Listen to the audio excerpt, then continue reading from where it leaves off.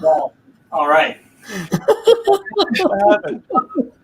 To episode 221 of the Fake Nerd Podcast.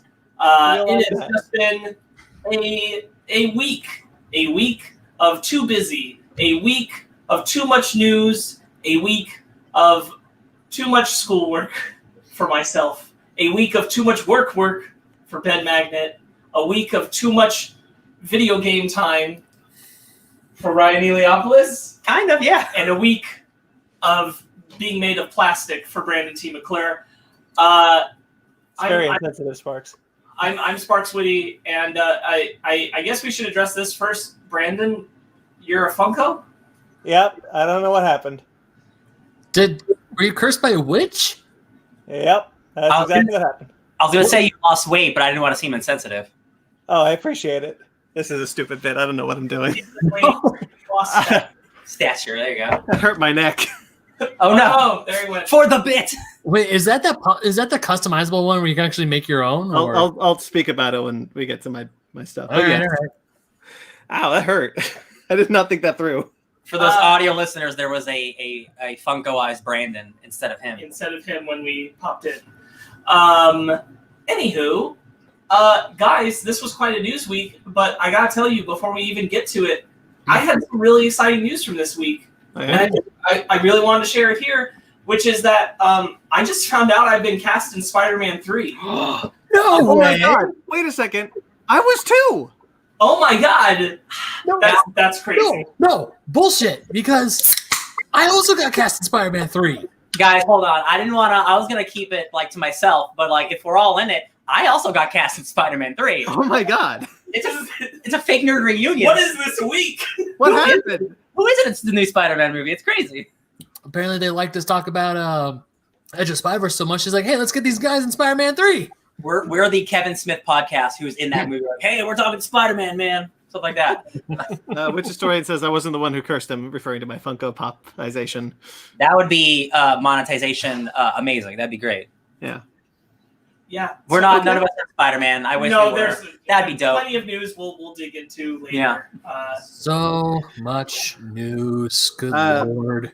Before we get into it, though, I do want to address there are links in the description that everyone should be checking out. Always check out the description below. A lot of cool stuff. For example, our newest Mandalorian Fake Nerds Watch episode is up now with the 5th and 6th episode of The Mandalorian Season 2.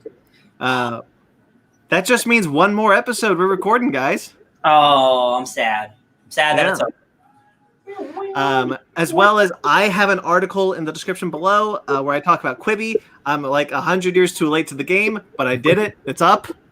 Check that out. It's never too late. Yep, I read that. And Ben, you have a link in the description below from our website for once. Yeah, I have an article too, and it's not for OSG. It's on BigNerdsPodcast.com talking about Sephiroth and Smash, which we'll get into later. And how he murdered Mario in front of all of our eyes. I have things to say. They're good things. I watched the video. He got his collar. Yeah, I know. Okay, we'll get into it. We'll dive into being a Smash player. That is in the description below. All 3 of those links are down there. Check them out. A lot of cool stuff. A lot of cool content. Cool. Okay. All right. Full real talk. That was literally the only article I had energy to write this week because when I saw the trailer, I thought about it all night and I came home and was like, I need to write this. If I'm not going to write it tonight, I'm never going to write it because I have 3 articles for OSG that I have ideas for. I just been coming home. I'll just start off with my week right now if that's all right with you guys. Go ahead. So I didn't do jack shit. Yeah. All right. Sparks, your turn. Out of the past 14 days, I have worked 12 of those 14 days. The only media I was able to consume at all was a little bit of anime, a little bit of Ruby. I read the book club today. I watched Freaky. I watched Mandalorian. And I only watched a lot of Scott the Woz and Final Fantasy VII Mission Bridge because they dropped their video out. You're watching Scott the Woz now. Yes. Yeah, actually, it was Scott the Woz that gave me a few ideas for our articles too. I'm not gonna lie. Good. But besides that, that's all I've done. I just been working, eating, sleeping, and dying on the inside. Oh, I'm sorry, bud. So that's all I did. We got to hang out today a little bit. We got to hang out today, which was nice. It was comforting. Socially distanced. We gave you that RC Cola. Yes, you did, and it was in the. I came home. Fan was making dinner. I put this in the fridge because it was warm. RC Cola, baby. We socially distanced hanging out. To be clear, we went to see the Yeah, beep beep. Yes, we were all supporting theaters in the only way we really feel comfortable doing it. Yeah. Yes, and we were all responsible. We all made sure we were okay. I got tested. I mean, it was around Thanksgiving, but I'm feeling okay. I'm still fine. We wore our masks. I'm feeling great too. I literally didn't work near you at all, Brandon, so you can cough as much as you want, baby. I hope you feel better. Please don't. I feel sick. No, it was great seeing these guys in person again, even though it was for a short while, because right when Brandon came over, we hopped in the cars and went to the movie theater. Mm-hmm. But still, it had that effect on many people. Yeah. You make us just love cinema. No, it was nice. It's like, oh my God, I get to see my friends again for a short little while. But you know what? It's worth it. It's worth it. It was worth it, yeah. No. Did you want to talk about the anime that you watched or no? Nah. Okay. No worries. It's one of my guilty pleasure animes that I'm just gonna keep to myself because I enjoy it. Gotcha. Sparks, Ryan, either you? It's dirty. Dirty What? anime. It's not dirty. It's on Hulu. Do you want to go next? Sure. Yeah. Let me just Let's make an actual circle. pull this up time. my. Boop, boop, boop. Where are you? Oh, okay. Yeah. Most of what I did is school related. Everything is in finals time. I have multiple papers and a single test, and I had stuff to catch up on. So, related to school, I watched a 1934 film called Our Daily Bread, which is all about real good old American boys who feel bad that their parents are burdened because of the Depression, so they're like, I'm just going to run away and work on a job on my own so they don't have to feed my mouth. And it's a good movie, but I'm making it sound hokey. Sorry, that was Wild Boys on the Road, not Our Daily Bread. Our Daily Bread was a different one. That sounds more religious-y. Yeah, Wild Boys of the Road was the one where the boys are going around. Our Daily Bread was one where a couple dealing with the Depression go to her rich uncle, and they're like, hey, can you give us a job? And he's like, no, but I'll give you some land, and you could just do a thing with it. And they're like, cool. And then a whole bunch of other people who have not been anywhere are brought to the area, and they're just they're traveling across the country looking for work, and they're like, oh, this looks like nice land. He's like, why don't you all come work? We'll build a farm. We'll be populous society. And that totally works out. And yay communism. Sounds good to me. And socialism. And they become self-sufficient. I also, related to school, watched, again, It Happened One Night, which reminded me how great Clark Gable is. He's great. That's an incredibly famous film. I also watched a Turner Classic Movies documentary called Complicated Women, all about how women's empowerment and sexuality was very present in film up until the motion picture production code was instituted, and that took a lot of that away for a long period of time. And a film by Janine Livingston, which is called Paris is Burning. It's a documentary all about, in the late 80s, gay culture in New York City, which had these things called balls, and it's a whole bunch of interviews with them, and it's all about them kind of recreating the wonder of beauty pageants, but for them in a very their social space kind of thing. And then it's weird because there's an amount of yay homosexual empowerment at a time when the AIDS crisis is going on, and so they need a space like that, but also everything they're doing is really just praising very specifically white female culture rather than celebrating their own. So it's kind of like a double-edged sword. And that was all the stuff I did related to school besides just write. I also managed to just set aside some time to just take breaks to be with Megan, or just because I needed to step away from paper or I was going to go crazy. During that time, I played Fortnite. Mr. Ryan Iliopoulos over here. Master Chief was just added this week. Oh my gosh. From Halo. From the Halos. Which is We're playing on PlayStations. It's pretty cool because I could just be Master Chief running around with Kratos in Fortnite, and that's the thing now. I'm Storm. He's Master Chief on a little warthog, killing fools. It's like, what else do you need? So the way that you glide into the island as Master Chief is one of my favorites. The Mandalorian has a similar thing, where just off in the distance, the Pelican appears, and you just grab onto the bottom of it and come down. And same thing with the Razor Crest for the Mandalorian. It's fun stuff. Fortnite's fun, I guess. I played a little bit of Episode 1 Racer on my Switch. I played a little bit of Baba Is You with Megan on my Switch. Baba Is You is a puzzle game, and we played it for about an hour. And then after 40-ish minutes on one particular map with many, many things tried, we got frustrated, so we quit playing it. Then we played Fuser together. Fuser is awesome. We've talked about it before. That's just a fun DJ game. These were all things I was able to do with her. We also finished 2 shows that we were watching. We finished Promised Neverland, which is the anime I told you guys about. Finished that first season. I now love that show because that last episode was fantastic. And season 2's dropping in less than a month, so I'm excited to see where that goes. But that was a really, really good last episode. Nice. It's the kind of last episode that makes you look back at the entire series up to that point and go, oh shit, that changes all of those interactions and contexts. That's cool. That's fun. We also finished Everything's Gonna Be Okay, the freeform show that my friend is on. That has quite possibly my favorite representation of a LGBTQ couple on television right now, in the sense of her character's older brother and his partner. They're very, very good, very entertaining, very realistic, and in a way that feels extremely genuine, and I really enjoy it. I highly recommend that show. It is certainly like my favorite representation of like a fictional series using a character with autism, and she plays that, and she does a great job, and she has it. She's awesome, and I couldn't be happier or more proud of her. And the only other things that really happened is we watched The Mandalorian, which we're not going to talk about because we have another show for that. And we all just went and saw The Croods 2, which we're not going to talk about because we're going to make a review special for it. Croods. And we also made time to watch Freaky, which we're not going to talk about. But we watched The Croods 1. Because there was not... Oh, yes. Because there was too much news this week. We're not going to talk about Freaky. We're not going to talk about Croods 2. We're going to talk about them in their own specials. But Ryan did watch The Croods for the first time, which I did with him. Heck yeah. It's a good movie. It's a good movie. It is a good movie. Yes.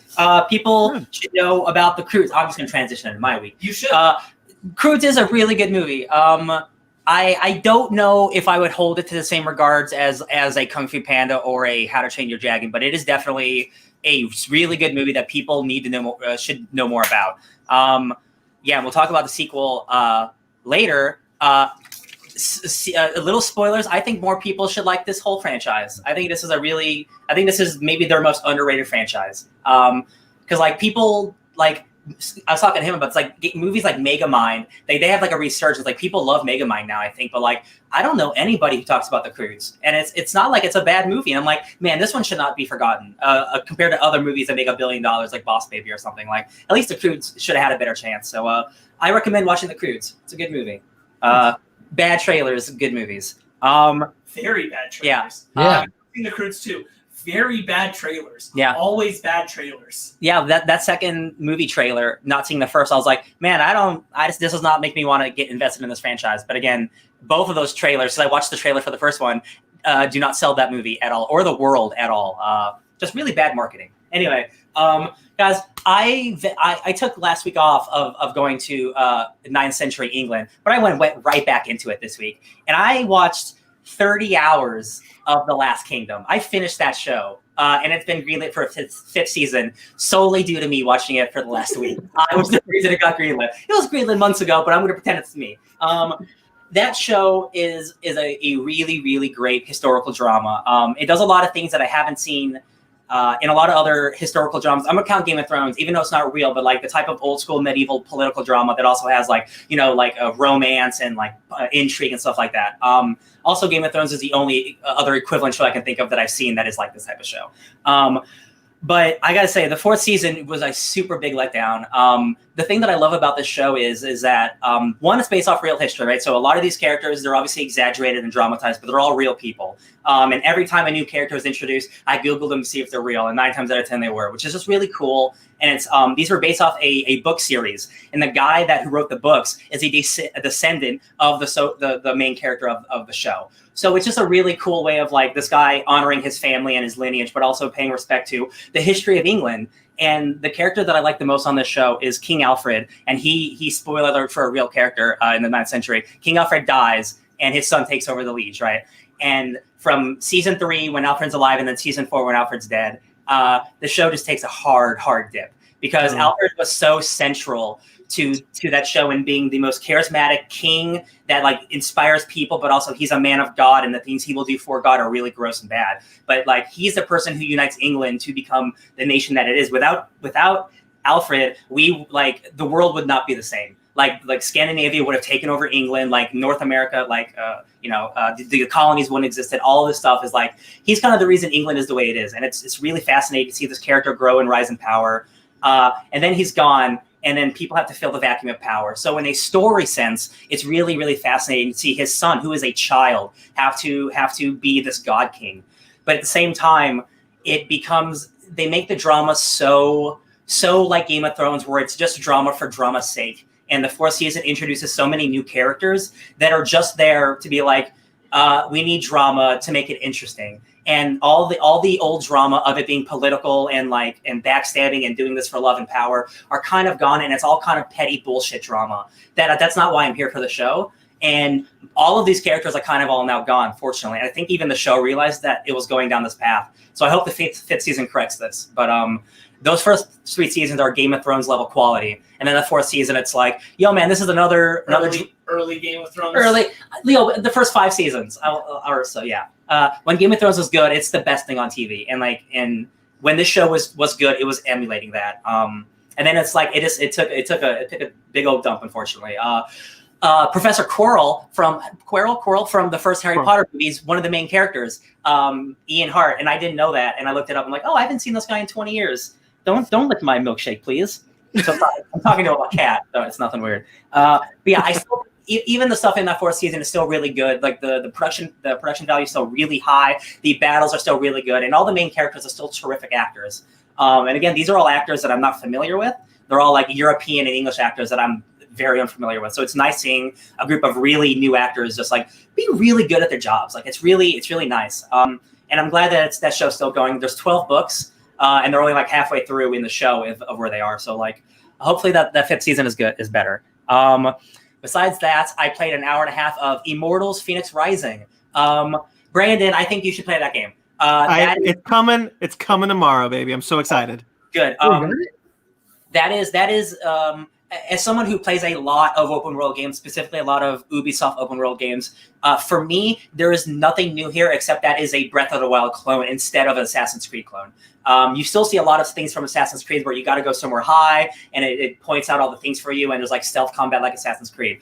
But the thing that differentiates this game is that it is an entirely like narrative-based game where it's Zeus and Prometheus having a talk. And Prometheus is telling a story to Zeus. So every time you do something, Prometheus is narrating what you do. And sometimes Zeus will get bored of the story and change the narrative. So like you'll be just fighting a bunch of guys. And this is very early, so it's not a spoiler, but like you'll be walking and like fighting a bunch of dudes. And Zeus is like, this is boring. It's boss time. And just like a Cyclops pops up. And then Prometheus is like, no, this is my story, Zeus. I took on a Greek accent for no reason. I'm sorry. But they have wonderful accents. But Prometheus is like, no, this is not boss time. So he shrinks the Cyclops down. And Zeus is like, I'm the god of gods. And it keeps shrinking and growing. And Cyclops is like, ah! And your character, Phoenix, is just like, this is interesting. So it is super tongue-in-cheek funny. It is not dark at all. It is super like almost Saturday morning cartoon levels of humor, which is really, really exciting. And considering I play so many dark games, I think you will really like it, Brandon, because like it's a breath of fresh air in terms of just like positivity and silliness, almost like Monty Python type humor. It's time. Yeah, I'm into that. I loved everything you just said. Yeah, and like the first couple hours, it's just you getting all the different items that you're going to use. And Ben, you've played Breath of the Wild. You get the breastplate of Heracles, which makes you magnetize things like in Breath of the Wild. You have to have phrases, things like in Breath of the Wild. So it's like this big it's this big Assassin's Creed and Breath of the Wild game that I'm like, right now, I'm into it. Again, I only played a little bit of it, but I can tell I'm going to like it a lot. Real quickly, Ryan, if I may. Yeah. Witch Historian says it's an excellent season, referring to the Lost Kingdom. Yeah. The lady Mercia? Yeah, Queen Ethelfled. I will agree with you, Witch Historian. She got a big rise up in power. I think she's great. I think a lot of the stuff with the side characters is kind of sad. I think what happened with Brita is pretty lame. And Uhtred, the main character, just like story stuff I don't think is good for what's good. But I think 5th season's going to be great. Anyway. Besides that... So would you call Phoenix Rising up Breath of Fresh Wild? Yes, I would. And some of the puzzles, like the first puzzle is like a puzzle directly from Breath of the Wild. So I'm like, okay, like they're not hiding what type of game this is. And it's not bad. Like Breath of the Wild's a fantastic game. Besides that, I think that's pretty much it. I probably played some other games, but I don't think it really matters. So because of the quarantine, my restaurant closed down, so I'm working less hours. So I started to brainstorm what I can do on a stream that I think would be fun. So I once again, for like the 10th time, downloaded Skyrim again. But I downloaded a bunch of mods, and I downloaded this mod that lets you start from a different type of lifestyle. So instead of doing the same mundane start the game, you can start as like a lord of an inn, or you can start as a vampire, or you can start as like a shipwreck with nothing. So I'm going to start a new game with all of these mods with a different starting location to add. And also there's a bunch of DLC that I never played for Skyrim. There's like 2 expansions that I never played, which adds like 100 more hours. So I'm going to play that game again because I really, really want to, because that game's dope and there's some stuff happening back there. Stop it! And I can't wait. So check me out on twitch.com/DJ TonyStark616. That's my week. Nice. Okay, to start off my week, help me out. Did I talk about Blood of Zeus last week? Yes. Did I say that I finished it? I don't remember. Okay, well, I finished it then. I finished Blood of Zeus this week. Real quickly, Mag says, all this news got me like Vince McMahon. Oh, yeah. We'll get there. So I finished Blood of Zeus. It ended in an incredibly unpredictable and incredibly cool way that makes me super stoked for the next season. Excellent. Because I honestly didn't think it was going to happen, but when it did, I was like, steaks! Oh my god! Wait, steaks or snakes? I heard 2. Steaks. Okay, because you were like, snake! I was like, why are you talking about snakes? You hate snakes. Yeah, it's not a spoiler to say it does culminate in a battle between the giants and Olympus, which is cool. This animation team, they shine with action sequences, so you know it's looking good in the action. But where it goes, it takes some very unpredictable places that I never thought what they would do, especially for a first season. I was really stoked, so I can't wait. Cool. I started DuckTales. I'm about halfway through the first season. That show's really great. Told you. I knew it. I knew it going in. Spoiler alert for everyone out there who already knows it.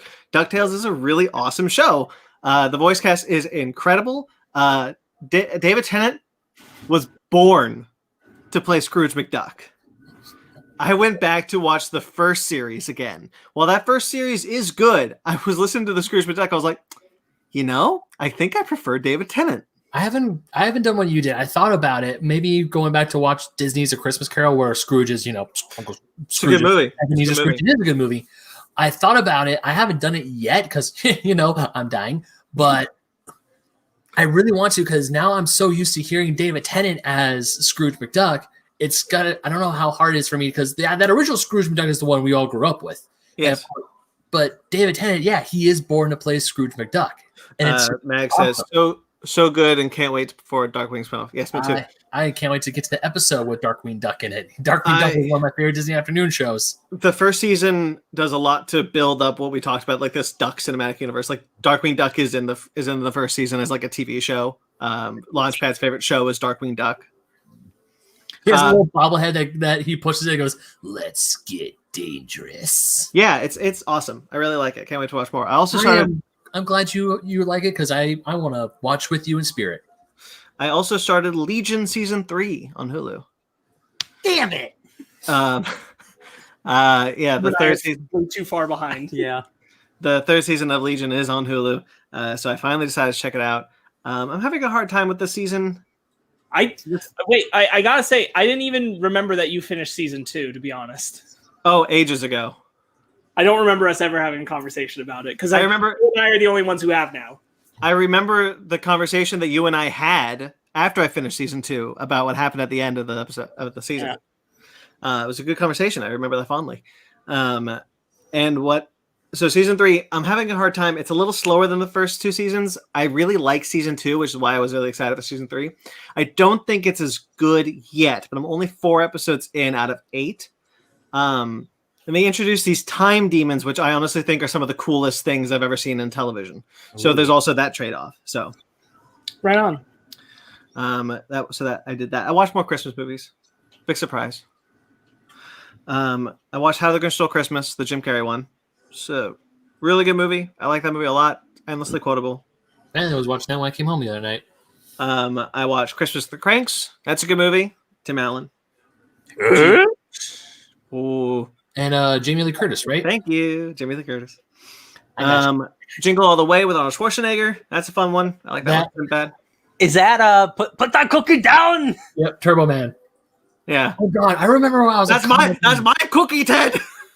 Put that cookie down! No! I just found out what happened to his co-star in that movie. Not Sinbad. Phil Hartman. Yeah, Phil Hartman got super murdered by his wife. Yeah, it's super sad. Wait. The guy with the glasses, Ted? Ted, yeah. Yeah, he was an SNL cast member, and if you didn't know, his wife stabbed him like 30 times. Yeah. It's when it happened, it was real sad. That's wow. Okay. Yeah. If I ever watch, I know I'm gonna watch that movie again sometime, but then man, that's sucks. And then I watched The Holiday, starring Jack Black and Jude Law. And is that the wife swap movie? No, it's not wife swap, but they switch houses. I'm just kidding. I know. I really like that one. I hadn't seen it in a while. I really like that kind of subdued Jack Black that he was doing around that time in King Kong. I really like that. I think just because of that movie, it was right around that time they filmed like a fake part of that movie, like or alternate version of that movie for The Office. Yeah, he's romancing Cloris Leachman. Yeah, that's a fun one. I enjoyed that one. Yeah, I watched the newest Black Christmas for the first time. This is the second remake, right? Because I think I saw the first remake when it came out in theaters. It's one in 2006 that I just found out about. Yeah. I watched that. That was like a totally fine, average remake. This one is good. It's all right. I've never seen the original, so I have nothing really to compare it on. But it's about these girls who kill, who are being. It's about sororities being targeted by this one fraternity. You've seen the trailer, you've seen the whole movie, but still. Yeah. This is a Blumhouse production, right? Yes, Sparks. What are you trying to say? From what I saw of that trailer for the new one, nothing really similar between it and the original. The original is just a slasher movie. The original is just like a slasher movie at Christmas time with a house mostly full of women. Yeah. That's the only similarity is like the large female ensemble, and they really took a Blumhouse and twisted it. Yeah, it has nothing similar with this new one at all. It is a pretty good movie. I enjoyed watching it. I also watched Die Hard. We're doing that for our upcoming Christmas special, so stay tuned. That's that. But I also watched some other movies that I want to talk about because I didn't just do Christmas this week. Thank the Lord. I watched Mank. Oh yeah, that's on Netflix. Fincher? Yep. Yeah, David Fincher's movie on Netflix. I really enjoyed that. That is Gary Oldman playing the screenwriter of Citizen Kane. So you do get Orson Welles in it. Gary Oldman is far too old for the role. I'm sure you guys have seen the discourse of it. No, actually. So there's a discourse that Mankiewicz was 43 when he wrote Citizen Kane, and Gary Oldman is in his 60s. That's not like he's in his 20s. That's not. So the problem that I have with it is that his wife is now 40 years younger than him. In the movie or in real life? In the movie, whereas in real life they were much closer in age. Okay. And it's my pet peeve of like I really hate it when older men are paired with older women. It happens all the time, and I hate it. But I also, Dating younger women. There you go. Yeah, I was like, yeah. Plus the issue of like, Mankiewicz wasn't a 60-year-old man. He was a middle-aged guy. Yeah. But it's a really good movie. I really like it it's shot in black and white, and it has reel markers, which I thought were kind of cool. When a reel's about to end, they'll say a little marks to like switch the projector. I thought that was a fun little I love it. thing. I remember Really always good. seeing those in the old days. Yeah, really good. I highly recommend. I also watched a short film called How to Train a Dragon: Homecoming. Spider-Man? Huh? Spider-Man? No. Oh. I'm also casting that one. No. So the How to Train a Dragon: Homecoming is technically the fourth How to Train a Dragon. It's a little short film that takes place after the third film, but before the epilogue of the third film, which I was impressed by because it kind of gives a reason for that epilogue to exist, even though it didn't really need it. And that's a cute little thing about how Hiccup is upset that people have forgotten, that Burke has forgotten, like the next generation of Burke don't know who Stoic is and don't know that dragons are good. And so they put on a play to show how great Stoic was and that Burke trained dragons and the dragons are sweet. However, Gobber, who really misses Stoic, makes it about Stoic training dragons. And so he's the one who finds the Night Fury. Yeah. The B plot is that we see a toothless 3 children, the Nightlights, and they're getting into trouble. The Night Lights. Yeah, that's cute because it's the That's pretty Night cute. Fury. It's a cute film. I really enjoyed it. It was a fun way to get back to those characters without another film. Yeah. Which historian said, it's absurd and pretentious, the bizarre opinion that older men are just as acceptable as younger men, while older women are persona. That's true. Yeah. That's true. It's about me. Brandon, we do release audio also, so you can't just race through a comment if we're going to acknowledge it. For the next one, I also watched a film starring Dakota Fanning and Toni Collette and Alice Eve called Please Stand By. I don't know if you guys know about this one. Yeah, I've heard of it. This is Dakota Fanning. She's got Asperger's, I believe. And she learns about a script writing competition from Paramount to write a Star Trek script. That's right. Yeah. I remember this. And so it's her journey trying to get to Paramount Pictures to turn in that script after she wrote it. Really heartwarming. I really liked it. It's a fun, uplifting story. Watch Freaky. I watched The Croods. We talked about those. I watched the first Kingsman movie. That movie's awesome. It is. Love that movie. Won't look at Freebird or won't listen to Freebird the same way ever again. That church sequence is so good. I worked at a place called Freebirds for 7 years. Ask me how I feel about that song. I can really imagine. I'm just kidding. It's still a good song. I just heard it too many times. I'm not gonna lie. Even though I only worked at a Hallmark store for only one Christmas season, if someone plays the Jackson 5 version of I Saw Mommy Kissing Santa Claus, I'm turning the damn thing off. I hate that song now. I saw Mommy kiss. Sorry. No. The song is fine. It's just the Jackson 5 version specifically. Just no. Finally, as far as media goes, I watched the film Colossal with Anne Hathaway. Yep. And Jason Sudeikis. This is an independent kaiju film about, for the audience, I'm sure we all remember it. Anne Hathaway controls a kaiju that is attacking Seoul, Korea. And whenever she goes to this playground, the monster shows up in Seoul, and when she realizes it, there's a wrinkle in the movie that's not in the trailer, and it makes Jason Sudeikis' character really cool and menacing. The film is about alcoholism, and it's about relationship abuse and controlling boyfriends and things like that. All wrapped around in a really cool, inventive kaiju movie. I really liked it. It's a really solid movie. And Jason Sudeikis is creepy as hell when he wants to be. Yeah, I believe that. That's really all I did as far as media. goes.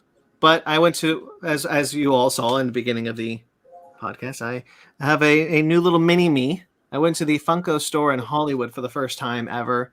I've wanted to go for a while. And they started doing these customizable Funkos, and I wanted to check it out. So my girlfriend and I, we got our own, and this is my a little while back we made Funkos of ourselves, if you guys remember. And I'm determined to get mine turned into a real Funko, but right now they did not have the stock to do it. So I made what's called Casual Me. As you can see, the beard has grown more, the hair is longer, and I have glasses on. I'm doing this. That's basically how I'd look as a Funko. So I mean, I think we all have the same Funko. we all kind of have the same Funko, yeah.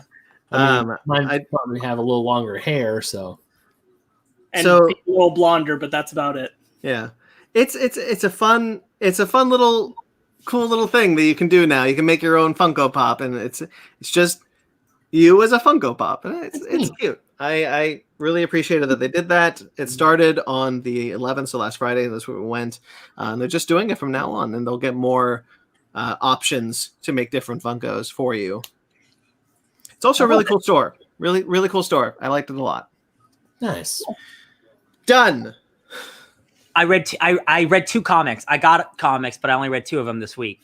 Lonely Receiver #4 came out. That continues to be an amazing book. That has won a couple of awards for Best Horror Comic of the Year. I'm very proud of that book. It's a great book. When that trade comes out, please support and buy that book. Marauders #whatever came out, and it's a continuation of the Kill Shaw storyline with Kitty and Emma. Hey guys, it's a spicy, fun issue. Can't wait for y'all to read it. Love it. I didn't read anything this week. I was too busy reading our book club. I actually forgot to pick up. I didn't forget. I just said, maybe I will be able to pick it up this weekend. Like this weekend meaning today. Yeah. Didn't happen. So I'll just double up on Wednesday. All right. Bread and butter time. This is the whole episode, guys. Whole episode, bread and butter. Y'all don't have to watch It's not going to be that bad. Y'all don't have to watch the whole thing. We're just going to talk about the news now. Mm-hmm. We do have some sad news. Actually, quite a bit of sad news to get started with, which is awful. Natalie Desailly-Reid, who is a prominent actor, who did some Medea films. She passed away this week at the age of 53 due to colon cancer. Oh. Richard Corbin, who is a artist from heavy metal, most notably, passed away from complications of heart surgery at age 80. I was unfamiliar with his work until I heard about this, but he worked for heavy metal for a reason. Some truly dope ass art. Yeah, his art's awesome. Yeah. Tommy Tiny Lister passed away this week at the age of 62. Man, Debo from the Friday movies, the president from Fifth Element. I'll do what you should have did 10 minutes ago with the Dark Knight guy. Just a big personality. That's a shame. Yeah. Charlie Pride, a country music singer, passed away from COVID-19 at the age of 86. And just today, I believe, Carol Sutton. Yesterday. Carol Sutton, a celebrated film and television and stage actor. Carol Sutter. Oh, it's written Sutton here. My bad. Sorry, Sutter. Carol Sutter. Complication due to COVID-19 at the age of 76. What did she do? Known for autobiography of Miss Jane Pittman, Steel Magnolias, and The Help, amongst a wide body of work. Gotcha. Rest in peace. Oh, no, I'm sorry. You're right. Carol Sutton. I had to look it up. Carol Sutton. Love you, Carol. She did Lovecraft Country? Yes. If you guys remember the episode where she's in the episode I Am, the part where Teak goes and finds out from the woman about who knew his cousin Ethel, and he gets the information about the book. Okay. That's her. That was her last role. Oh, okay. She has a wide filmography. I saw this yesterday, and you have seen her in shit, you just didn't realize it. Yeah. She's in an American Horror Story episode. She's all over the place. She's in tons of shows, tons of movies, and she was a regular stage actor. So it's sad passing. All right, we have some updates with the Ray Fisher. Ray Fisher v. Warner Media. Variety has received the following statement from Warner Media. Warner Media's investigation into the Justice League movie has concluded and remedial action has been taken. Ray Fisher tweeted the same day.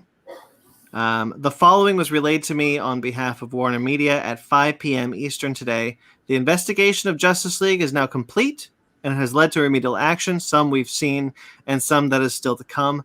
And this statement, which truly belongs to all who participated in the investigation, Warner Media appreciates you have the courage to come forward and assist the company with creating an inclusive and equitable work environment for its employees and partners. There are still conversations that need to be had and resolutions that need to be found. Thank you all for your support and encouragement on this journey. We are on our way. More soon. A over E. The end of it?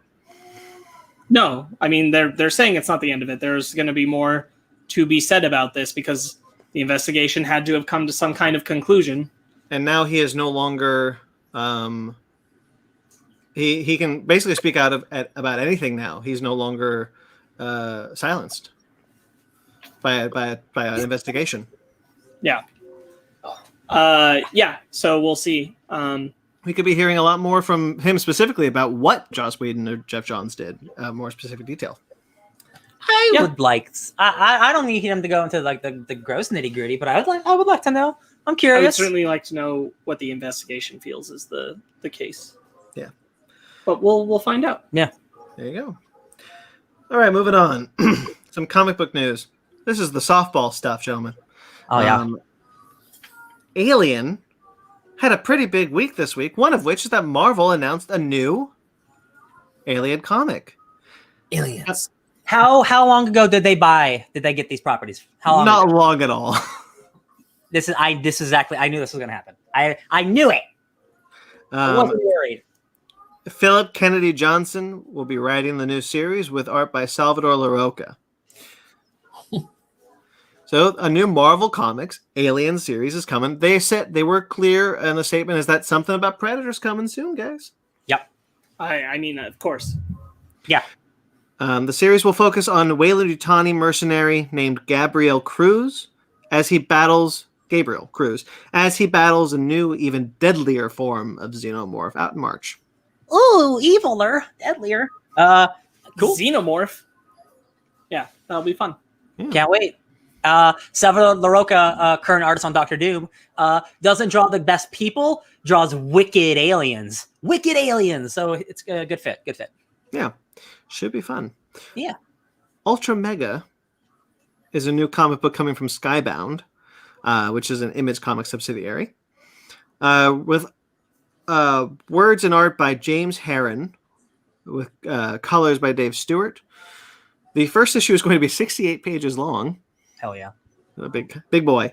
The synopsis reads, in the world of Ultra Mega, a cosmic plague has spread and transformed everyday people into violent, monstrous kaiju.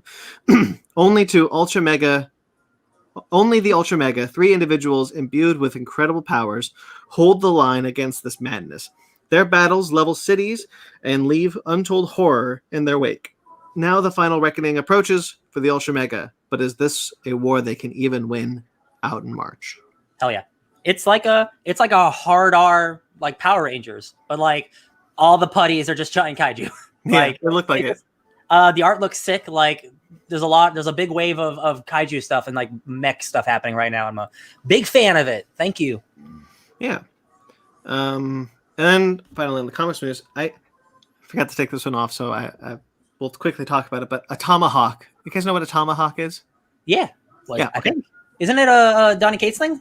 It's a Donny Cates thing. I was able to track down the issue. Oh, okay. It was a serialized thing that happened in Heavy Metal when Grant Morrison was editor at Heavy Metal, the anthology series. So Donny Cates is bringing back a tomahawk, but he's not writing it. However, Grant Morrison will be writing it at the origin of a tomahawk with the writer Ian Betterman. Artist Ian Betterman. Wait, it's called a tomahawk? I didn't know there was an I there. I thought it was called Adam Hawk. No, a tomahawk. Wow, I did not even notice the I. No, because when you said a tomahawk, I thought you meant like just the axe. I'm like, you mean the type of axe? Yes. A Yeah, tomahawk. it's a cosmic tomahawk. Okay. I haven't read it yet, but Grant Morrison doing a prequel to Down the Key story. That's cool. That is cool. More Grant Morrison, please. Yeah. Okay. Another softball bit of news. Reboots. Lots of reboots happened this week. For example, a show near and dear to my heart, iCarly, is coming back. Paramount Plus, which is currently named CBS All Access, will be launching a new iCarly reboot series with Miranda Cosgrove, Jerry Traynor, and Nathan Kress as the only 3 members of the cast returning so far. What about Sam? Sam is too famous, but I'm sure she'll show up. Sam's not too famous. They're still best friends. I'm sure she'll show up. I'm just saying, I don't care about that show, but if Sam's not coming on, I am not even giving it. Funny enough, when I first saw a thing for iCarly, I thought Megan from Drake and Josh got her own show. Well, there's an episode where Drake shows up. Mm-hmm. Oh, there is? There's an episode where Drake... Okay, so in iCarly, it's a great show. I really like it. When there's an episode where Drake Bell walks into the set of iCarly, and it's like, hey, Megan, where's Josh? And everyone's just kind of like, what? Who is this crazy guy? And he like, wait. Oh, wait. Shit. He runs away. Guys, do you know what happened to Drake Bell? You know what? I heard about this. Do you know what happened? Like what happened? No, I don't. In 2019, the now 34-year-old released his first Spanish language album, followed by a full Spanish language album in 2020. He has now changed his name to Drake Campagna, the Spanish word for Bell. He doesn't live in the United States anymore, and he makes only Spanish TikToks. There's a lot of people going to different countries, like these like famous celebrities who have lost their stardom, like in Japan and China and like Brazil, and they're just becoming like new celebrities, like with new names, and it's kind of scary. It's a little weird. It's like when David Hasselhoff became a huge hit in Germany. Except he didn't change his name to like David Brownstone and pretended his other life didn't exist. And learn German. Last time I remember Drake Bell, because remember that TikTok challenge, like the wipe challenge, where you do a thing and then you yeah. So he did one for as Totally Kyle from his old Amanda Show skit. I remember that, yeah. And probably did it from his mansion in Brazil. Yeah, and then like a few years prior, because I guess him and Josh got a biff because Josh didn't invite Drake to his wedding. Yeah, what a jerk. And then they did a video together or something. It's like, and they made up on Grandfathered, which was this John Stamos show that Josh Peck did. Jeez Louise. I like that show. I'm really pissed off it never got a second season. I mean, I'm glad that I guess he's in Mexico now. He's doing okay. I mean, good for that multimillionaire for doing okay. Good for Drake Campagna. Yeah. Although I was kind of hoping if he was still in the United States, because I remember he tweeted out, this was years ago, like back when Twitter was like in its infancy. He said, man, I can't wait to have a boy so I can name my first son Taco. And then Taco Bell was like, do it. Oh my God. I just got a Taco Bell Christmas sweater. You guys are going to see it on the holiday animal. Ooh. Nice. Okay, moving on. Drake Who likes True Bell? True Blood. Jesus. I love True Bell ice cream.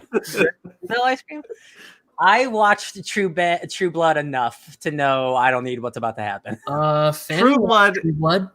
Well, she'll watch it again because True Blood is getting a reboot that has so far not been greenlit, but they are working on it. Roberto Aguirre Sacasa, who is the showrunner for Riverdale and Chilling Adventures of Sabrina, also wrote those comics they're based off, which he hasn't finished. Nope. Is developing it with Alan Ball, who is the original series creator. Oh, wow. So, yeah. Hey, I'm excited. I really like True Blood, so. I if it's a complete reboot, like that show ended 5 years ago. Like that's I think that's a little soon. More than. No way, it can't have been that. It's like, really? Mm-hmm. Check it. I'll check it. Oh my God, I'm getting it out. Old. Anyway, that's this decade still at least. So like I don't know if it's a continuation, sure, but if it's an actual reboot, I'm like, man, let it breathe. Did you see 6 years, almost 7? That's not that. It's still not that old. No, I know. I just said it was more than 5. Yeah, 6 years. Yeah. Speaking of the showrunner, did you see that he's doing that he brought the original ants to Chilling Adventures of Sabrina? Yeah, from Sabrina Teenage Witch Hunter. Yeah, I saw that clip. Makes me kind of want to watch that a little bit. Yeah. Okay. I am open to seeing a different interpretation of True Blood. I didn't finish the last 2 seasons just because it kind of got away from me, not because I wasn't enjoying it. Wow, you need more of it, I guess. No, but I mean, like, well, if it's not going to be more of that same show, I'm open to watching a different interpretation of it. But I enjoyed specifically the 2nd and 3rd seasons of that show a lot. So, More Vampire Diaries, please. All right. It's really bad. Y'all remember Zorro? Nope. What's that? Never heard of him. It's kind of like Batman. He inspires Batman. No, that's the Isn't Grey that Ghost. dude with the sword who marks a Z everywhere? Did you guys see the futuristic Zorro series that had him in the future? 8 times on this podcast. Wow, she's going to Sherlock Holmes in 22nd century in a few seconds. Don't. Zorro is coming back. Robert and Rebecca Rodriguez are developing a new Zorro TV series with Sofia Vergara attached as producer through her Latin We banner. Robert and Rebecca will write the series with Rebecca Rodriguez directing the series. Nice. It's going to be the series will offer a modern spin following Sola Dominguez, an underground artist who fights for social injustice as a contemporary version of the mythical Zorro. Her life is threatened by several criminal organizations after she exposes them. I just saw the graffiti painted Z. Yeah. I mean, I have like no reason not to like. Well, like nothing's good, but nothing has been done with Zorro since that dope ass movie 20 years ago. So like, I have no reason to say no to this. I mean, No, I agree. I'm gonna miss the old school action sword fights. Yeah, or even just like the with the sword and the Z marking, but because a graffiti spray just seems lame. A contemporary. They've been trying to do like a futuristic Zorro movie for a long time. Robin Hood too. Robin Hood too. Yeah, they're trying to do that. I kind of would prefer this. But I like the old. I like it old. I feel like you could do a female Zorro in back then also and have it be really cool. Have me his granddaughter. That'd be cool. Yeah. I will be significantly less interested if this is one of those things where like Zorro's not a concept that's ever existed and it's like being invented in this contemporary moment. I'm like, no, I don't love that. But if Zorro is Zorro that has existed as we know Zorro, in fiction, in literature, I'd like to imagine and all that. I'd like to imagine that too. Then like this is like being a reinterpretation, like how she sees how she can use that as a contemporary symbol. That can be cool. Yeah. But we'll see. I don't know. I get a uncomfortable bad CW vibe from the description. Yeah.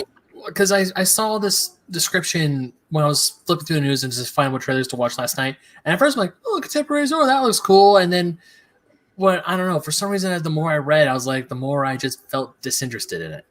Because it did get like really bad CW vibes from me. And if this, and like what you said, Sparks, if this show takes sounds like, oh, I'm going to be Zorro's, there has never been a Zorro before. It's like, no. I really like it if Sofia Vergara was Zorro. That'd be cool. I think she'd be really cool in that role. Or maybe what was her name again? The main character of the show? Sola Dominguez? Yeah, like she finds out that she's like the great granddaughter of the original Zorro, and all those family tales and folk tales happen to be true. Don Diego de la Vega.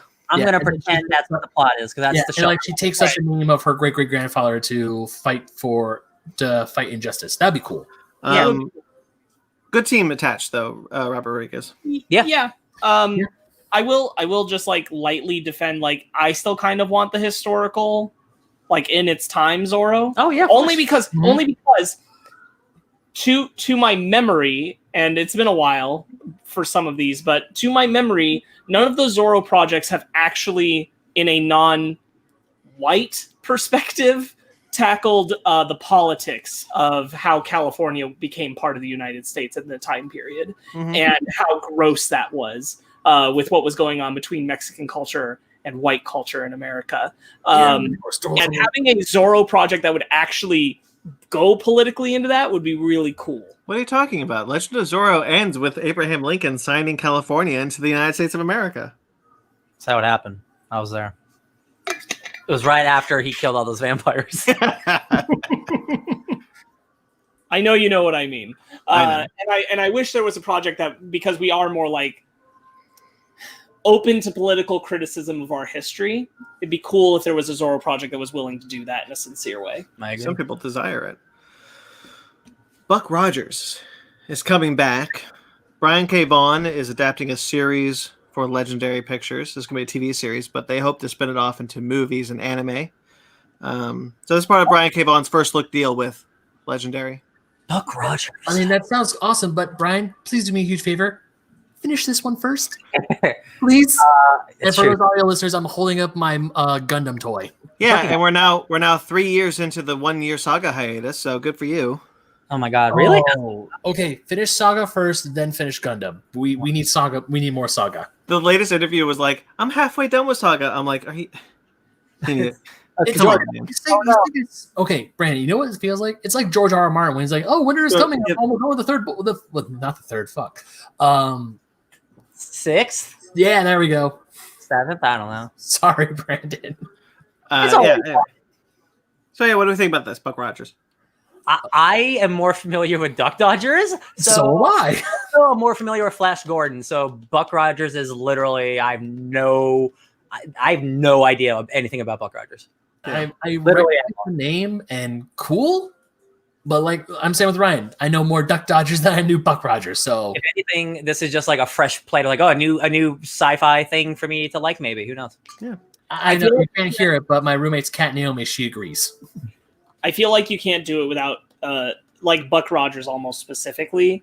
I would argue Flash Gordon too, but Buck Rogers really specifically. You almost can't do it without like embracing you're going to do like maybe a slightly like modern interpretation of retro, but it still has to be so deeply retro for it to be Buck Rogers. Otherwise it's just a space story. Yeah. If Brian K. Vaughan's a talented person, I'm sure he can do that. I just the over ambition for the anime and the movies makes me feel like maybe just like get a good TV show going first, guys. Yeah. You know, like maybe just focus on making. You know what it is? It's that it feels like they're just trying to find something. I'm not saying Vaughn is, but like the Buck Rogers thing is just trying to find a new niche of appeal rather than just like a passion project. Yeah. And if Buck Rogers, if I heard like I just really want to tell this kind of story with Buck Rogers and that material in this old retro style, I'd be like, cool, that sounds like a dope passion project. And that's not what this is. And so I'm kind of like, Yeah. 6 seasons and a movie. Okay. I promise you guys and promise myself that I'm going to get a lot better at having award show discussion in our news segment. I'm always bad at it. You can leave the esports out of it. I don't mind. Okay. Well, the video game awards happened this week. Yes, they did. And I'm assuming you guys want to talk about some of the winners. Yes, we do. I like video games and awards. Yeah, sure. I have a full list here. I don't think I need to read it all out unless you want me to. You know, No. not Do you all. want to look through it? Just so you have it in front of you. There's a certain point where I don't think you pull it need up. to read anymore. that's all. There's a few. Like I'm glad that I'll pick out one game for two that did win two things. Final Fantasy VII Remake, one for best RPG and for best soundtrack, which I believe it should. I mean, I don't remember what the other RPGs were. Did you watch the orchestra play the music from Final No, I Fantasy? did not. I was at work when the Game Awards was going on. It's gonna be a nice YouTube video for you later. Great, I'm excited. I mean, because full spoilers. Like Ryan, full spoilers for the final boss is Sephiroth at the end of the game. And for Final Fantasy VII, because the way they remade What Winged Angel, Dare you? oh come on, He's in the marketing. How dare you? damn marketing! You know he's gonna show up. Yeah. But we all know the song One Winged Angel, And the way they did it, they stretched it into 10 minutes for that boss fight, and it's this beautiful orchestral piece. And I mean, yes, it's One Winged Angel, but the rest of the music in the entire game, it's gorgeous. When I bought the deluxe edition, it came with a mini soundtrack, and that soundtrack's been in my car. I've been listening to it every good chance I could. I was like, Final Fantasy it is. Dun dun dun dun dun dun. Which historian gets it? Except those games aren't coming out for like 12 years. So I'm eating, but I'll try. Which historian says, I mean, let's be real, the real winners were Dragon Age and Mass Effect. yeah, it could be a comeback for BioWare. Let's hope. Last of Us cleaned up. I mean, kind of deservedly, yeah. It is the most technically impressive game probably released this year. Like, wow! I just my brain.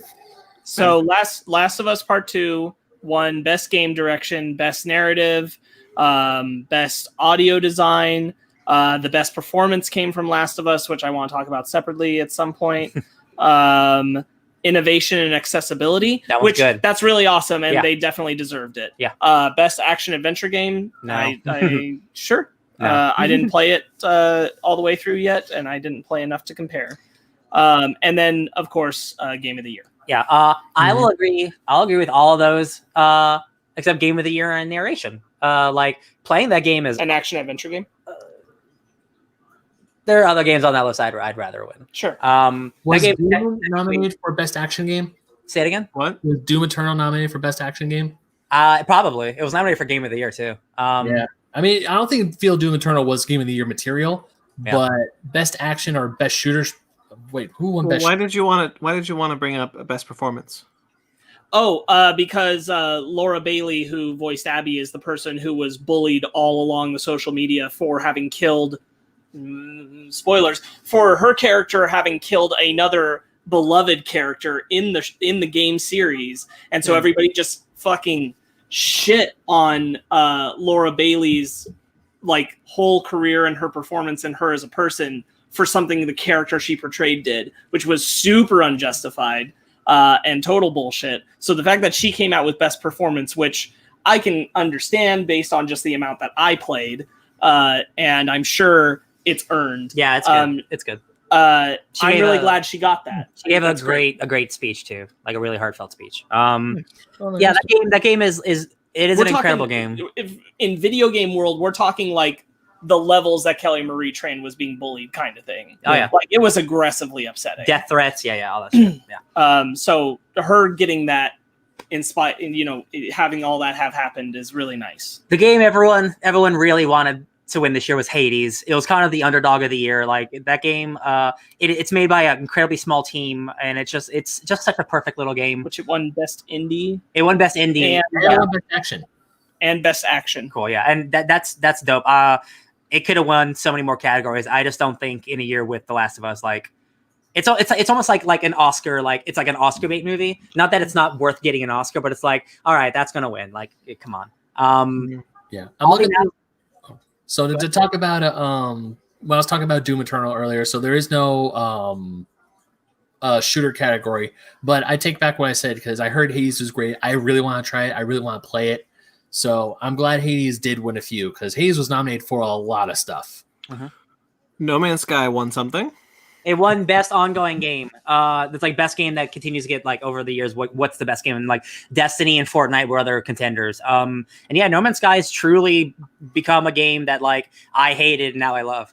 Sounds like especially in this year. Especially with like the next gen update, it allowed them to really push that game further than they were allowed to before because they were hunkered by PS4 technology, from 7 years ago. Yeah. Best family game. Animal Crossing: New Horizons. Yeah, Animal Crossing is great. So wholesome. That's not a game that needs to win awards, but like it's nice that it's. Go ahead, Ben. Best multiplayer I want to talk about: Among Us. Yeah, Among Us came away with 2 awards. It was Best Mobile Game and Best Multiplayer Game, and this is really special because this would not have happened without the pandemic. Yeah, that game. Among Us got pandemic attention. It won an award in the year in which it did not release. That game is old. 2 years old. 2 years old, but it's winning an award now because this is its moment. which is really, really cool. They had the best acceptance speech moment ever. Yeah. That was really incredible. It's highly like if you watch nothing else related to the Game Awards, watch the Among Us team winning. It was so good. Yeah. Go ahead. Which historian's comment? He said Among Us winning, that was so not sus. Yeah. Brox, what have you been trying to say? What? You keep being interrupted by Ben and want to know what you were trying to say before. I told him to go ahead. Yeah. Okay. Mortal Kombat 1 best multiplayer game. Best fighting game. Yeah. Hey, that game's great. I could be RoboCop and fight Rambo. So like, I'm happy. Fall Guys got best community support, which is a game we've all been playing. Another one benefited by this current moment that we're living in. Oh yeah. You see a lot of these are kind of reflecting this year in a major way. I do wonder. No, Last of Us Part 2 probably would have taken it no matter what. Taken best game of the year. You said you don't think it deserves best narrative. I just think it is not as strong as that first game, and I think some of the choices are not good. I think they are. Again, the game is very divisive, and I think it's for a reason. I don't think it's just like me being like, I don't get the game. I think it's like, I don't think the choices they made were good choices for the characters. That being said, a lot of the stuff is still really great. I just don't agree with all of it. Now, I'm only challenging this because I myself have not finished the game. Mm-hmm. And this is not me saying like, oh, that it isn't or that kind of thing, or like there are bad choices in it. I'm sure there are. Yeah. I just want to know out of curiosity, what would you have said is the best narrative game? Because this did not feel like a year full of narrative-driven games. I'd have to see the list of games, but I mean, I haven't seen lots of games. Like, I don't remember. I've played a lot of games this year. That's definitely probably like the strongest for most people, but also like that is the highest selling game, the most expensive game of the year. It's like saying Avengers Endgame. Like, why is Avengers Endgame so popular? No, for sure. No, Yeah. I only asked that specific question Yeah. because like narrative would have felt to me like a gimme. Yeah. Only because, like it or not, they put so much work into creating a story-driven narrative of their game that I did not see a game come out this year that I thought would probably rival that as far as like crafting it. Yeah. That kind of thing. Only because this was 2020 and I didn't feel like a lot of that kind of game came out to begin with. Miles Morales came out this year. Good point. So the nominees for best narrative were 13 Sentinels, Aegis Rim, Final Fantasy VII Remake, Ghost of Tsushima, and Hades. I didn't beat Ghost of Tsushima because I thought it was kind of boring. Hades, the little I played, it's obviously not nearly as like expensive or engaging, but like I love the characters in that more than I like some of the characters in Last of Us. For sure.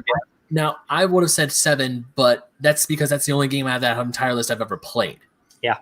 And I felt that the way 7 Remake tells the story of the world of Final Fantasy 7, it does it in a better way that's not as... I mean, there's a little mystery and maybe a little confusion there if you're not a huge fan of the franchise, but it's still, I feel that this game, if you've never played Final Fantasy 7 before, you can still get into the world, you can still get into it, and it doesn't leave it doesn't tell me what this guy is. This is BS. It's more of a, I don't know who he is, but I want to find out, so I'm looking forward to the next entry.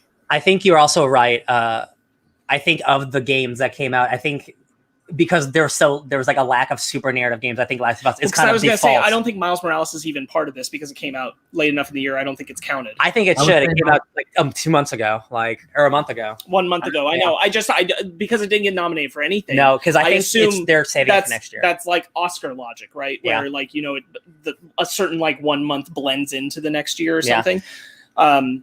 Which sucks, but I think that's how it works. Because I'm thinking of previous Game of the Years, and there are games that like every Call of Duty that comes out, Call of Duty is nominated for Games of the Year and stuff, and like it came out at the same time. And I think it's just, I don't know. I think they're saving it for next year. Yeah, Breath of the Wild won Game of the Year back in 2017, and that narrative was not much. It was just go again. It was the side stories along the way that made essentially a cohesive narrative. Right, but we're not talking about like winning Game of the Year based on narrative. We're talking about winning best narrative based on it. I guarantee there's like a dozen indie games that probably have better. I bet. I'm just saying like that's not generally speaking, those things don't make it to that top award anyway. Yeah. I was thinking in like, what is considered usually AAA titles? What is like, it's awesome that Hades was even put into the best narrative category, but usually in AAA titles, like this felt like a year where that wasn't a major release thing, was narrative driven AAA titles. This didn't feel like a year for it, which is why going into the year, regardless of the quality of Last of Us Part 2 story, it felt like, oh, this is going to go to them. Yeah. It doesn't really matter. It's going to go to them because they put the effort that's put into the narrative, regardless of quality. That's a good point. Yeah. But I will say, I totally agree with the controversy that's going on around right now, where a lot of people feel like, I agree with Ryan, ultimately, that Last of Us Part 2, though I haven't finished it, very likely deserved its awards for audio design, all those other things we've been talking about, but not Game of the Year. And the reason I don't agree with that is because it is very widely known how very poorly they ran their team into the ground to make this game. And it's really ugly when it's up in comparison with a lot of people championing how well the team at Hades was treated. That's the team that was encouraged to take weekends and vacations. Oh yeah.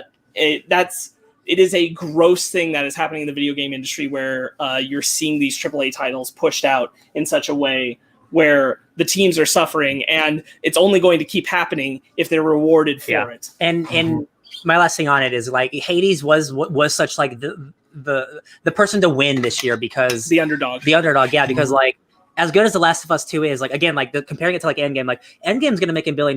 It doesn't need any more help. Like, it doesn't need to win Best Movie of the Year. Not that it's an Oscar movie, but it doesn't need to win, oh, this is my favorite movie of the year also.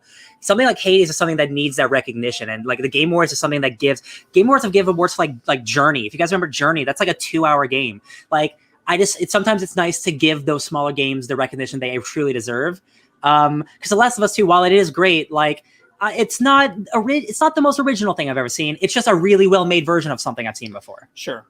Yeah, I really love the first one. I still haven't, because of school responsibilities, been able to set aside the time to go through the second one. I'm sure I'll be processing it and enjoying it in my own way. And I'll be able to be part of that conversation. But I think the first one is fantastic. Agreed. But I'm aware with the problems, and I'm certainly upset with the way that the team is treated. So seeing something like Hades, which is so inventive and innovative and supportive, and watching how these indie titles are rising up to really establish firm, beloved markets. And yet the AAA titles are the things that get all the money, get all the massive crunch push out. I mean, we have seen this with Cyberpunk right now. We have seen this with Avengers, where these AAA titles are just shoved out when they aren't ready because somebody is demanding money in the market. What's going on with Cyberpunk, by the way? I'm hearing some controversy. It's the buggiest game ever made. The game got announced in 2012. The developers told... the leaders told the developers that they're not going to do crunch anymore, and then a week later they told them they have to do crunch again. After they publicly said we're not doing crunch anymore. The game is borderline unplayable for some people. Every reviewer had massive bugs. Not some reviewers. Every reviewer. Very few people are giving this game high scores unless you're IGN, because they give everything a high score. Man, like I was really looking forward to that game, and there's also some troubling stuff in the game about maybe some of their politics and like the way that they're handling trans people. And it's like, oh man, this is a big disappointment, possibly. Oh boy. Yeah, the trans part has been a concern for a few months now. Yeah, wasn't it like their big deal that you could be trans in the game? Yes, but it's also the way that they're representing other people in the game too. Like the character creator is extensive, and you can be any type of character, whoever you want to be. But in the game, the narrative choices they make are kind of gross. I retweeted something very clearly. It's like you get a message from someone saying, "Hey, not all cops are bastards, you jerk." Like they're telling you, the character, that not all cops are there, and like that's a very political, like all cops are bastards reference. And I'm like, some of the politics we're learning about this company maybe aren't the best. And I'm like, oh, it's funny that it comes out in games. It won't show up in The Witcher when it's about like elves and shit, but like when it's real world shit, I'm like, oh god, here it is. But yeah, so that's it would have been really cool to see Hades take Game of the Year this year, and I think that was definitely the biggest like upset I heard coming out of the Game Awards was people were just disappointed that the obvious choice, like the obvious expected winner of Last of Us Part 2 reigned over this indie game that had really captured a video game audience in a big way. Yeah. That's it. We're in a weird point where I think major changes need to be made with how we treat AAA titles, both in how they're made and how they're received. And we're not quite there yet. This isn't like to say all AAA titles are bad, but there's definitely a lot of gross stuff going on. Hey, not all cops are bastards. It's true, I guess. Well, like so they tell me in Cyberpunk. Like I have nothing. I have nothing to scrutinize or say about like the Final Fantasy VII remake, for example, which is a major AAA title, and as far as I can tell, nobody was like forced to work ungodly hours to make it happen. It's so I stopped playing Valhalla, Assassin's Creed Valhalla, but the lead on that team was one of the guys who was taken out of the company for like harassment and sexual assault. The entire point of Assassin's Creed Valhalla is about learning how to be a good leader and deal with your tribesmen. So the whole game's about being a good leader. Well, behind the scenes, there was no leadership. A terrible leader. And I was like, I can't even imagine having to fake your way making this game about like, I'm the best leader on the planet while someone's like yelling at you about because you're a lady. And like, oh, people are awful. I hate it. No, I mean, I can't really comment about how Final Fantasy VII came out because that game was announced over 5 years ago, and then there was nothing until the year before it came out. So I'm going to assume that Square Enix is like, we know what we're doing, but it's going to be a while. Like when they announced that there was going to be a delay for 7 to March of this year, I'm like, okay. Yeah. I mean, and I don't want a buggy mess. That tends to be standard with Square Enix. Is usually there's not a push for crunch. They just kind of go, that title's coming out later. I think it's also like just a cultural mentality of work ethic and just the different. Yeah, like Japanese companies don't work the same as Eastern. Like CD Projekt Red is a Polish company, but they're very like Western in their traditions and stuff and the way they make games. We just don't know how to schedule people. We're bad at it. Okay. Yeah. Thanks for the video game talk. I love it. More talk later. We got more talk now. Oh, it's now. It's now. Oh, is this episode 0.1 of Basement Arcade Pause Menu? There it is. So, a lot of games were announced. A lot of things were announced. Yes. At the Video Game Awards.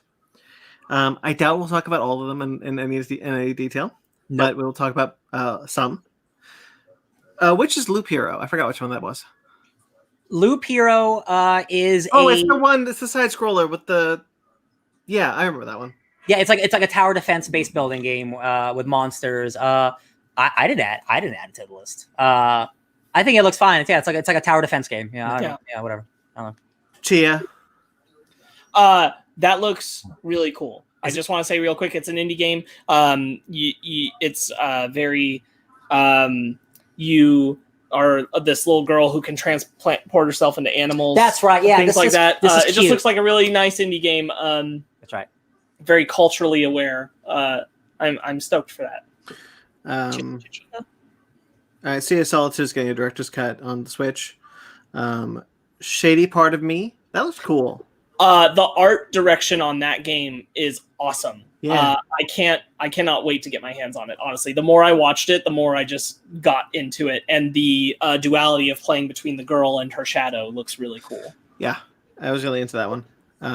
Near Replicant version 1.224744871139. This is a prequel to Nier Automata that was never released in America, so it is getting a remaster for the new consoles and still coming out for the old consoles here in America. So I'm just going to go back to the sad robot world. It's very nice. I got Sparks' copy of Nier Automata in my PS4 because I want to play that. Because I'm ready to play that game. That's like I'm looking at my games after I put them away. I was like, I don't own this game. I'm just borrowing it. I borrowed it for over a year. I really need to play it and finish it. So you're going to the PS4. And of course, wouldn't you know it? Work said F you. You're not playing anything. You'll get to it. I will. I swear I'll get to it. And the DLC codes are still good, Sparks. They're still good for you. Oh, I know. All right. Century Age of Ashes. Which one was that one? This is the Dragons! This is the dragon flying one. Yeah, that looked awesome. Yeah, it looked awesome to me too until Ryan pointed out that it looks like it's on rails. Yeah, it's an on-rails shooter. No. Yeah, it's not an open world dragon game. It's like Panzer Dragoon or Warhawk where you're on the path. Yeah. Yeah.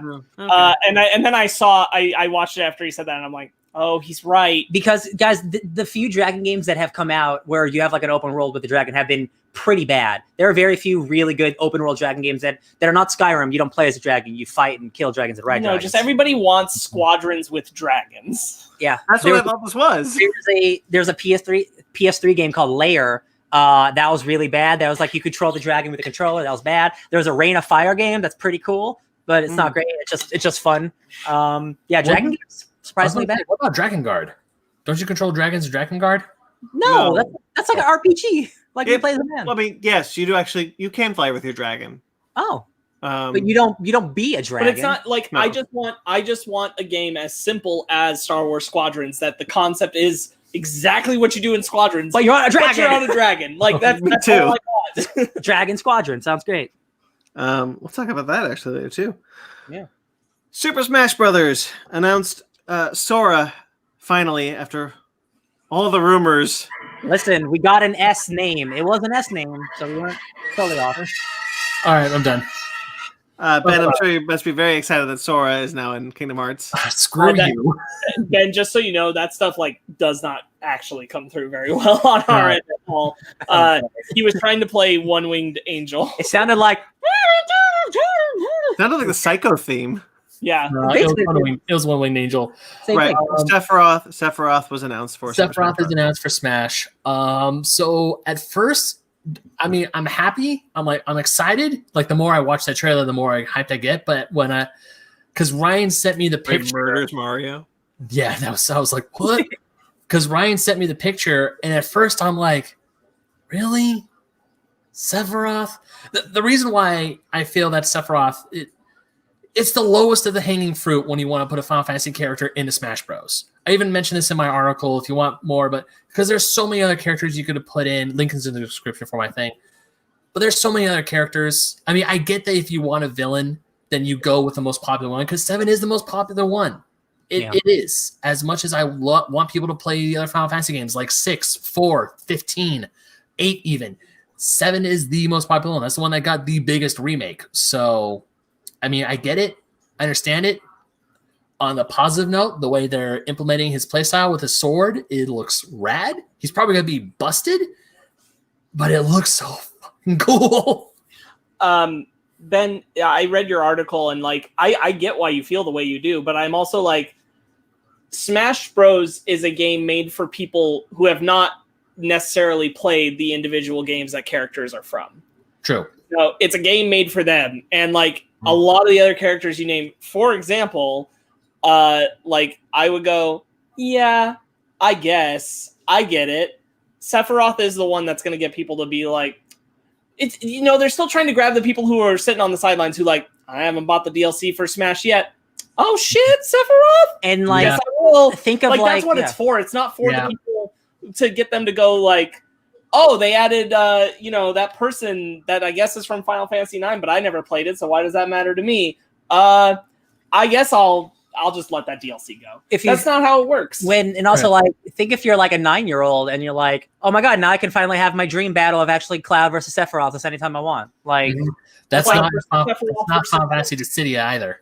There, exactly, yeah, and like, it's like it makes sense. Like, I also thought like it would have been cool to do someone a little different, but like, you get the yin and then you get the yang. Like, you get one or the other. You get the hero and the villain. It makes sense. But like I said, I'm not mad. I'm not like, oh, how dare you?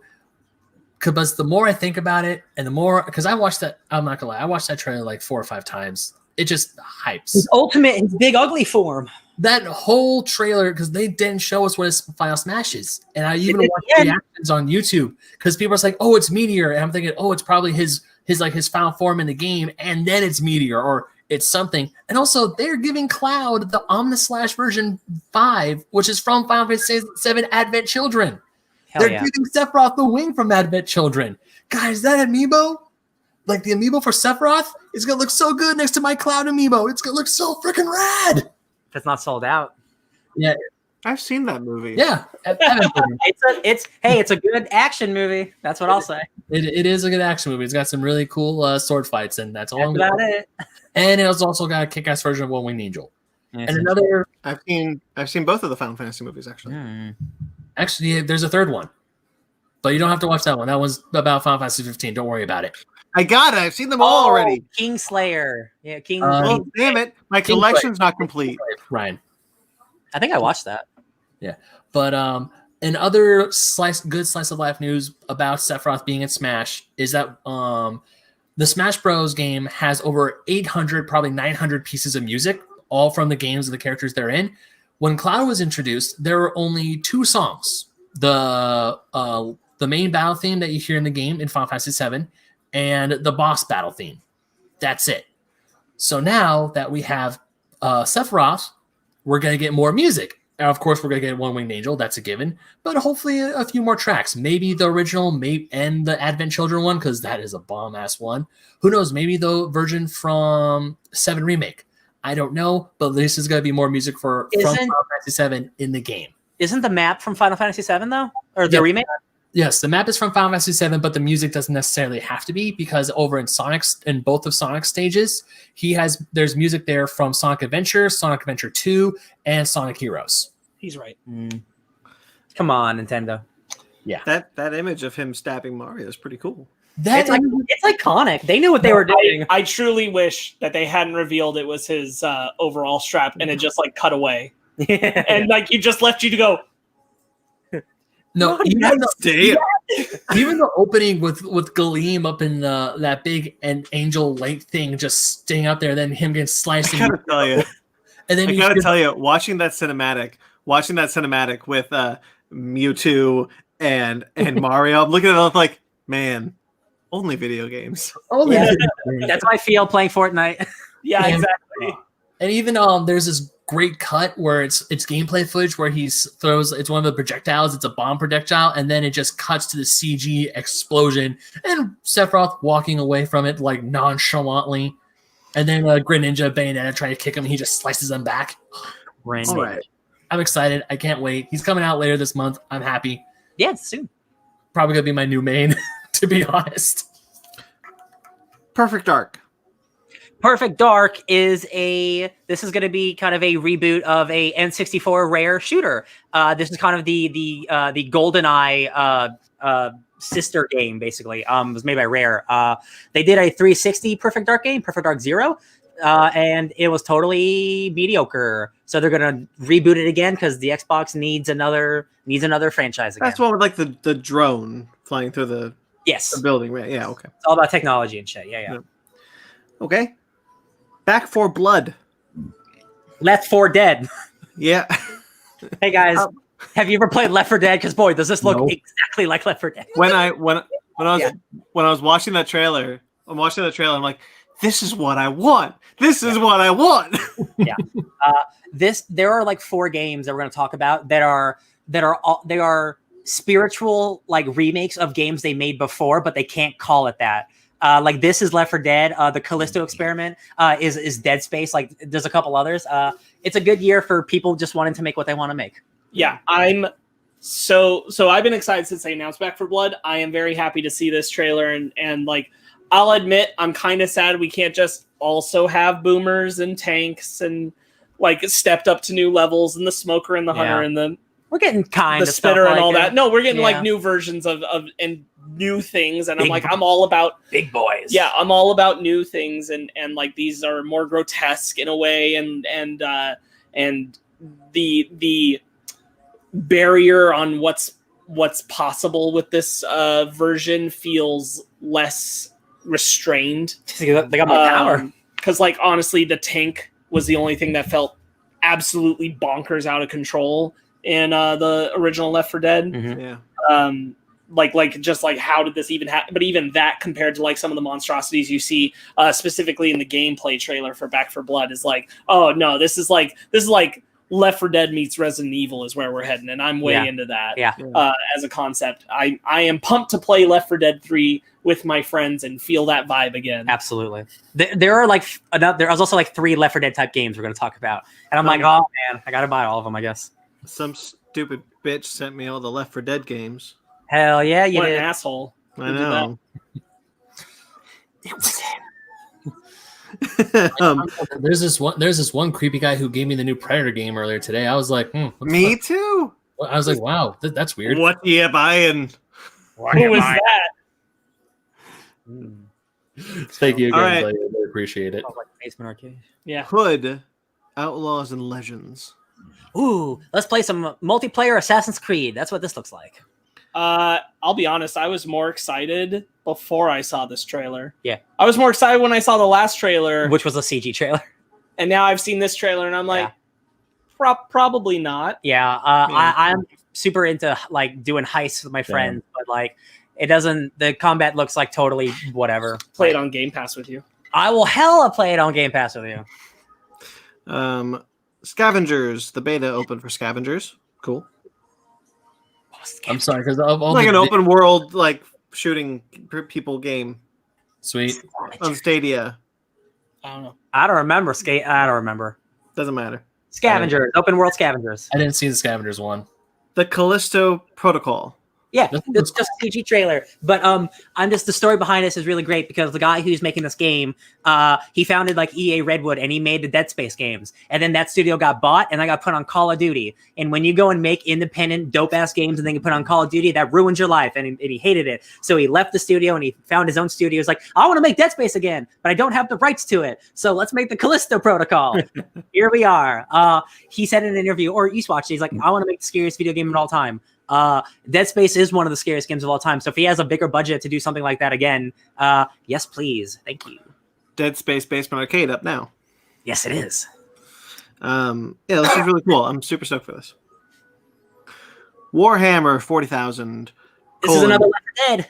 Dark Tide. I Yeah. was gonna ask if this was like a Left 4 Dead because I was like, okay, you got four people, you got guns going everywhere. I was like, do you like?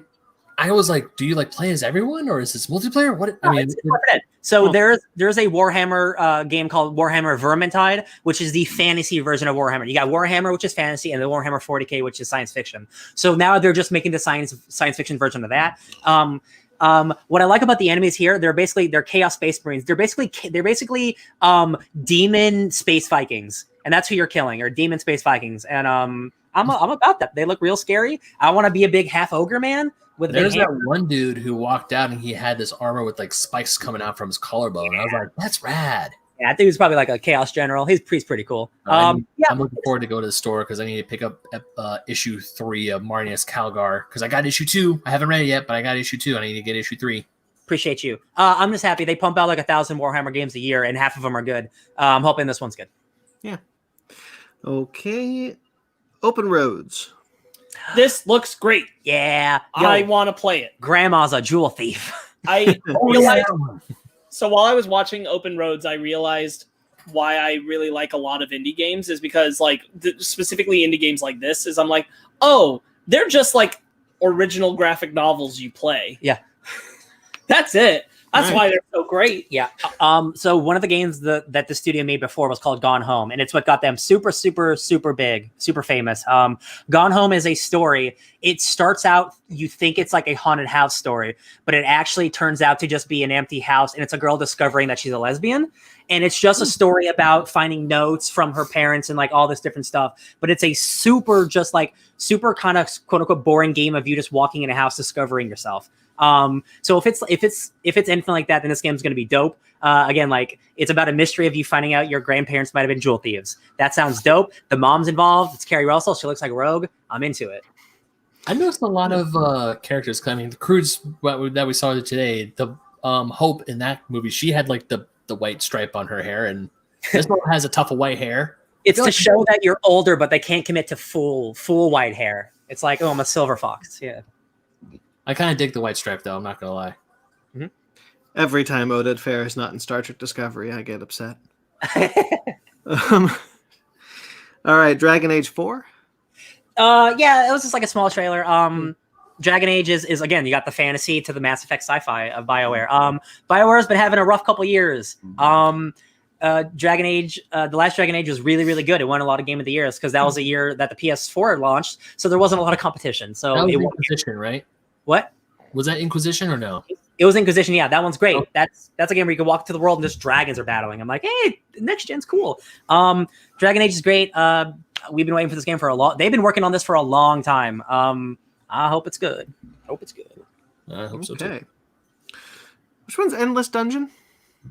So Endless Dungeon, it has this really nice indie art style. My favorite thing about it was the music. It's the one that has them singing the song as it starts in a little band. It's like a top-down look, and the idea is that it appears that you are kind of constantly going through new versions of the dungeon. It's a roguelike. Much like Hades, that stuff like that. I like the art design on it. I like the vibe of it. So it seems fun. Endless. All right. Crimson Desert. Big open world RPG, beautiful. Huge open world RPG, huge, just a lot of really cool. I mean, it's like it feels like it's Skyrim, but it's not Skyrim. More like The Witcher. Yeah, because it's like detective work, like third person combat. Yeah. Go ahead. I know we talked about this a few months ago, but it's also just a trailer. We don't know when this game is coming out. I got a little Final Fantasy 16 vibes out of it too. This game's coming out in a couple months. I was going to say more than anything, the vibes I got out of it were the Journey to the West game that we watched a trailer for a little while back. A lot of that, especially in the combat style. I remember that. And then the other aspect, it gave me another vibe, and I'm kind of blanking on it. We talked about it. I just saw him riding a big old dragon. That was sick. And that dragon riding looked great. The game style just looks really good. I want to play this. Yeah. One question, because it might have been my internet, it might not have been. Did it look a little laggy to you guys when you were watching? It was. No, it was. Okay. Yeah. No, it was definitely. They said it's alpha gameplay footage. Okay. Yeah, it definitely at times got like jaggy because like a lot of stuff was happening on screen at once. No, it wasn't just you. But it's alpha footage. But it's supposed to be so good. Yeah. Stuff like that. Stuff where it's like it frames up and like too much stuff's happening at once. That's just stuff that like they iron out over time. That's not. Yeah. The game looks great. The reason why I was asking is because it wasn't a detriment on it because I know this game's still in development. So I was like, okay, cool. They have something to show us. It's a work in progress still. I'm not saying, oh, this game looks bad because look how janky it is. Like, yeah, it's alpha. Of course it's gonna look janky. It's not the finished product yet. The first time I watched it too, like it's actually surprising because not a lot of developers put out raw gameplay like this where it looks bad. Mm-hmm. Generally, like they want to give you a slice of how the game will look perfectly. So I actually kind of respect them for doing that because, like, hey, here's what a game looks like right now. This sells me so much more than a CG trailer. Because I'm like, oh, this is what you're working on and how it'll look and feel when I play. It's a long. It was 5 minutes. It was 5 minutes of gameplay. Yeah, baby, tell me where to sign. Yeah, the gameplay looks really fun. I love how it looks like it's action RPG. You can explore everywhere, and I'm looking forward to play this game. I'm looking forward to when this comes out. I need a PS5 is what I need. Well, which one was Season? Season is another indie game. It's the one where you saw a lot of bike riding. It just looks very, very pretty. Yeah. Season is probably up there right next to Open Roads as far as like highly anticipated indie games for me right now. I can see myself just like putting on some really nice chill music and playing that game a lot. So that looked great. So I don't know why, but going back to Open Roads, because I did see the trailer for Open Roads, it looks really cool. I love the art style. But when the title came up, I'm like, Open Roads, take me home. Yeah. All right. Kingsman 2. Arc 2. Weird. First of all, I just want to say this is weird. Why is this weird? Because the first Arc Survival Evolved, is a no-story, purely multiplayer survival game that's just part Minecraft, part dinosaur taming game. There is no story. So the fact that there's a sequel of Vin Diesel and 2, an animated show happening, means that they believe in this game so hard, they are developing a huge story literally overnight. Did you guys see the meme with that screenshot of Arc 2 with Vin Diesel and the little kid, and it's like, Mom, I want God of War. We have God of War at home. God of War at home is Vin Diesel, poor kid. Oh, Vin Diesel is off. Oh no. In fact, can we just talk about the Arc animated series trailer here in conjunction with this. Yeah. Because the two things go hand in hand. But I want to quickly say about the game. I had no idea what I was going into with the game. I never heard of the series. All of a sudden, a Tyrannosaur shows up, and then it's like, so okay, spaceship, go to sleep. I know exactly what I'm like. What is this? So when you start Arc, you wake up like stranded on an island, and you have this diamond space chip in your forearm, and then you just like build a house to survive and tame animals. But there's destinations on the map, and there's like spaceships you go to figure out like what's happening. You get like better armor and equipment and stuff. It's like a weird multiplayer game that they're now hardcore developing lore for. Yeah. But as Sparks said, there is an animated series coming from Jay Olivier. The trailer was released. We'll just talk about it here. Yeah. That good animation. Really good. Yeah. I'm like, I think I'm going to get into Arc now. I want to play this game. Basement I want Arcade. to watch this show. I legitimately watched it. I was like, well, I'm definitely watching that show. Yeah, that is really pretty animation. No, I didn't know anything about Ark. I would just turn on my PlayStation. Some of my PlayStation friends would play an Ark. I'm like, okay, I don't know what that is. And then I'm watching the trailer. I'm like, is she riding a dinosaur? Yeah. And this other dude's riding a freaking Velociraptor. I'm like, I was watching this. I was like, oh yeah, adult Dinotopia, bring it. Arc was Sorta. Arc was one of those games. Much like a lot of games that are still around. When it came out, it wasn't very good, and I bought it on sale when it still wasn't good. And now enough years have passed by where it's gotten like multiple expansions, and now the sequel is coming out. Where I'm like, damn, if I go to Arc now, I bet it's a dope ass game. Yeah, I'm looking forward to this. The animated series has an insane voice cast. Everyone, yeah, so that's fun. yeah. Elliot Page, Carl Urban, Russell David Crowe, David Tennant. Tennant, Gerard Butler, Jeffrey Wright. Jeffrey Wright. if you're right, yeah, hell yeah, That's a good great. cast. Great, can't wait. Fall Guys season 3. This is Season. for you, Brandon. Christmas. 2 days. 2 days. Season 3 starts. Got to get those Look at them crowns. just going. Got to get those crowns. Excuse me. Yeah, I currently am playing with the Godzilla skin, but perhaps the Santa Claus skin will let me part with it. Or a Krampus. there's a Krampus skin? Is there a Krampus skin? I mean, I saw a dude who had like the horns and everything in the trailer. I assumed that was their Krampus skin. Oh, Gotta I get want that. Gotta get 10 more crowns. I don't know if I've told you, but this week they also dropped a Fortnite Krampus. And the Fortnite Krampus looks really good. Like really, really good. And you just told me the Dead by Daylight Trapper character has a Krampus skin. So I'm not trying to get you to play Fortnite, Brandon. But we are. However, I want you to look up at some point the Krampus skin in Fortnite because it looks like what I feel like Krampus could look like in an interpretation of Claus. Oh. Yeah. Okay. It's very like fantasy in that same color scheme kind of thing. I think you agree with me. Yeah. Isn't Krampus the villain of the first book though, Claus? Yes, I know. That's why I'm saying like if it weren't necessarily the 2.0. exact same one, this looks a lot like a design you would see in that book. His son, Gotcha. Krampus Jr. Oh, none of us picked Krampus for the holiday annual. I was surprised. That's okay. Yeah, Fall Guys Season 3 looks like a ton of fun. An absolute winter wonderland. I can't wait. Snow. Outriders. Which one was Outriders? I don't worry about this one. This is a game that's been in development for years. It's been talked about for years. Gotcha. It's a third-person action game. It looks fine. Evil Dead the game, then. I think this is a Left 4 Dead with the Evil Dead characters. Yeah. Looks like it. So I'm very curious because like they're saying that there's PvP as well. Yeah. And I'm interested how that's going to work. You become possessed. Like one of the characters can probably become possessed during the game. And So I was thinking about that too, and I'm like, so my mind when I was watching it is I'm like, I almost want this to be a Dead by Daylight clone, only because what I want is for when you start, if you're the killer, you're not a bodied killer. You're the you're the entity attacking the house, and like you have to trigger certain events to try to isolate someone so you can possess them. Yeah.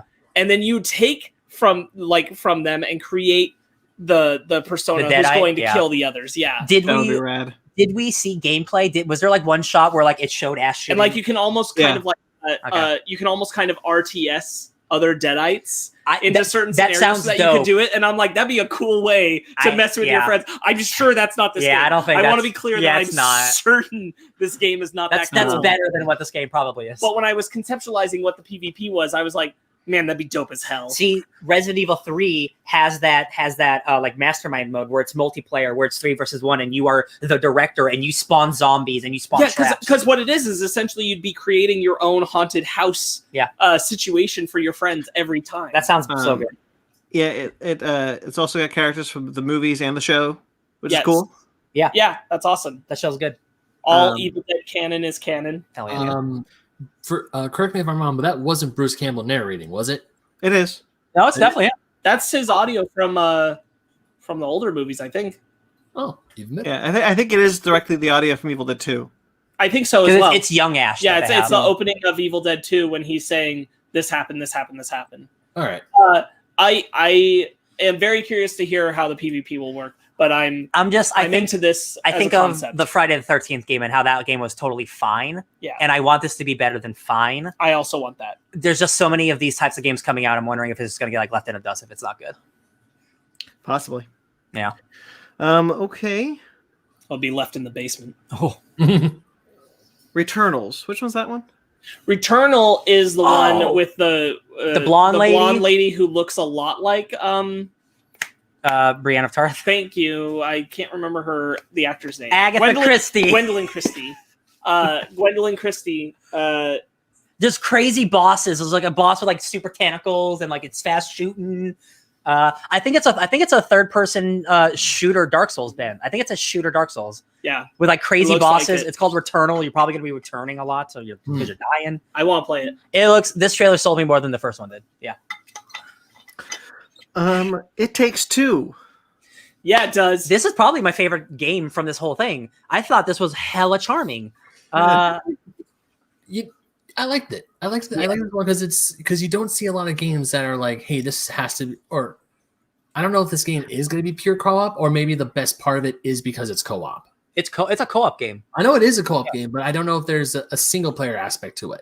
Oh, they generally do have it, but it kind of defeats the purpose. Yeah. Did you ever play it's Brothers and A Way Out? A Way Out. Did you ever play either of those? No, but one game that I did play for a very hot second that does remind me of this is Epic Mickey 2: The Power of Two. Do you guys remember that one? The reason I reference those is because this is the same team, and those games are designed for a two-person player experience. For example, I played A Way Out with our friend of the podcast, Xander, way back when. We played through it in a day.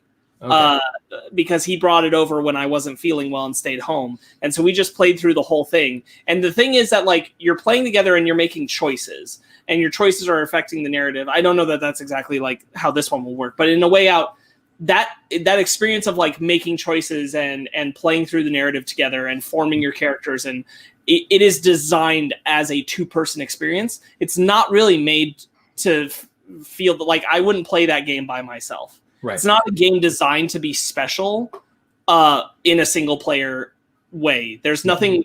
The cool aspects of it are because of it being for two people. Now, the reason why I brought up Epic Mickey 2 is because I only played that game once and it was not that good. I played it once and I put it away.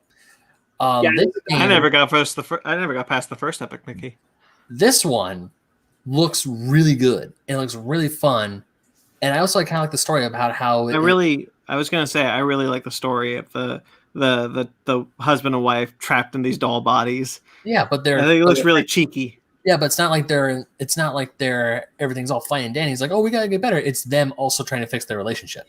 Yeah. I think it looks really charming, and like it looks like there's just like so many different like types of puzzles and fun things you could do. It reminds me, I was telling him it reminds me of like Portal 2, like that really great multiplayer that like it hinges on each other communication. Yeah, the Peabody and Atlas multiplayer. Yeah, that sounds really great. good. Yeah, it reminded me of that a doll couple. Yeah, that's something I haven't heard of in a long time. Okay, Now you're thinking with portals. Oddworld Soulstorm had another trailer. We didn't watch it because we talked about it before. Right. It's nothing new. Monster Hunter Rise, then. Yeah. So I initially was kind of worried because one, it's a Switch exclusive. So I was wondering if they weren't going to put as much effort into this one as Monster Hunter World, which was a full, almost like reboot of the franchise for next generations. No, this looks like the next version of the game. Like they're adding more stuff to it. You're going to brand new locations, brand new monsters. You have dogs you can ride. It looks like you can actually traverse inside the city. You guys have played it. Like when you're in the regular city for Monster Hunter World, you can only walk. It looks like finally here you can like run and like traverse and stuff. Just really good quality of life improvements to the game that was already good. Baby, I'm excited to jump back in, kill some monsters. I want to get back into Monster Hunter World. Ben, don't. There's a new game coming out soon. I know. All right. But as far as I can tell, We still need to tell. That's true. As far as I can tell, Rise is only single player, and the reason why I loved World so much is because Ryan, you and I got to play together. There's no way there's a Monster Hunter game and it's only single player. There's no way. I definitely feel like that's likely. It's a Switch exclusive. They are not multiplayer But online. Dude, the 3DS had Monster Hunter and it had multiplayer. Like, and it's the exact same way they do it on PS4. Monster Hunter is one of the few franchises that has always had multiplayer from the PlayStation 2 era. Okay. All right. Damn. And they finally announced the new character coming to Fortnite. It is Sora from Kingdom Hearts. I mean, at this point, literally, it wouldn't shock me. No, real. it is Master Chief. It is Master Chief, Daryl, and Michonne from The Walking Dead. Listen, you get the Keyblade as a weapon, and you get the gummy ship as the glider. Michonne and Daryl, that's fun and interesting. I'm over The Walking Dead. Master Chief's pretty cool, though. Yeah, Master Chief's pretty sick. It's pretty cool. Just running around with him right now. Listen, Storm and Master Chief just hanging out, killing fools. The current rumors for the next major drop-in character to be announced for Fortnite is Samus from Metroid. Oh, yeah. That would be like the first Nintendo character too, and that's spicy, Ben. Which makes a lot of sense because we just had a PlayStation exclusive character and now an Xbox exclusive character. Now we're gonna get a Nintendo one, and Samus would fit in the Fortnite universe. Not only that would very much fit this event that's going on. It's like the Bounty Hunter season. Oh, and she's a bounty hunter. Ben, if Samus comes to Fortnite, will you finally play with us? Maybe. Okay. Maybe. Okay. No, God. Speaking of Samus, still no word on Metroid Prime 4. Darn. No, Nintendo's probably working on it. We thought one of the trailers that started off like being out in space, we thought that was going to be Metroid Prime 4. It wasn't though. You know what? If anything, they're probably gonna do something about it next year because next year is Metroid's 30th anniversary or 35th anniversary. I forgot to bring this up. Sonic the Hedgehog. What? Oh, the animated series? Yes. Oh, yeah. Netflix announced and then deleted the tweet that there is a. Did you Sonic... just miss it, or? I accidentally skipped it on the list here. Oh, got you. Okay. And everyone thought that was going to be announced at the Video Game Awards. But the deleted tweet said that Wild Brain and Man of Action Entertainment are developing a 3D animated series for Netflix. Ooh, Man of Action. They've worked on a bunch of those Avengers cartoons. Yeah. Big Hero 6 currently. I would love to see a new strong Sonic cartoon. I thought Sonic was fast, not strong. That's Knuckles. Oh, it's better. Look at you, Brandon. Oh, was that right? Yes. Yeah, you were. Oh, yeah. Knuckles is he's the one with the fist. He punches things. That's your shtick. This is where I actually say I meant to say Shadow, but whatever. It worked out for me. His shtick is bullets. All right. His shtick was bullets. Okay. Scarlet Nexus. Going back to the video games. Pass. Okay. It's a third person RPG. It looks really cool. We've talked about it before. It looks like Mass Effect. Okay, so this is great. First of all, it's great. It's just great because it looks like they're returning to the original trilogy. The problem is the way that third game ends. It is a such. You don't make a fourth game after it. You just don't need to. It's weird for the cosmic reasons that this appears to be Liara to Sony, who's one of the major characters from the franchise. She's the best wife in the universe. She's one of the greatest characters in video games. It's weird that it's her because, again, the way that the game ends, it's just weird. but again, that last Mass Effect game sucked, and it wasn't involved with the original trilogy. So if they have to go back to the original trilogy to make it good, Force Awakens style, that's great. I'm not gonna lie, it was really nice to see that character alive again. Like that's really, really cool. It's been like a decade. It's the Jason Bourne of the Mass Effect series. Wait, what? No. You had a trilogy, then a spin-off, Bourne Legacy. Yeah. Got it. And then Jason Bourne. Jason Bourne. I like Star Wars better. I like Force Awakens. Sorry. Jason Bourne. That's cool. Hey, again, the problem is it said Mass Effect will continue, which means that game's not coming out for like 4 years, because that was literally like the smallest of teaser trailers. So I'm like, stop teasing shit that's not coming out for 4 years, please. Yeah, that's Dragon Age has been in development for like 4 years. This is like the 4th teaser we've had. I'm like, let's stop it. You and I were just talking about Beyond Good and Evil 2. That game's never coming out. Okay, that's it. Video games are done. Hell yeah! All right, cool. Time for our book club. Disney hour time. Okay, here we go, guys. Now, I want to preface, wait in the beginning for the audience. I did not put everything on here. It was a lot, and I'm certain we don't have a lot to say about the new Nicole Kidman FX series. So you'd be surprised. So not everything is on here. I hope I got all the highlights, but we'll see. I will tell you I went in and added things. So, but I asked you to because I wasn't sure. Yeah. All right. So as far as FX goes, we heard more about Why the Last Man. There was an announcement of a show called Shogun, which sounds kind of cool. But the big thing was that they announced that Noah Hawley's Alien TV series is in fact not dead and is coming next year. Listen, sometimes Disney really sucks. But I'm just saying, I knew this was a good thing when they bought Fox, because I knew good shit was going to happen. I didn't expect this quickly, this night, this great. I didn't expect them to just go, just do it, baby, just make a thing. It's great. This is fantastic. I'm really happy to see the property not under the stern hold of Ridley Scott. Not that I'd have a problem with him still contributing anything, but I didn't like that he was pretty adamant about keeping anybody else away from it. Yeah. Right. With the Neil Blomkamp Alien 3. Yeah, he was pretty anti-new ideas that weren't his. Yeah. And I'm glad to see Alien move in a direction free of that, especially with someone who I really like. So Noah Hawley was working on this series, just a bit of background. Noah Hawley was working on the series before Disney bought Fox. So the fact that Disney sounds like they liked the idea so much that they were just like, yeah, keep doing it. Much like The Predator, which was in development since before Disney bought Fox. Yeah. Was he the guy else? Predator. Is he working on the Doctor Doom movie too? Noah Hawley? Yes. Working on the Doctor Doom movie? Yes. For Fox. I love it. Yeah, so that's cool. I'm really excited for this. The description reads, the series is set on Earth and blends the timeless horror of the first Alien film with the non-stop action of the second. It's going to be a scary thrill ride that will blow people back in their seats. What if it's just that Alien comic that we read? Be awesome. God, the dream. It's on Earth, man. This is the first Alien series. Is it the first Alien thing on Earth technically too? Like on Earth? Yeah, like a live action thing. Yeah, for sure. I'm into it, man. Me too. Okay, again, lots of other FX things that it didn't seem like we need to talk about all that. Real quick, my favorite TV show, It's Always Sunny in Philadelphia, has been greenlit for 4 more seasons. So it's going to have 18 seasons. It is the longest running comedy show of all time.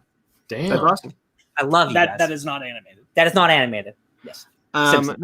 National Geographic announced a Will Smith series with Black Swan director.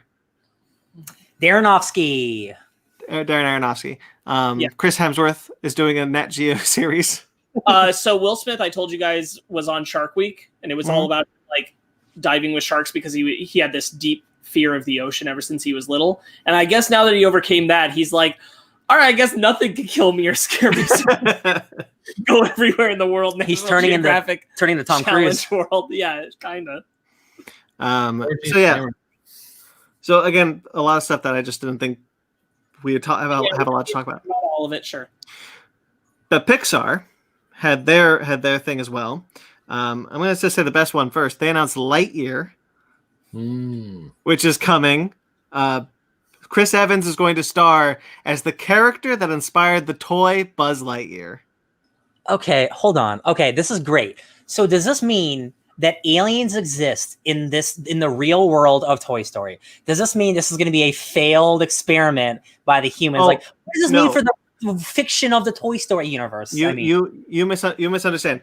It is a movie that would have come out in the Toy Story universe. Okay, because I was under the impression of like, yo, this is gonna open up like the world of Toy Story. The alien. No, he is not. He is not the real life astronaut. Yeah, that's what I was thinking. Because I'm like, that's insane.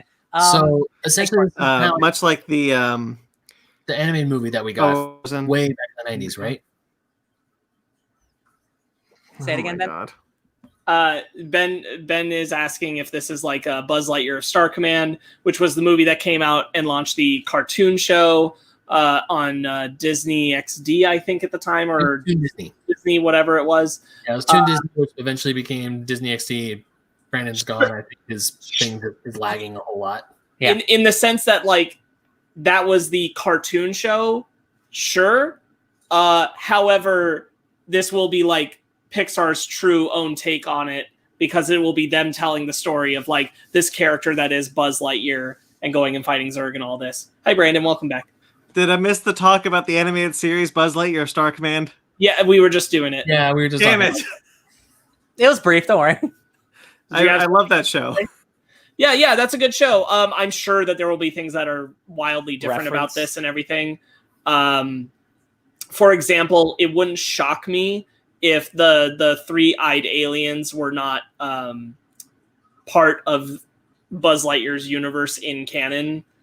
For that was kind of something fun they were able to do for the show. But there's never been anything that said those aliens came from the Buzz Lightyear world, so I wouldn't be shocked if they're not part of it. As far as I can tell, it seems to me like they're supposed to be specifically Pizza Planet brand toys. So we'll see, but ultimately you're going to get your Buzz and you're going to get your Zurg, and it's going to be that battle for the galactic, the story that is basically Star Wars on the back of his spaceship. When he lands in Toy Story 1, we're going to get that movie. Amazing. Yeah. No, and Chris Evans is a great choice for the role. Yeah. He put out a post where he was talking about how he felt weird about being contacted about this, because like, how can you be Buzz Lightyear when Tim Allen is Buzz Lightyear? And when he heard the pitch and understood it and everything, he's just been absolutely giddy and over the moon about it. He thinks it's so cool. Mag says, bet you'll hear the catchphrase near the end. Probably. Yeah, I'm sure. Oh yeah. Well, you know what's funny about the Tim Allen thing is now, because Patrick Warburton is the animated version of him, Tim Allen is now the discount actor they get to record the toy lines. Yeah, so that's interesting. Take that, tool man. Take that.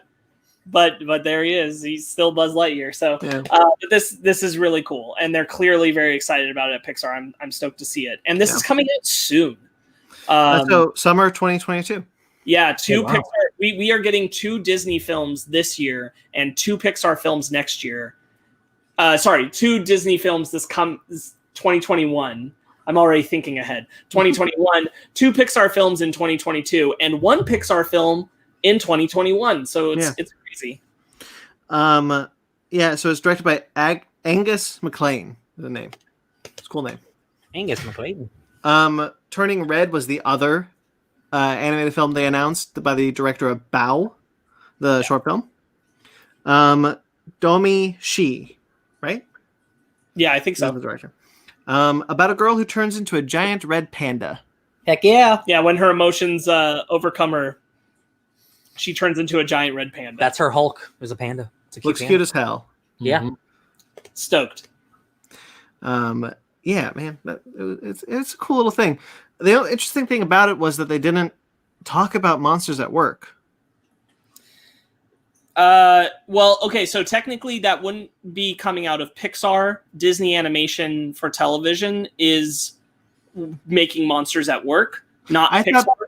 I thought Pixar was. No. Pixar gave them material and stuff, but when I was at D23 when Disney Plus was launching last year, they had a whole panel where they were talking about the fact that Disney Animation at their television division is getting all the cues for Monsters at Work. It was not going to be a CG animated show. It was going to be their own art style take on it. And so that's the division that's making it. So Pixar Studios is not making that show. They're helping support that show, but they are not making that show for Disney Plus. That promo image is very misleading if it's not 3D animation. I only say that based on concept art that they were sharing. That doesn't mean like, oh, it won't be 3D animation. That very well could have changed, especially now seeing what they're saying about a lot of the other Disney Plus cartoons that are coming. But at the time, at least, it didn't look like they were going for that animation. Well, the other show, they did announce a new show, a couple. One is Doug Days, about Doug from Up. Puppies. Yes, we're getting a follow-up to the world of Up, which is cool. A follow-up. Yeah. Well.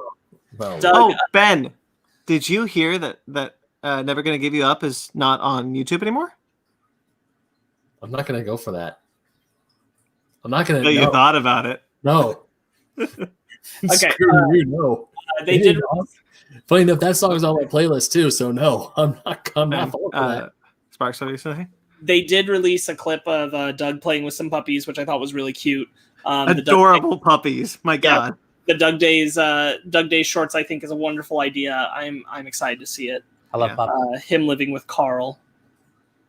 All right. They also announced a Cars series, which is basically a road trip with Mater and Lightning McQueen. Yeah. Okay.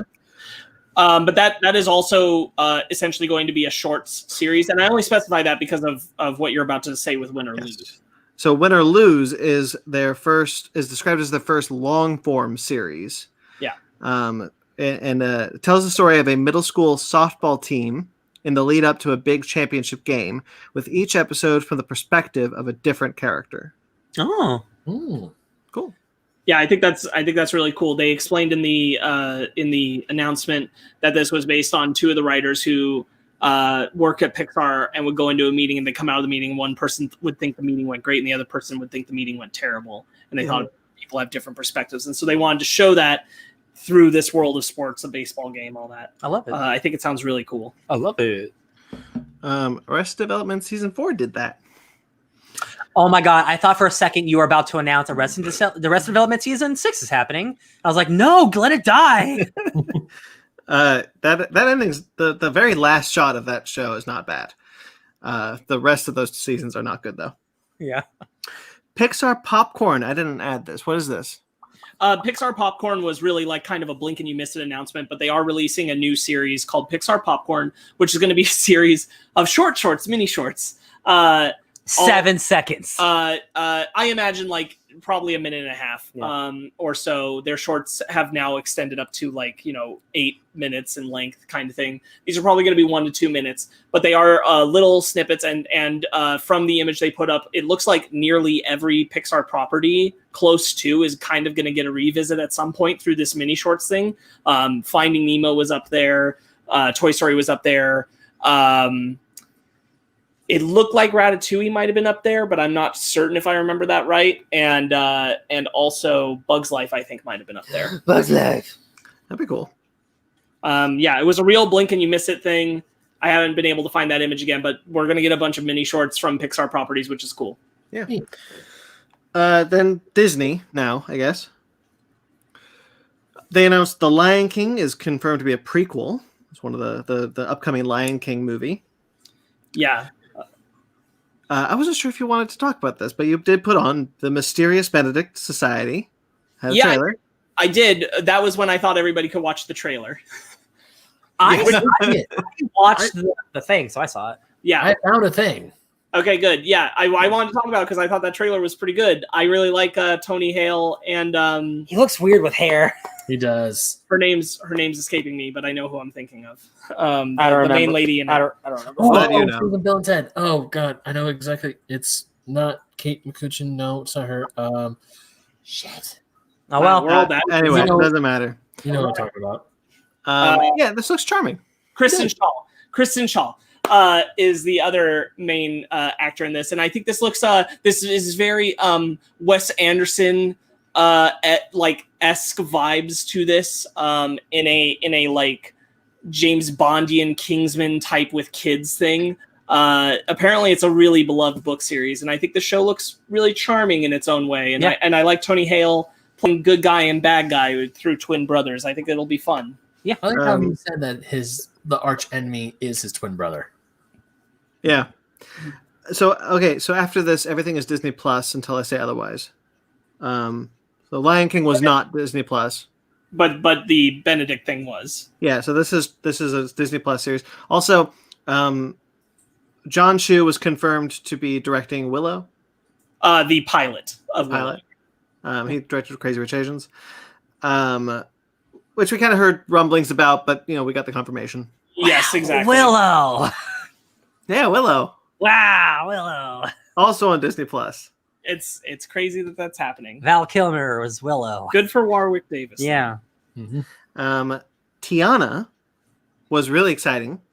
The Princess and the Frog's Tiana will return in a long-form musical comedy series on Disney Plus. So here's what's awesome. We're about to talk about 4 shows that came with this announcement. Tiana is the first one we're talking about. These announcements are coming out of Walt Disney Animation Studios. The movie studios are making these television shows. This is not the Walt Disney Television division making shows like they did with Rapunzel or the Big Hero 6 show. This is going to look like the movies. Yeah. They're putting the animation work into it to make it look good. It looks like all of Disney Plus, like live action or animated, is like, yo, we're putting the money behind it. Right. Yeah. But it's crazy that like, the actual animation studios teams are going to make a show that might not look like 100% the budget of what the movie was, but it's going to look pretty close. Yeah. I love it. So in my mind, I'm sitting here going, so we're getting 2D animation out of Disney Animation again with Tiana, because there's no way you're just turning her into 3D. Yeah, right. I'm stoked. I'm so stoked. They talked about that this is going to explore more of the world of New Orleans, and this is going to explore the kingdom that she's now a princess of. Mm-hmm. Good. This is going to be awesome. Yeah, I'm very excited for this. And also, it's New Orleans in the 20s. Jazz was king. Yeah. It's going to be, that soundtrack is going to be, mwah. Miss Gallivant. Why? I saw a clip of that the other day. Remember when it was from season 2? I'll tell you about it later. I don't know if that's a spoiler or not. Moana is getting a follow-up series, another long-form musical comedy. But this one has a bit more of a synopsis. Moana's boundless sense of adventure and skills at wayfinding take her far beyond the reef, inspired by the oral storytelling traditions of the Pacific Islands. I'm stoked. Me too. Or Moana. I can't say no. Gotta be honest, all this Disney Plus announcements, it's like all the ones we're talking about. I'm just like, are you guys really doing all this? Are you really doing all of this? So and a lot of these things are like 2 or 3 years away. Yeah.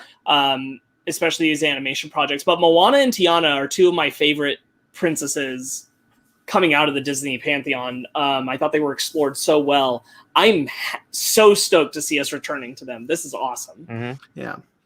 Did you guys see the Turner and Hooch announcement that Josh Peck is doing a remake of Turner and Hooch on Disney Plus? Lord. Yeah. They didn't show us the trailer. I was bummed, but whatever. Yeah. They showed investors. So this was a real quick. They showed the investors something, because if you're watching the investor meeting while it's happening, there will be these moments where it'll throw up trivia, and you're doing like a minute and a half of something, and they're showing you things that like the investors are seeing, the main people that they care about watching this, but we're not. So they clearly have like some pieces of work. We have no idea what's ahead. Yeah.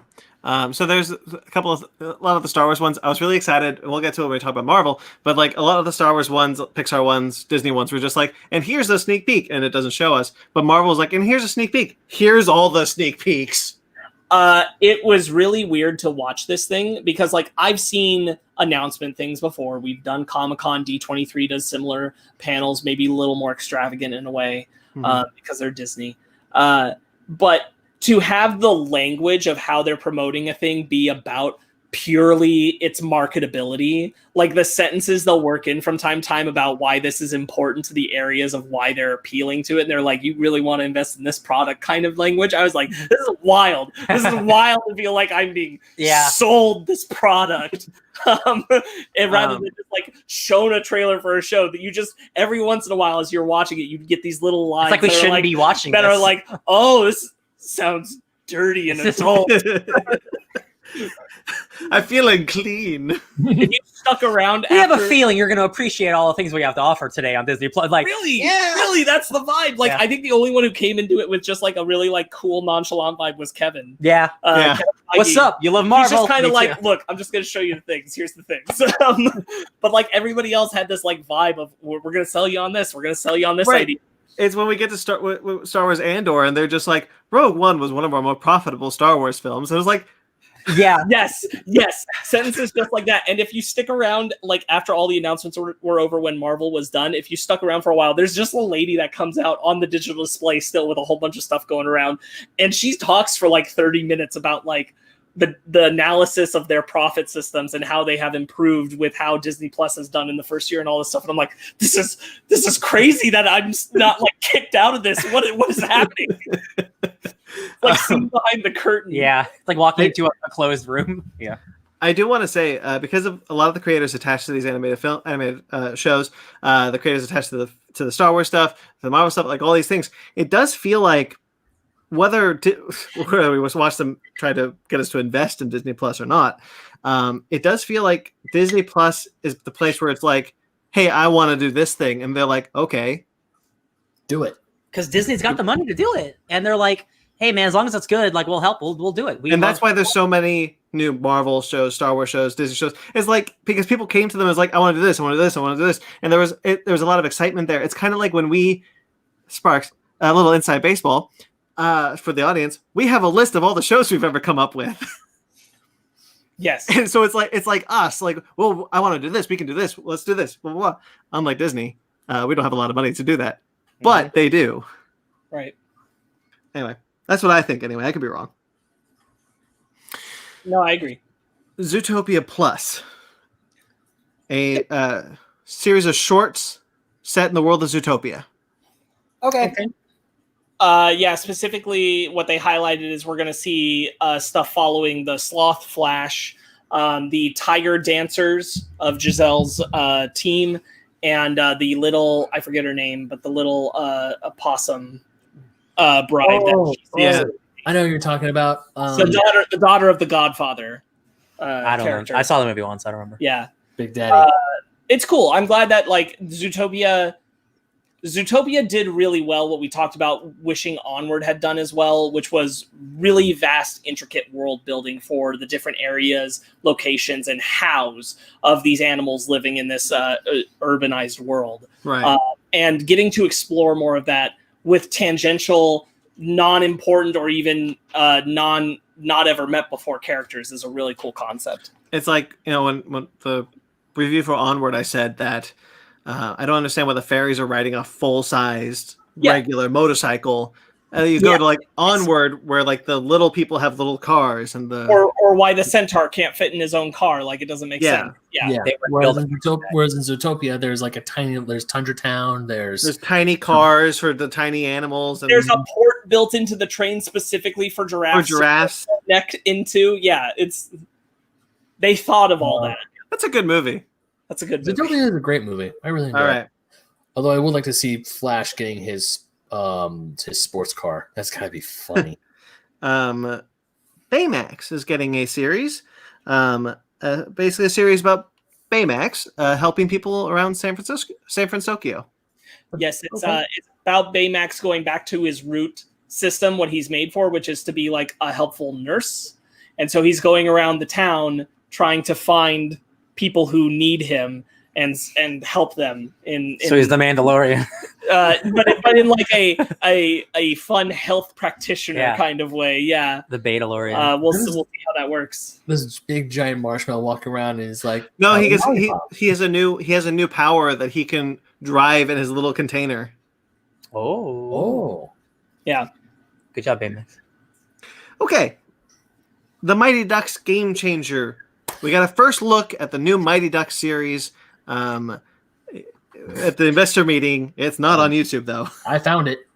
Emilio is turning more and more into his dad every single I've day. been chomping at the bit. For He looks like Martin Sheen so much now. He looks so much like Martin Sheen. He does. So maybe that's the secret of the Sheens. They just morph into each other. That's it. who knows, maybe. So I have issues with this. Oh, no. Right, because it's not the animated Mighty Ducks. I agree. I think that Disney Plus should have rebooted the animated Mighty Ducks series. Wait, is the animated Mighty Ducks? Yeah, it is on there. That's not no. You bet your britches it is. It's not the animated. So the show is called The Mighty Ducks, but the Mighty Ducks are essentially now the bad guys, like the Nighthawks were in the first movie. Because this kid who because the whole concept of the show is this kid is trying out for the Ducks and he gets cut. Ryan shouted from the bathroom, Cobra Kai. Yeah. I think it's a testament of like, well, Emilio stopped coaching them, so they became dicks. Possibly, but then what confuses me is like your show is called The Mighty Ducks, but the main draw are the bad guys. I mean, I get it's Cobra Kai, but still, it's it's not. Unlike the Mighty Ducks were not following the bad guys. We're following the people who want to beat the Mighty Ducks. Mm-hmm. That's weird. The good guys are not the Mighty Ducks. Bet the concept is that like they're gonna beat the Mighty Ducks to prove that they should be Mighty Ducks. I don't. Yeah. It's a story about know how that's an issue. being That underdogs. happens in sports movie stuff all the time. All the sports movies. Oh, there were also a lot of sports movies that were announced from Walt Disney Studios. We're not going to talk about those. What sports movies were announced? I didn't see those. Right, because we didn't put it on the list. Okay. I don't know. But John Stamos is in one. John Stamos is he looks good in that one movie. Yeah. I wasn't going to say anything, but you brought it up. I want to see that. I'll watch it. Yeah. What sport is it about? No, it's a TV series that John Stamos coach is a popular basketball coach who gets kicked off of like the NBA or whatever, and has to coach women's basketball at a high school. Oh, that's rad. High school, Yeah, but going back to I love seeing Emilio Estevez as Coach Gordon Bombay. I'm going to bet that they're going to talk about why he's not the coach of the Mighty Ducks. Although I have to say, I really do like the new logo for the jerseys. Yeah. They got that old school Wild Wing logo, and even though Disney doesn't own the team anymore, that real NHL team, the Anaheim Ducks, can't use that logo. Quack quack. Which bums me out, but it doesn't really matter because I'm not a Ducks fan, I'm a Kings fan. Then you do realize that they'll become the Mighty Ducks by the end of the show. Or at least they'll join the team, and then if we get season 2, becoming the Mighty Ducks, yeah. That's becoming on the team, yeah. Although I like Lauren Graham, so I'm excited to see. I like Lauren Graham, so I'm excited to see her in another show. Also, one little tidbit: as far as I can remember, because I remember this one kid is talking about the Ducks of the '90s, because maybe they changed their name to the Ducks like the actual NHL team did when they switched ownership. So maybe they are going to be the Mighty Ducks at the end of the series or the season. Who knows? Yeah. But Who knows? Not me, because I'm not watching it. I might give it a watch because I really do like Coach Gordon Bombay. I like him a lot. What a name. The animation department announced that because Raya and the Last Dragon is a film that is their first anime film made from home, it will now be offered at home in a simultaneous theater and Disney Plus release at a Disney Plus premium of $30. Oh, sticking with the 30, I see. So I want them to charge for these movies. Yeah. I don't want them to charge $30 for these movies. This feels counterintuitive. I mean, like, if I square, oh, well, they gave me Soul for free, so I guess. But, like... Why is Soul Sacrifice but not Raya, though? Yeah, What's the difference? They're both good animated movies. Like, I don't get that. It's just, yes, charge for it, but charge a reasonable price. We're still looking at a bunch of people who now are even deeper in not being able to afford this kind of stuff. Yeah. If I don't have a job by March, I sure as hell can't. Present company included. So they gotta, I don't know. It's just that feels a little like an odd choice. I don't know why they're aiming for that 30 again. They could have just gone for 20. Yeah, it seems. Mulan, that was 30. Soul was 0. Yeah, that's 0, but that's the one was Mulan. Yeah. I mean, Mulan, I can understand them charging $30 because that's a live action film, and live action films are a lot more expensive to make. Whereas, no, don't be elitist. No, that's also not true though. Well, it's not. Anim- Oh, never mind. No, animated movies. The most expensive animated movies cost $1 million a minute. Oh, never mind. Yeah. Forget Yeah, everything. most animated movies cost like an average of $150 million at this point. Forget everything I said. Yeah. Forgotten. That's why we like when as much as we want like good looking animation, like it's expensive. It's Right. expensive. Yeah. Yeah. I do feel like they should charge something for it. I'm glad they're doing this. This is a nice way to like give people the option of not going to theaters when we will not still be safe yet. Yeah. But I still feel like that price tag's a little high. They should just bring it down. But yes, charge it. It's also a feat that the last year of production on this film was done entirely at home. 400 artists working at home. God, that's insane. For the last year of this film's development, which is pretty crazy and cool. Hell yeah. Recorded Kelly Marie Tran at home. Yup. All right. Encanto. Bless you. Encanto is the next Disney animated film. I'm just going to read the description because at this point in writing the script, I got really lazy. Encanto takes you to Colombia, where a magical family lives in a magical home. The film is directed by Brian Howard and Jared Bush, co-directed and co-written by Carice Castro Smith. Charisse. Encanto's music will be written by the prolific Lin-Manuel Miranda from Hamilton and Moana. Yeah. This is Disney Animation's 60th film. Wow. This will be Disney Animation Studios' 60th venture. Hot dog. Looks super great. I'm real excited about it. Wasn't Tangled their 50th? It was. That feels like a decade ago. It was a decade ago. Ah! That's why it's bugging me. I'm like, wait, how are we already at 60? I just saw Tangled in theater. One movie a year, I guess, right? Basically, one every 2 years almost. Just about. What's going to be their 69th movie? That's what I'm curious about. We had like two. I think we had Really two. rated R. Yeah. This is really. I'm glad that they're doing something like this. A lot of people have been a little put off that it's a white main team of directors. I immediately noticed that as soon as you said it.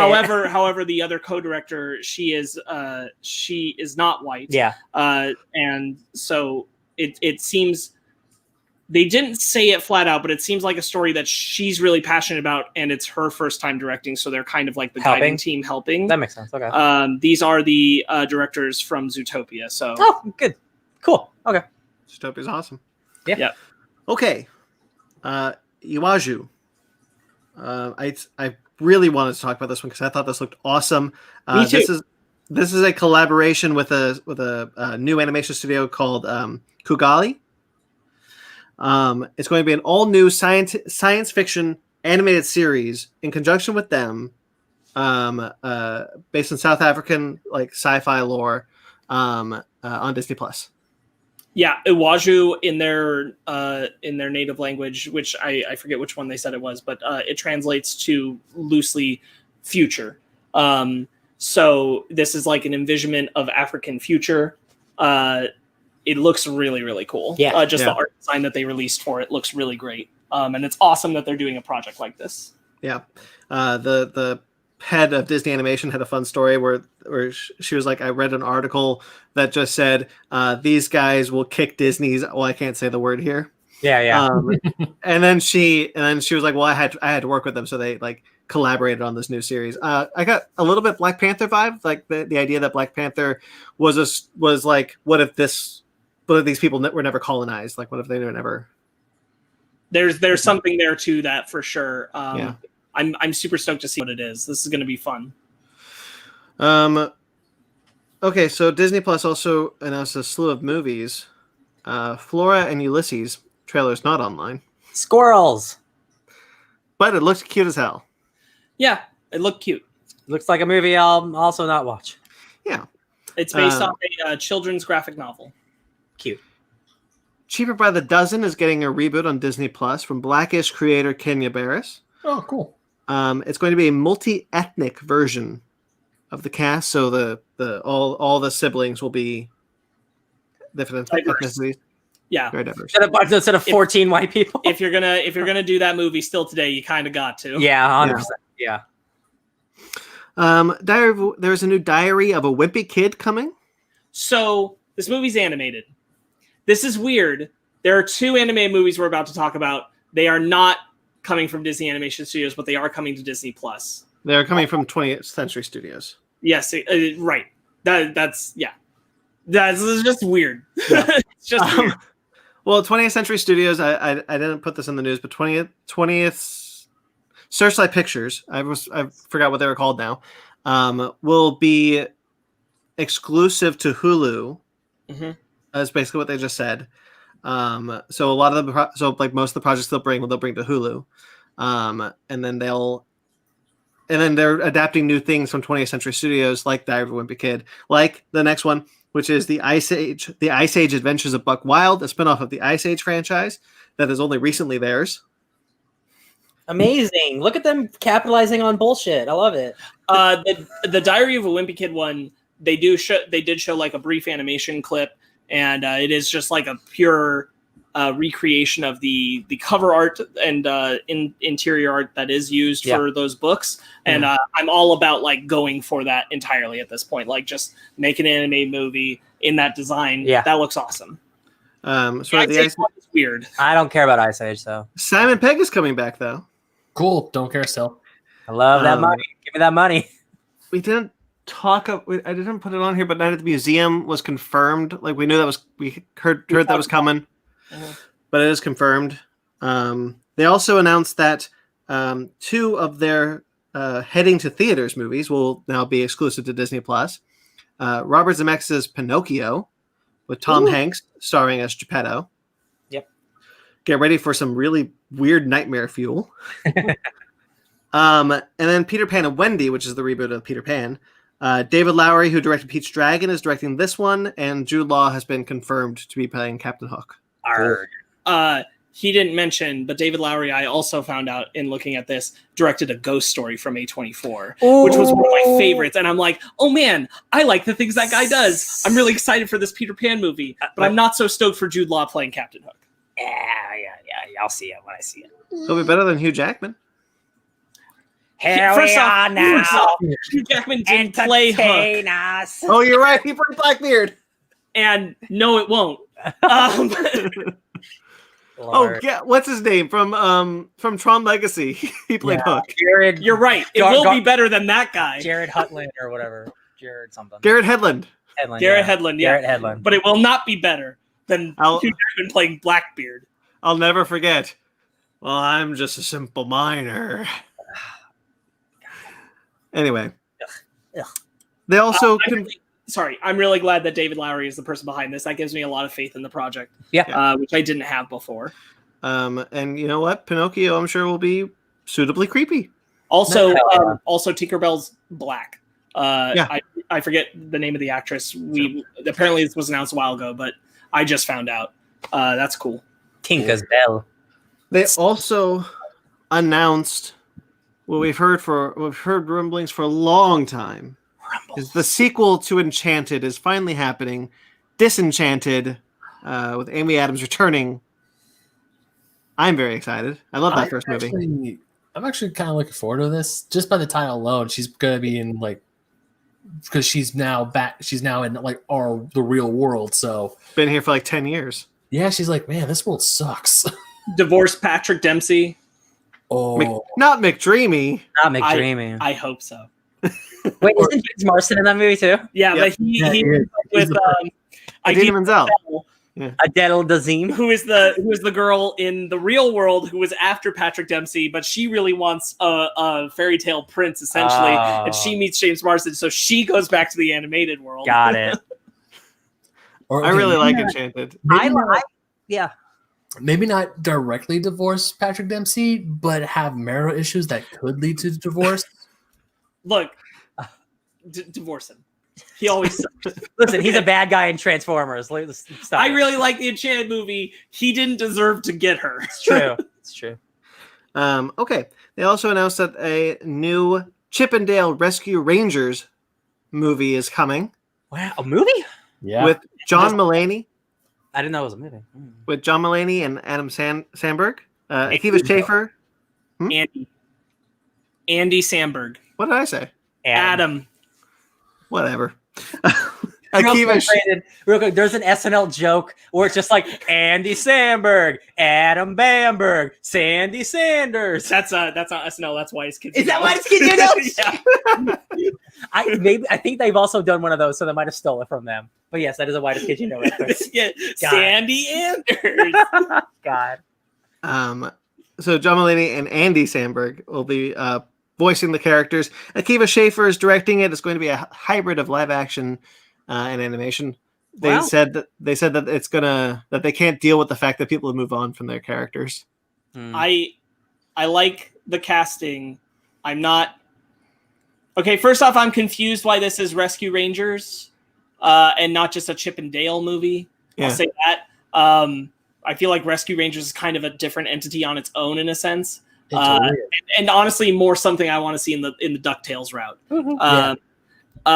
Also, they say hybrid live action CGI, and I immediately start picturing Alvin and the Chipmunks, and I'm like, I just don't want that. Yeah, they mentioned that in the investors meeting. Yeah. Because going back to what you said about like the investor meeting, you feel a little dirty watching this. They're just like in the same style as the successful Alvin and the Chipmunks franchise. And I'm like, oh man. Successful does not mean good. Like a lot of things, we didn't actually see anything from this. They showed the investors, that did not show us. But they did tell us that Hocus Pocus 2 is coming. It is announced. It is happening on Disney+. Finally. Next year, baby. I'm excited, actually. I am. I'm still kind of lukewarm on Rescue Rangers coming back because I really I was a big Rescue Rangers fan when I was a kid. I loved Rescue Rangers. Yeah, and just I don't know. I prefer the DuckTales route, just reanimated. Maybe if you want to cast new people, go ahead and cast new people. But I'm not a big fan of the whole CGI.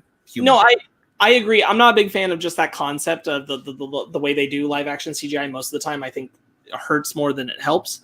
But I'm not opposed to a Chip and Dale film with Andy Samberg and John Mulaney doing that. Oh, no, I'm not opposed to that. I think that could be a lot of fun. It's specifically a Rescue Rangers project where I'm like, wait, why that? See, I have no like allegiance or anything to the Rescue Rangers, but the creative team, it's the Popstar creative team. It's the director of Popstar and Andy Samberg.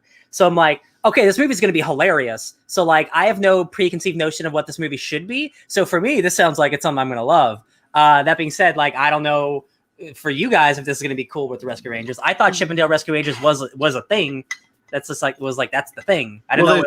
There's Chip and Dale, who are the two characters for Disney, and they're just two chipmunks. Yeah. But then there's Chip and Dale Rescue Rangers, which is a Toon Disney series where they had a crew of like Gadget and I forgot the rest of the characters' names, but they were like dressed up and they had click clothes and Chip was dressed after Indiana Jones, whereas Dale was Magnum PI. I remember this, and it's like shirt. Yeah. And so like here's the big difference is Chip and Dale live action CGI hybrid kind of makes sense because Chip and Dale regularly interacted with what is the human world. Okay.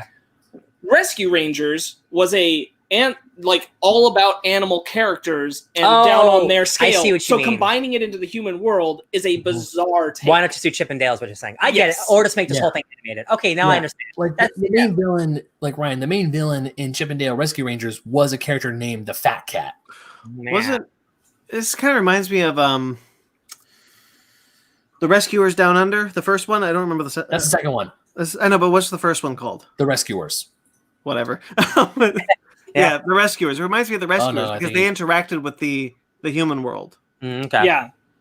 Weird. Maybe they just wanted them to be in their sick outfits. Yeah, we'll see. Yo, guys, underrated, amazing film. Rescuers Down Under, so good. Sad. Right up there with Fievel Goes West. Oh God! I love Fievel Goes. That was my favorite movie as a child. I'm sure Pfeiffer Goes East. Like screw the first Fievel movie. It was all about Fievel Goes West for me when I was a kid. I'm trying to see if you can make that work with the first one. No, West. No, he keeps going west. He just keeps going west. It's a prequel. It's East. Yeah. All right. Anyway, Fievel's great. All right, Star Wars. Oh man, strap in, guys. Okay, so I forgot. I didn't see this. Star Wars: A Droid Story was announced. An animated adventure following R2 and 3PO. Yeah, they're going to make a new droid friend. It's going to be an animated show on Disney+. Cool. Okay. Sure.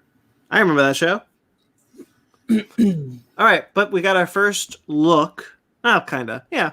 we got a sizzle reel look at what is now called Star Wars Andor, the series about Cassian Andor and K2SO. Sorry, excuse me. Andor what? What's Last Planet called? Alderaan. Okay, never We're mind. looking for love in Alderaan places. Okay, so yeah, Star Wars Andor. He looks really excited, and that makes me excited. Yeah. It looks like there's a lot of practical aliens. It looks like it's going to be lots of scavenging and. They talked about it. They talked about. We didn't really see any stuff from it. It is filming now. We saw them talk about like there's over 2,000 extras. There's like 20 something in the main speaking characters. Blah blah blah. I was like, so this is actually going to be a bigger, more dense show than The Mandalorian. We're not. They said 200 named cast members. I think. Yeah. So those 200 like relevant characters, not just extras, but like they're important. Yeah. And it's 12 episodes. They announced it was 12 episodes because they said there's 12 scripts. Yeah. So it's between 3 and 4. Like I imagine it's gonna have all of like the like rebel people who like help build a rebellion. Like I imagine this is gonna be like the rebel building show. Well, people are yeah. So people are talking about it that like it's set because Rogue One starts where Rebels ends pretty much. Mm-hmm. So this is now mixed in with Rebels. So people are saying like Hera's got to show up. Yeah. We got a live action Ahsoka. Let's get a live action Hera. I'm into it. Hera. I'm thinking of like Mon Mothma. Like, isn't she confirmed already? Like, she's like in. Well, she's in Rogue One. She's in Rogue, but I think like she was confirmed to be in the show too. But like, I imagine like this is like this is us trying to build the rebellion. And I think they confirmed. I forget his name, but the guy who played Organa. Jimmy Smits. Jimmy Smits. I think they confirmed him too. Oh yeah, this is definitely a rebellion building show. Oh yeah, makes sense. What if we actually go Alderaan? It's just like a quick little scene in episode 3. That would be incredible. Wow. I would love to go to Alderaan. Yeah. Boom. See a little baby Leia? Well, she would only be a couple years. She'd only be like 15, maybe around there. I saw her in a ship in Rebels, so yeah, she'd be roughly there. Yeah. Okay. We got some new information on Star Wars, now called Obi-Wan Kenobi. I liked it better when it was Kenobi. I'm not gonna lie. Is it actually called Obi-Wan Kenobi? Yes. Yeah, should have been Kenobi. And the eye is the lightsaber. So Star Wars Obi-Wan Kenobi, they said that production is going to start in March. It's set 10 years after Revenge of the Sith. Okay. And Hayden Christensen is returning as Darth Vader. Yeah. This is cool. Is he just going to be a stuntman and not do the voice? No. So this is what I think is going to happen. While Obi-Wan is on Tatooine, he's essentially haunted by Anakin and what he did to him. So he's probably going to be like a figment of Obi-Wan's imagination. Is like, hey, you messed up. You failed. If we remember, yeah, why not? I'll talk about this. If we remember, the Obi-Wan Kenobi movie was going to be about him trying to save Darth Vader again, try to save Anakin again, based on the line from Return of the Jedi. Obi-Wan once thought as you did. So we're going to see him kind of like try to fix the mistake of leaving Anakin on Mustafar. So I'm when I heard Hayden Christensen was in it, my immediate thoughts were they said there's gonna be a rematch between them, so they're gonna fight. Yeah. If his helmet is shattered for a portion of the film, we'll see Hayden Christensen. Yeah. And if there's any other part where we get to see him in the show and he could be helmetless, that can exist as well. Also, it could be a good opportunity, and Disney's got the money, as proven with the MCU, flashbacks to show flashbacks during him and Anakin pre-Attack of the Clones, during the Clone Wars, whatever you want, of their bond. I'm just saying, Obi-Wan had a relationship with somebody. I'm just saying, what if there's a secret baby? I'm just saying, secret baby, secret Obi-Wan baby. That's what everyone said was going to be Rey. It was going to be Obi-Wan's granddaughter from Satine. Yeah. Would have been better than Satine. Sorry. Oh, real quickly. Yeah. There was a rumor. There's a rumor that came out today or yesterday. I don't remember, but they talked about how there's going to have multiple villains. One of them being that Obi-Wan is being hunted by a clone battalion led by Commander Cody. I don't know that that's true, but I really want it now. Like hunted in a negative way, like actually hunted. Yeah, like they want to shoot him. But they're good guys. Not the clones at that point. Not at that point. Commander Cody? Commander Cody shot him. No, I'm Rex. I'm thinking Rex. of Rex. Yeah. Yeah. No, yeah. Cody shot him. That would be hella dope if like his old battalion is like going after him. Yeah, that's sick as hell. Real quickly, Cody, way worse of a captain than Rex was, because Rex was like hesitant to shoot Ahsoka, but Cody was like, "Yeah, blast him." The second he's like, "Kill that mother effer." Yeah, well, that bond just wasn't as strong as Anakin and Ahsoka's was with Rex. Sure. Yeah. Like Obi-Wan and Cody were close, but they weren't that close. Yeah. See, I don't see Hayden Christensen playing Darth Vader without his mask very much, because one, I don't think he can really breathe very, very well without the mask. I think that's a thing. But also just like it seems weird to like. Well, you can see he's got like the half mask that we see in Return of the Jedi. Yeah. See that? Yeah.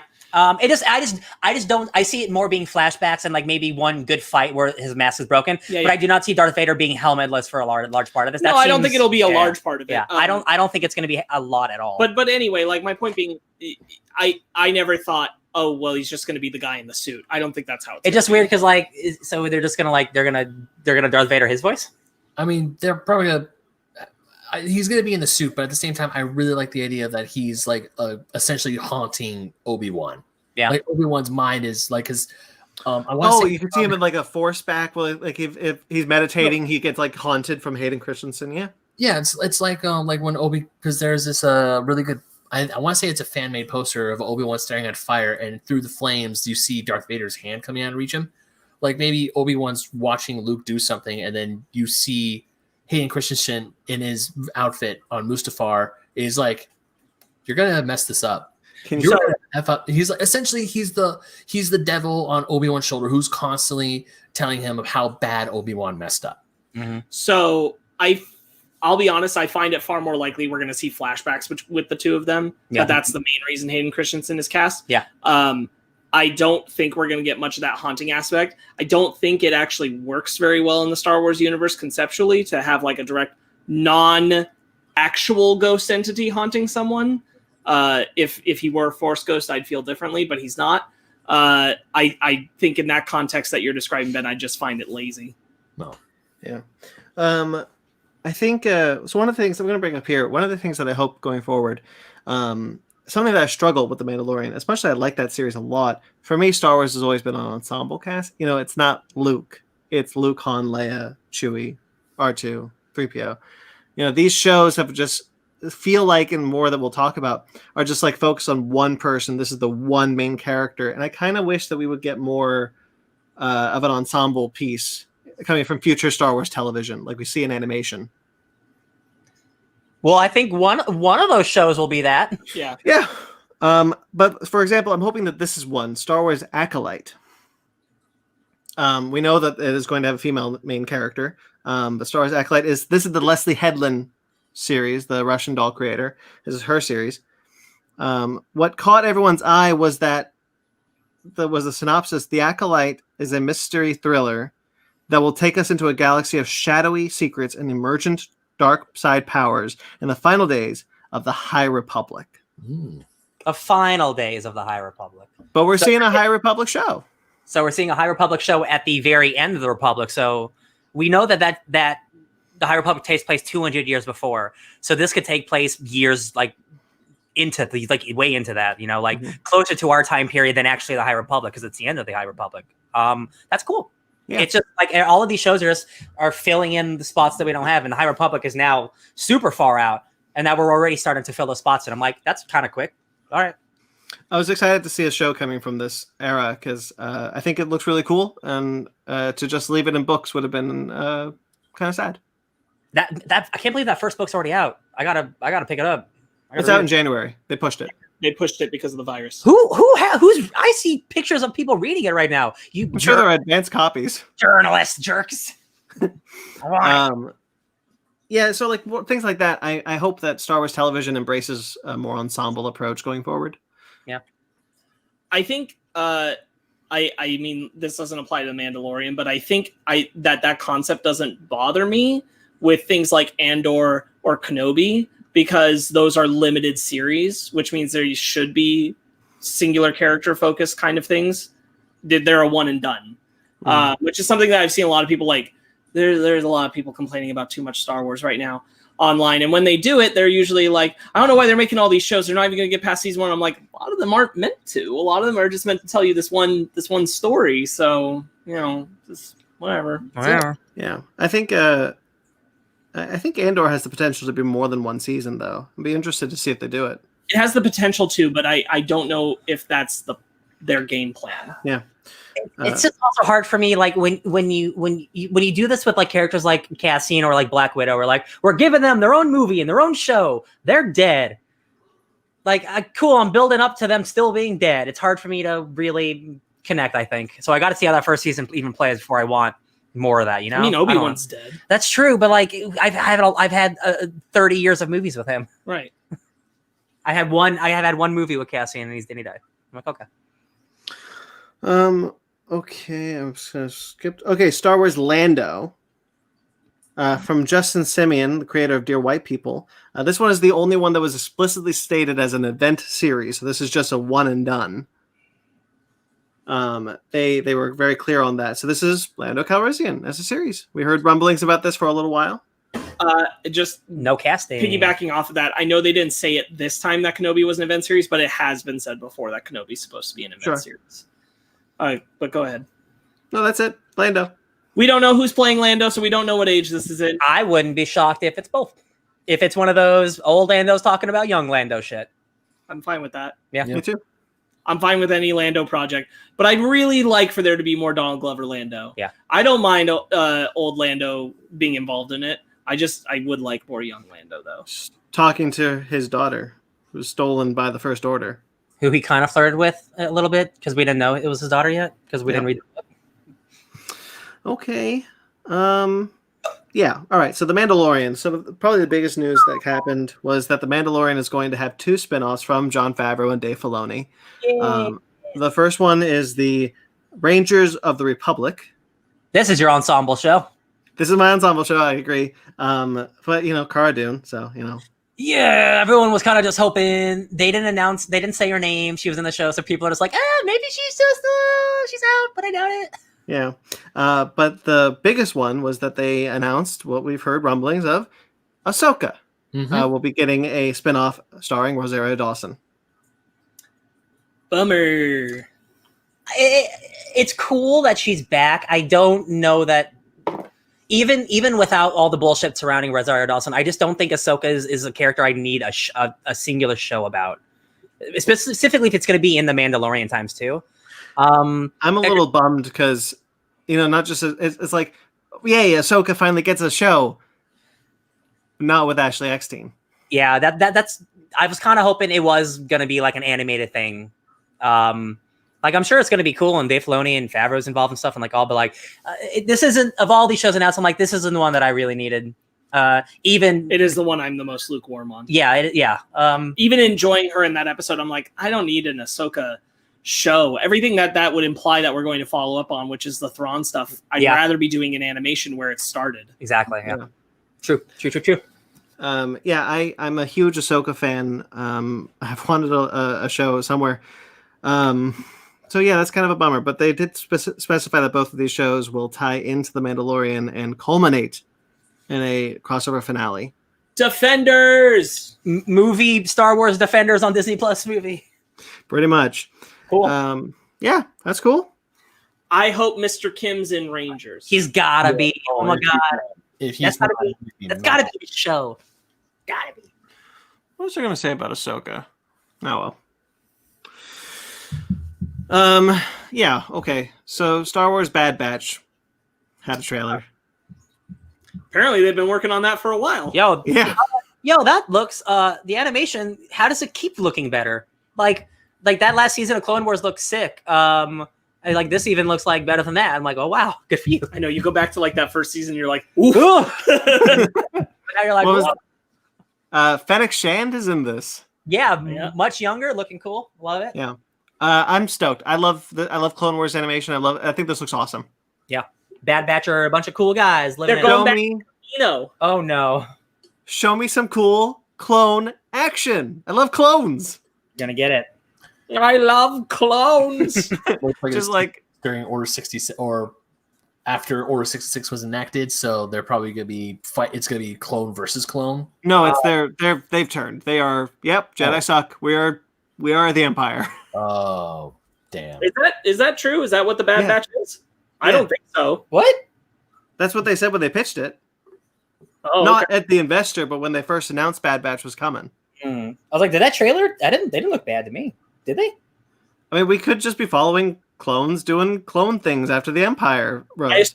I assume because they were different from the other clones, they're not affected by Order 66. Well, the original premise that we heard of when the show was announced was that because Palpatine started phasing out the clones from the army, they are looking for more. They are looking for different work because they're no longer in the Imperial Army. Right. I mean, and that's fine, but I don't think that they were affected by Order 66. Like, I don't think they have that ingrained belief. And I base that on, who the other clone that they just saved in the last season? I'm blanking on the name. Five. Five? Yeah. Oh, Echo.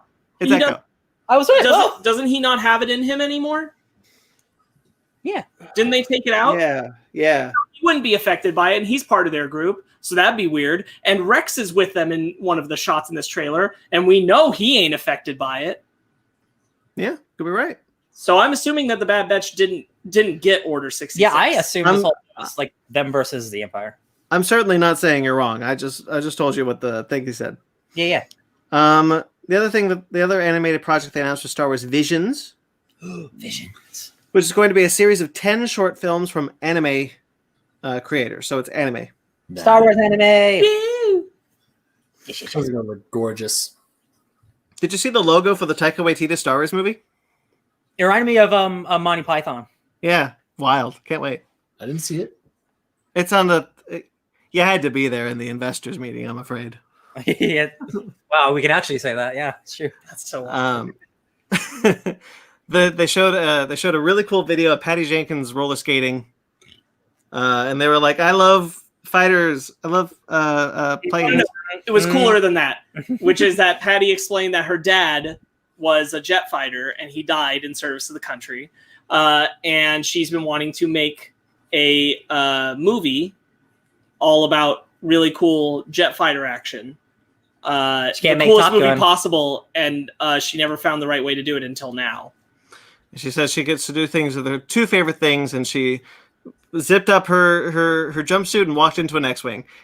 And I think every single director who is announced to do a Star Wars movie needs to do that exact same thing from now on. Why are you so personally tied to Star Wars in your own unique No, way? just like, hey, I'm doing a Star Wars, walks to X-wing. Oh, yeah. I think that'd be cool.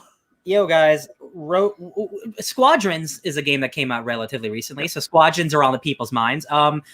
Rogue Squadron is a fan-beloved game from like the 80s and 90s, and they made the TIE fighters. Like There's people a book series.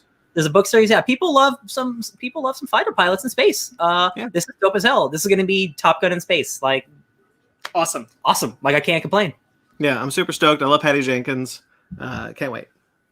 I'm glad she's not tied just to Warner Brothers. I'm so glad she can venture to the other side. Yeah. Okay. Marvel. Baby, we're finally all the bullshit's out of the way. Guys, do you feel like that's too much Star Wars? Because I just don't agree with that opinion. No. Listen, if you're a piece of shit who doesn't like diversity or more cool Star Wars stuff, then yes, this is too much Star Wars for you. How dare you? You know what? That way. Oh, say it. I was about to say, I don't think it's just people like that. I do think there is, like, Patrick Williams, like Star Wars fatigue. I get it, whatever. But because there are so many different voices going to explore the pool of Star Wars, I'm like, no, yeah. If Patty Jenkins and Leslie Headland are two different voices, those are going to be two different series. It's not going to feel like I'm watching the same thing over and over again. This is like what people want from Star Wars. Is like I agree. Yeah, I agree. This is why it was frustrating me to see that argument, and also from the same people who are praising the amount of Marvel stuff that was announced. And I'm like, it's the same. It's literally the same. It's thing. the same. I don't know why you're acting like Star Wars is some sacred thing. Like, it hasn't been that for forever. Yeah. People can touch other parts of the universe in dirty ways and do different things. It's true. I meant what I said. When the camera zoomed in on Kevin Feige, I was like, I haven't seen you in a long time, my friend. Yeah. Hello, old friend. Hello, old friend. Savior. So here we go. As Ryan said, they did confirm Miss Marvel, Iman as Miss Marvel, which we knew going into it, but they also showed us a sizzle reel. Guys, first of all, they showed us a sizzle reel for things that are still filming. Miss Marvel still filming, Hawkeye still filming. The fact that they got anything out is just kind of impressive. Good for them. And Doctor Strange is filming. Doctor Strange is filming. We got news. We did. So Iman is Captain Marvel. I think the sizzle reel looks cool. I'm really excited for this series, just in general. Yeah. Yeah. They showed like her video audition because this was during COVID. Oh, yeah. And they were accepting it, and I'm like, that's so good. She was like, I can't comprehend. It's a freaking Zoom call. It's so good. Can you imagine real quick though? Like, you're an unknown actress and you get casted in like the next big Marvel property, and oh right, I forgot. Sorry, we're all in Spider-Man. Yeah, but you're also white, and she is not. What a privilege! Look, no, it's really cool. I was really glad that they aired that sizzle reel, kind of specifically just for that moment, because I'm like, I think we all just needed that right now. I think we all needed that girl's happiness at being part of this in this shitty time period. It was like, hey, guess what? You're gonna be Kamala Khan. She's like, what? Yeah, we all get to live that vicarious moment. Yeah. It was at this point that Kevin Feige's eyes went wide and he started frothing at the mouth. He just started vomiting Marvel projects. Yeah, and like the animal regulars was like, we gotta get him back, and they had like the harnesses, and Kevin's like, I have too many announcements. It's happening. For example, we heard a little bit ago that Nick Fury was going to be at in a TV series for Marvel. It is now Secret Invasion. Nick Fury is coming back with Talos, Ben Mendelsohn himself, coming back. So what is that show? I honestly think that's going to just be the small scale Secret Invasion. Like, they're going to deal with a small invasion. Maybe some people that we know of Rogue Skrulls. Rogue Skrulls. Well, that's what he says. There's like a sect of Skrulls have infiltrated the highest levels of government, and it's up to Nick Fury and Talos to take him down. It's probably going to be like a political comedy thriller, because Talos is so stupid and funny. That's going to be like Lethal Weapon, but with an alien. I'm so excited. Yeah. I just hope we get some good effect of like, and it doesn't feel like it invalidates anything or shoehorned in, of like somebody you don't expect, even if it's only like in the time period we didn't expect. Yeah. Like during the time of this show, rather than like anything that contradicts the movie timelines. Somebody you don't expect is a Skrull. Make it someone from I just want that moment. Make it someone from Agents of S.H.I.E.L.D. or Netflix. Or Netflix. Ooh. So this is a new TV series. I was really surprised that a Secret Invasion announcement wasn't Avengers Secret Invasion. That's why I'm so excited, because like that is such a big event. Like, you only can do it as big a scale as an Avengers movie, or you do it something small like this. I'm kind of not surprised, only because we talked about it when Captain Marvel happened, that this kind of made Secret Invasion, at least on that scale, feel like it had to be off the table, because the entire idea of Skrulls had been changed. Yeah. Mm-hmm. But now there's a sect of them that are evil. So he kept going. I can't wait for this Marvel Bad Batch show. So he kept vomiting up more shows. Ironheart. He announced that an Ironheart TV series is coming, starring Dominic Thorne. He even told us who is playing Riri Williams. That's awesome. That's great. Iron Man fans ate well today, because that wasn't it, Brandon. Armor Wars, which you can bet that Riri Williams will show up in. Go on. Don Cheadle is returning as War Machine, as Rhodey. to star in an Armor Wars TV series on Disney Plus, trying to stop Tony's tech from getting into the wrong hands. So I sent you guys a description from Wikipedia of what Armor Wars is about. Armor Wars is about obviously Tony Stark's armors getting stolen and repurposed through villains. Tony Stark gets the help of Scott Lang Ant-Man to help him with his stuff, and Justin Hammer is the villain of the book. So I'm not saying Ant-Man and Justin Hammer are going to show up, but look at the rest of the casting for the rest of all these shows. If we got Tim Roth, we could get back. If we could get back Sam Rockwell. Everyone is back. Hang on. Justin Hammer coming back would be a dream come true. I guarantee it. So happy that Don Cheadle is getting this. He has deserved it. Yeah. I am glad he's getting this focused attention. Yes. And Armor Wars is like Iron Man's biggest event. Like this is dope. You brought it up, so I'll just talk about it here. She-Hulk. They did confirm Tatiana Maslany is playing She-Hulk. What a liar! What a liar! 1 month later, that's not real. It is going to be. What she was able to do, she was able to hide her pants being on fire. Yeah, It's going to be a comedy series. Mark Ruffalo is returning as Bruce Banner, the Incredible Hulk. Tim Roth. The Incredible Hulk lives again. Tim Roth is returning as the Abomination in this comedy show. I love it. Oh my God! Bets are off, ladies and gentlemen. All bets are off. And listen, if you real quick, Ben, if you listen to our Lord and Savior Kevin Feige, he said you never know who will show up on this show. I'm just saying because it's a lawyer show. Because it's a lawyer, specifically a lawyer show. Who got announced this week? Who? It's us. It's all of us. Charlie Cox again.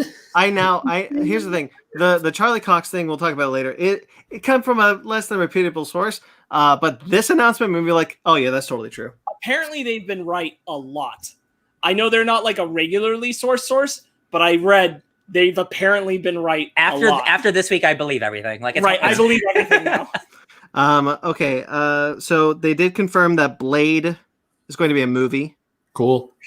That is wild and weird. I hope it's rated R. I'm cool with it, but it is weird when you look at like Moon Knight and the other stuff we're getting on Disney Plus. They're all Midnight Suns, and Blade is being sent to the movies. I have no problem with it. Yeah. It's just weird. Yeah. They didn't say anything about Moon Knight of note. They did not confirm Oscar Isaac, and they didn't really say what the show's about. So we're not going to talk about that. But we're going to talk about.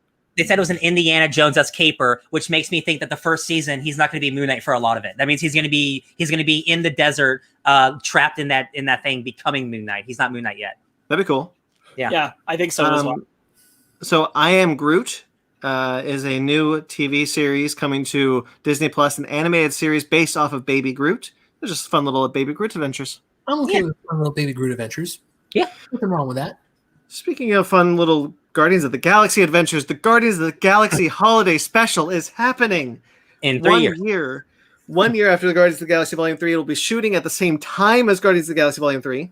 Not true. Oh, check your notes. The holiday special comes out the Christmas before Guardians Volume 3 releases. It is Christmas 2022. Oh, go Google it, my man. I'm not wrong. Guardians 3 comes out after. The holiday special is going to be our bridge about Guardians stuff from Thor: Love and Thunder to Guardians 3. Okay. I don't know what's true, but I love all of it. I'm pretty sure you said I could have sworn I heard after, but I don't care. I'm excited that I just know, like everyone on Twitter like keeps asking James Gunn if this is real. And he's like, no, this is real. No, I am inspired by the Star Wars holiday specials. This is on purpose. And he is shooting it simultaneously with Guardians of the Galaxy Volume 3. Yes. He wrote and directed this. Speaking of holiday specials, I actually did watch the Lego one, the Lego Star Wars one, a few weeks ago. Oh, yeah. Yeah, I liked it. I thought it was cute. Yeah. James Gunn is directing, or he directed Suicide Squad. He's currently doing the Peacemaker show. Then he's just going to come and make 2 Guardians of the Galaxy things. And I'm like, what a good for him. He got both sides. Good job. And when people thought his career was dead a few years ago, now it's like, he's just coming back even stronger. That's very funny. Yeah. I'm not gonna deal with that. Wait, deal with what? I'm just gonna start going in order instead of bouncing around. WandaVision had a trailer. Yes, it did. I still don't know. I mean, I'm like, what I think the show is starting to look like what it is. Like Wanda is like doing weird reality warping stuff, and there's people on the outside trying to help. Either they can't get in or she's contained. We see short glimpses of all our friends. We see Jimmy Woo. Yeah, and we see it, and we see Kat Dennings for a second. Oh, I didn't see the cat. Oh yeah, she's there for a moment. Oh, she's there. You see So her. here's something that's really interesting. One, I really like Monica Rambeau's like, who are you? I don't know. I don't know, and she's like scared. Yeah, Oh, yeah. And then One it of goes the back to her like sitcom smile. We see the Mind Stone. Yeah. In this trailer. That is the Mind Stone. Right. It's a big milestone. So very interesting. I wonder if she's strong enough to create it, but maybe that's what makes everything go wrong because like you can't harness that kind of power. Maybe. Maybe. I don't know. Spicy. Very intriguing. I'm very excited. And this is these are kind of the parts where we were talking about how like they wouldn't show us everything for everything else, but Kevin Feige was like, "Here's everything." Yeah. Papa Feige was just like, we're almost done with Falcon Winter Soldier. You're gonna blah blah blah blah blah. Here's your first look. There it is. Our first look at Falcon and the Winter Soldier. Every time I expected to be sent to that Disney trivia thing after I'm like, okay, here I'm gonna go to that Disney trivia thing while he shows the investors. Oh, what? I think Falcon Winter Soldier looks incredible. It does. For no joke, for like the next 20 minutes, it's gonna be hard for me not to fanboy. Like just to be real, like the part where he's like just flying through the mountain area, and I'm like, oh, we are just watching Marvel movies on our TV at home. The budget is there. This is movie quality shit, just in a TV form. I love Bucky's look. He looks great. Maybe the best look he's had. I think there's more personality in this trailer than there was in his last 4 appearances in the MCU. Yeah, he feels like a character for the first time since the first Avenger, which is awesome. And I love their chemistry. I love that we're tackling the legacy of the Shield. Yeah. Ooh, spicy! I love it. And to top it off, at the end, score that Alan Silvestri theme. We saw Zemo a wee bit, just a little bit. Man, what I like about this trailer is it showed us a lot, but I still don't know what the show's about. Like the actual plot. Like we know U.S. agents in there as like the new Captain America. Like we know like people don't like Sam Wilson taking the throne. So I'm like, there's so much stuff we still haven't seen yet that I'm just like, oh, it's gonna be juicy. Who's that person with the mask and the handprint on the mask? We don't know. I'm not sure. People were speculating that's so there's Red Skull's daughter whose name is Sin. I don't think it's just because that lady has red hair. I don't think it's Sin. I don't think they're bringing in Red Skull's daughter. But the people also think it's like Crossbones is like old Mask, but I don't think it's that either. Okay. So We'll see. Yep. And then this is where I was sure they weren't going to show us, but they were like, and Loki is coming. Here's your first look. And I was like, here comes the trivia. Oh, real quick. Falcon and Winter Soldier we now know is coming in March. Yes. We have a date, March 19th. Yes. Wanda is January. Yeah. Yeah, Loki is coming in May. That's 2 months apart for each one. That's nuts. Man. Wild. So I was like, here comes the trivia. I'm not going to see Loki. And then we saw the trailer for Loki, and I started crying. That was a whole trailer. That man, come on. That's like a whole show. What is that show? Whole vibe. Yo, that show's time traveling heists. I love Owen Wilson. Guys, Me too. You know Owen Wilson's name in this? And do you know who his character's name is? No, but I'm on the edge of my seat. His name is Morbius. Oh my god. His name is Morbius M. Morbius. And so the TVA, who is the time variation agency or whatever, they are based on Mark Gruenwald, who was a Marvel editor in the 70s. So the comic that this is based off, all the people working at this agency are clones of this comic book writer. So Owen Wilson looks like Mark Gruenwald from the 70s. So they're taking the full thing in effect. So we might be saying like a dozen Owen Wilson clones that they haven't shown us yet.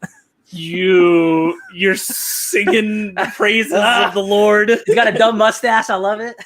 I love everything. Hair. Like silvered hair. Mm-hmm. Everything about this trailer, I was just so on board. The first, like the last time on Avengers Endgame bit, and then like when he flies out, he's just like, "Brother Heimdall, I hope you're ready." Jumps out of the thing, and then the Bifrost catches him. Loki's D.B. Cooper, which is one of America's. With the very end of the trailer where he has his small horns, his small little. Oh, he's the horns with the button.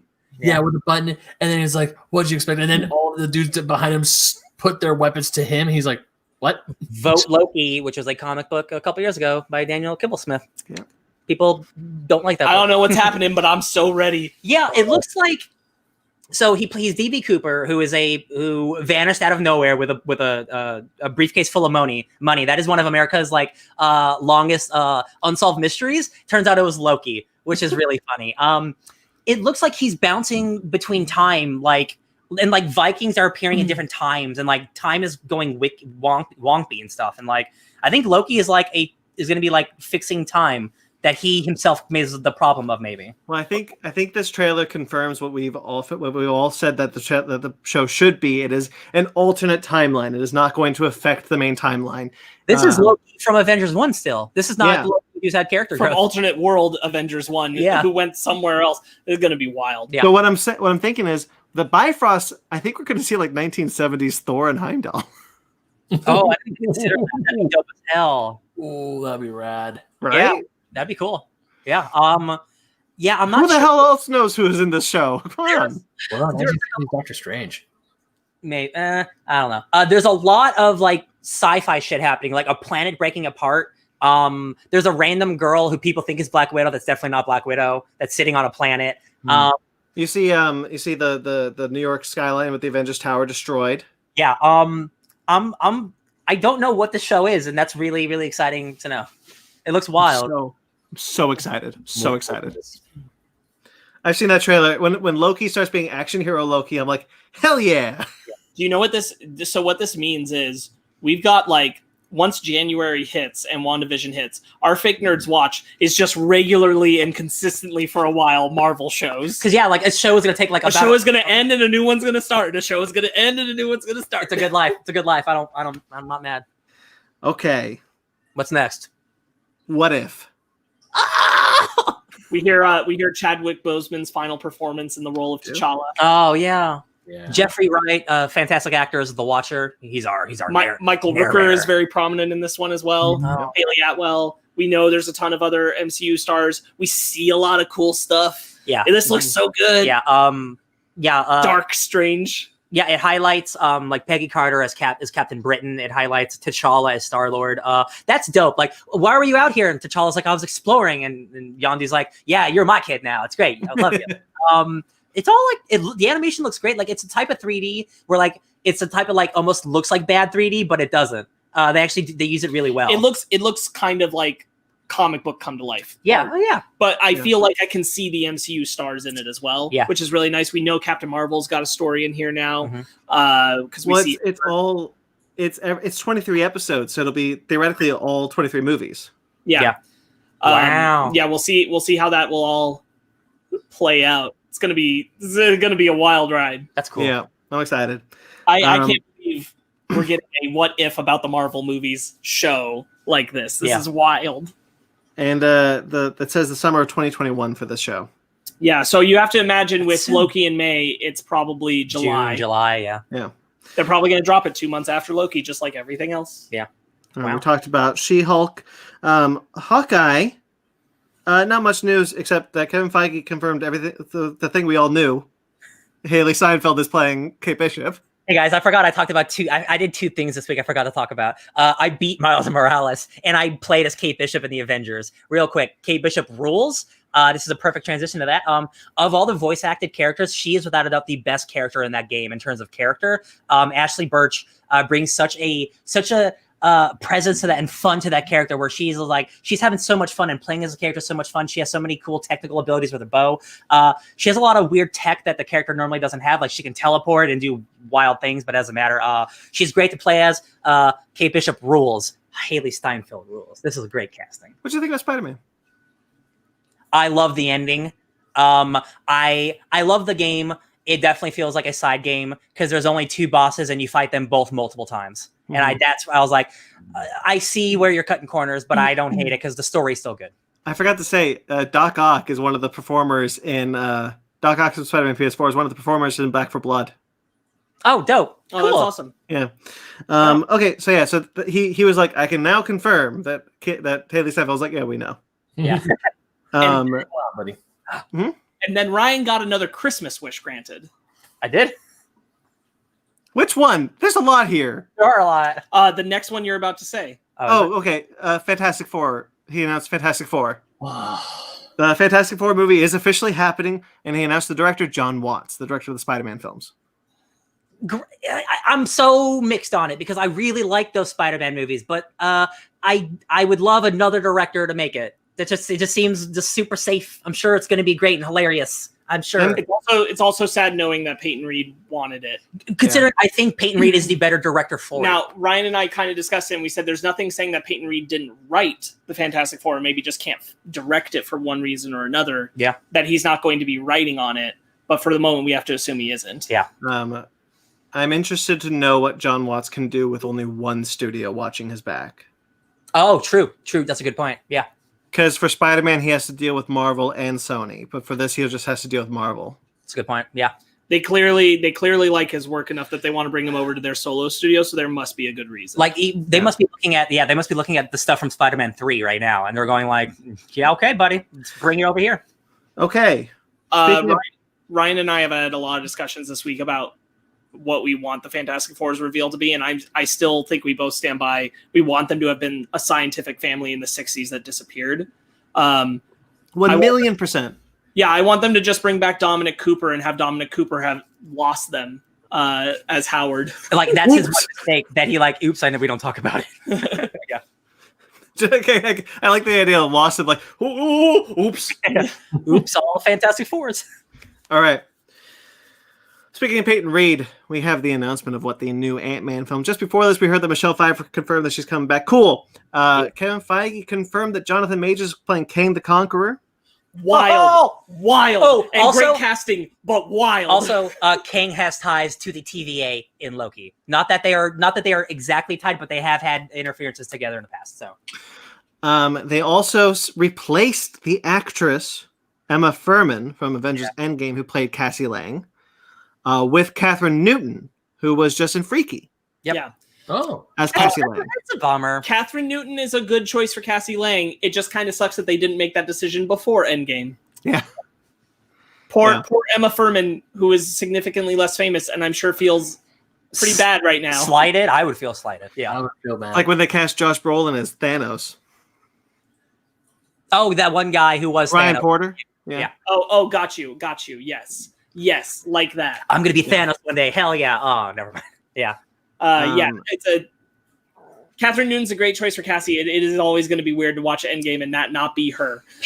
I'm just looking at like, not that that's a big deal. I don't mind you replacing actors in the film series, but that one in particular feels a little strange because I'm already kind of anti the aging her up thing to begin with. Yeah. But obviously she will be Stature. Or now in the comics she's Stinger, so she can go either way. Yeah. Good both ways. Ant-Man and the Wasp 3 will actually be called Ant-Man and the Wasp Quantumania. It's fine. It's cute. I like it. It's cute. Yeah. I like it. Okay. It's got the right funky vibe for the Ant-Man movies. Hell yeah. And then we all love the Ant-Man movies here. Yes, I sure love the Ant-Man movies. This here. is a Twitter is wrong. I don't give a shit about Twitter. I defend Ant-Man and the Wasp every day. every day. we are a pro Ant-Man and the Wasp podcast. Yes, we are. I remember that one gentleman who came up to me and said, "Yo, Ant-Man and the Wasp was not good." I was like, "What movie did you see? Because that movie is great." You punched him and then you put him in the sewers for Pennywise. I didn't punch him or put him in the Did you see you posted on Twitter where it was just like does anyone like the Ant-Man series? And you're like, it has my quantum sword, and I supposed to my quantum axe. Yeah, like putting our legions behind someone. Like I like these movies. And of course, I had to go right back to work because otherwise, I would say my quantum bow. And also, last time I checked, I couldn't find the damn gif of Legolas saying, "You have my bow." Oh, rip. All right. And probably another one of the worst kept secrets that's coming out of Marvel. Nia DaCosta has been confirmed to be directing Captain Marvel 2. Woo! Good for her. Yeah. Yes. Iman Vellani's Miss Marvel from the TV series Miss Marvel. And Teyonah Parris, Monica Rambeau from WandaVision, will be returning, also starring in the sequel to Captain Marvel starring Brie Larson. That's 3 Captain Marvels in one movie, or 3 Miss Marvels in one movie. That's 3 marvelous ladies. That's amazing. I'm jamming. It's great. I can't wait to hear Brie Larson call Teyonah Parris Captain Trouble. Oh, like her mama. So good. I'm so ready. Doctor Strange and the Multiverse of Madness. Kevin Feige let it slip that it is filming currently. It is happening. The returning cast, obviously, Baron Mordo, Doctor Strange, Rachel McAdams. We knew Wong and we knew Mordo, but we did not know Rachel McAdams until this week. I saw that like she wasn't coming back, so this is awesome. This is news. Like I hope they utilize her better. I'm really glad she's coming back. Yeah. This is confirmed to be connecting to the live action. I didn't want her to be the new Jane. Yes. Okay. We've heard this is going to happen, but Kevin Feige kind of put his foot down and said, yes, live action Spider-Verse, we did it again, is in fact connecting to Doctor Strange in the Multiverse of Madness. He's so proud of that joke, he wrote it down twice. It's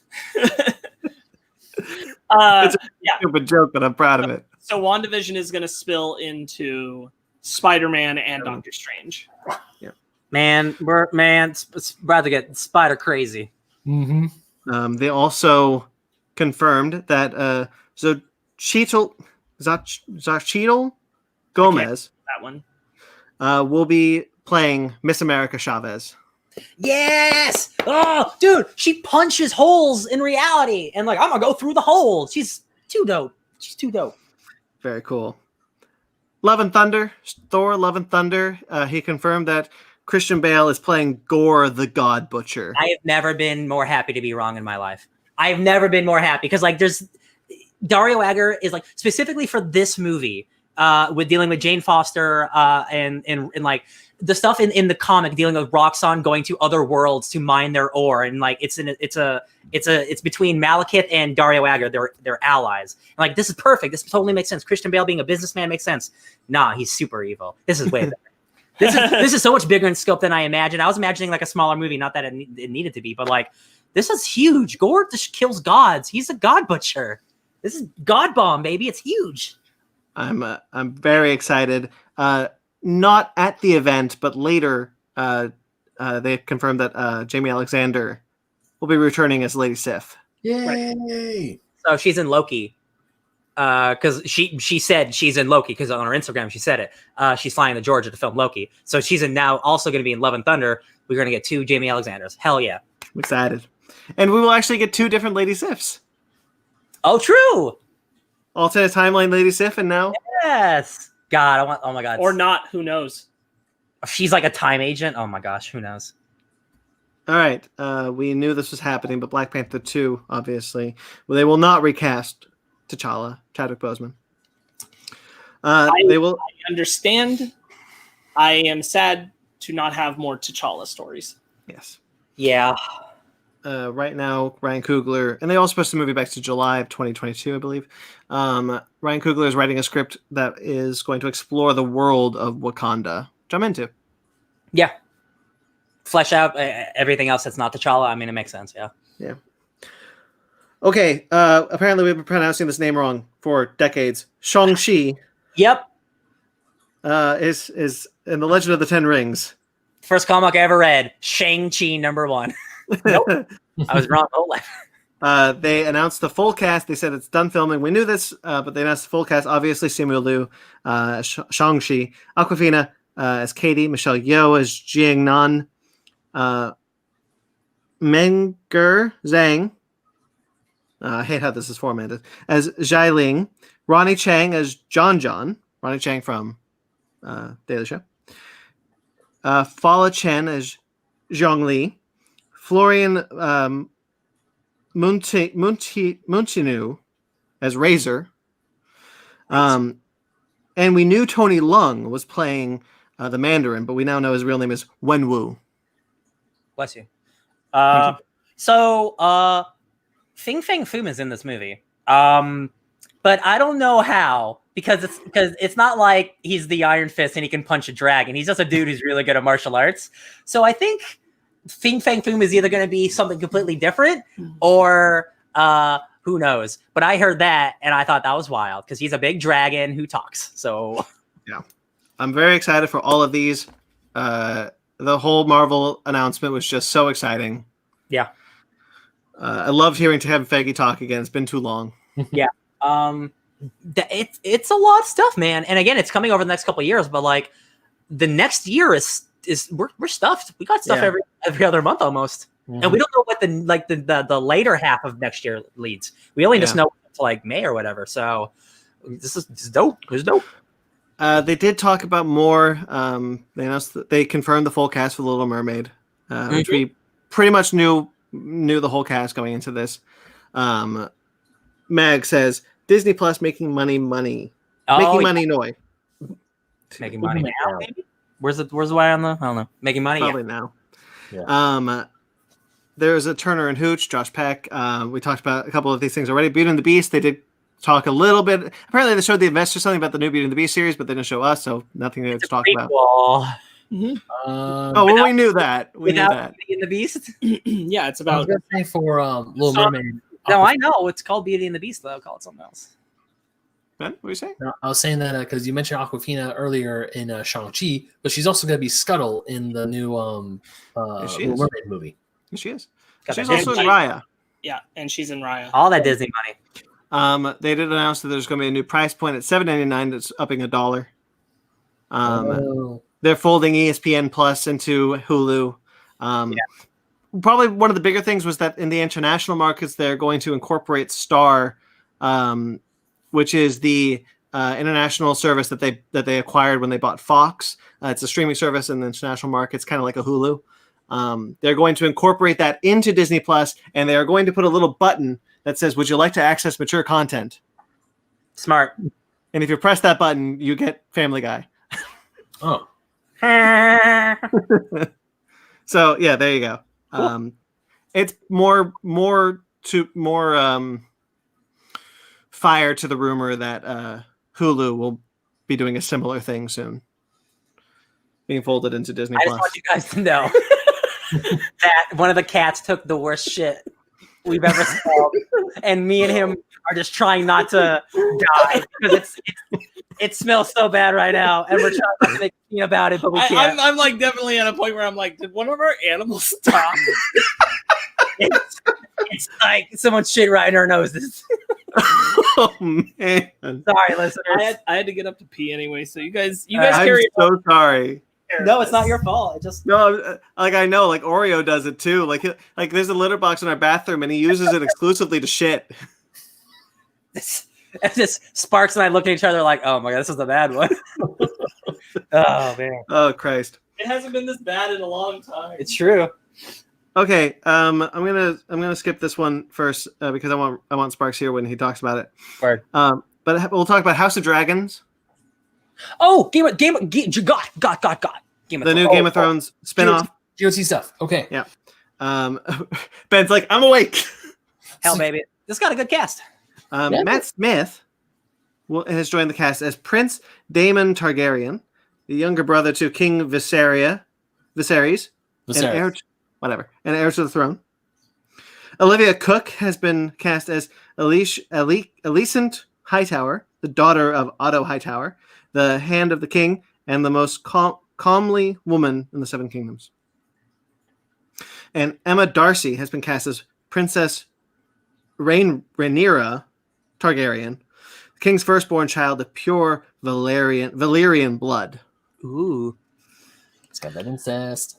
Yeah. This takes place like a couple hundred years before the original trilogy, or the original series. I would say it takes place like 300 years. So the Targaryen dynasty, well, it was when the Targaryen dynasty was at its highest. So many dragons. Yeah, like dragons. Everyone's riding a dragon in this. Oh, yeah. Like dragons weren't as extinct because if you remember, I know it's been a while because after that ending, Game of Thrones kind of went off the culture scale. By the way, I am endlessly fascinated with the cultural implosion that happened with Game of Thrones. Oh, God. It was the best. It was the only thing anybody talked about for years. People went back to rewatch it, and as soon as it ended, like you didn't hear a thing. It's really sad because this happens to every like huge show, and if it has a bad ending, like Dexter is like a great show, and that has like one of the worst endings of all time. And now like people are like, man, remember how good Dexter was before the ending? It's the same with Game of Thrones. I think Breaking Bad is like the only great show that had a good ending. Like, didn't The Sopranos also have a thing about that their ending too? Yes, that one is. I think more people over time have grown to like it. When it came out, it was not liked. It was controversial at the time. Yes. I remember news cycles were talking about people reacting to the ending of Sopranos. But anyways, going back to Game of Thrones, Yeah, because this show takes place because there's a scene, I want to say in season 4, where Tywin is talking to someone about the dragons, and there's like, yeah, over time the dragons were more docile, and the last dragon skull that they knew of was the size of a cat. Yes, And that's right. Yeah, there. down in like that crypt where they keep all the dragon skulls. Yeah, so he's like, you know what? I like more dragons. Dragons are awesome. Bigger budget. Oh yeah, way bigger budget, and hopefully this will like wash the bad taste because I'm still not a huge fan of season 8. Oh, especially season 8. This is Jane Goldman's series. After watching Kingsman, by the way, I'm back on like this Jane Goldman kick. She's really good. She's a really great writer. The writer of Kingsman?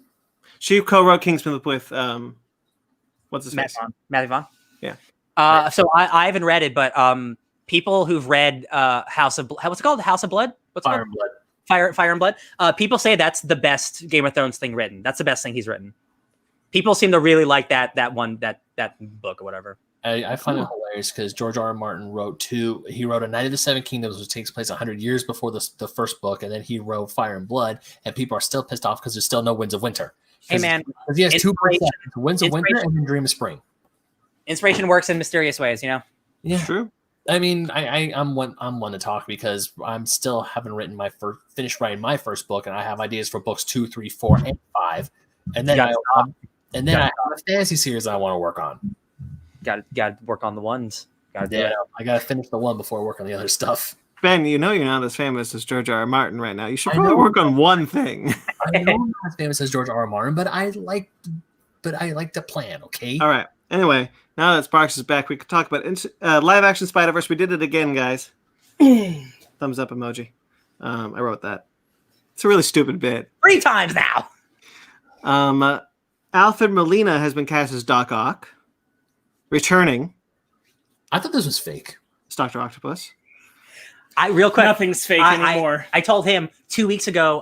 I listened to a podcast where they do like 2 truths and a lie about rumors in Hollywood, and the fake rumor was that Alfred Molina was coming back as Doc Ock. Oh. So how do they think they feel? How did they feel 2 weeks later when this is actually announced? They're like, "Do we will this into existence? What else can we make come true?" And just announce anything. This is ridiculous.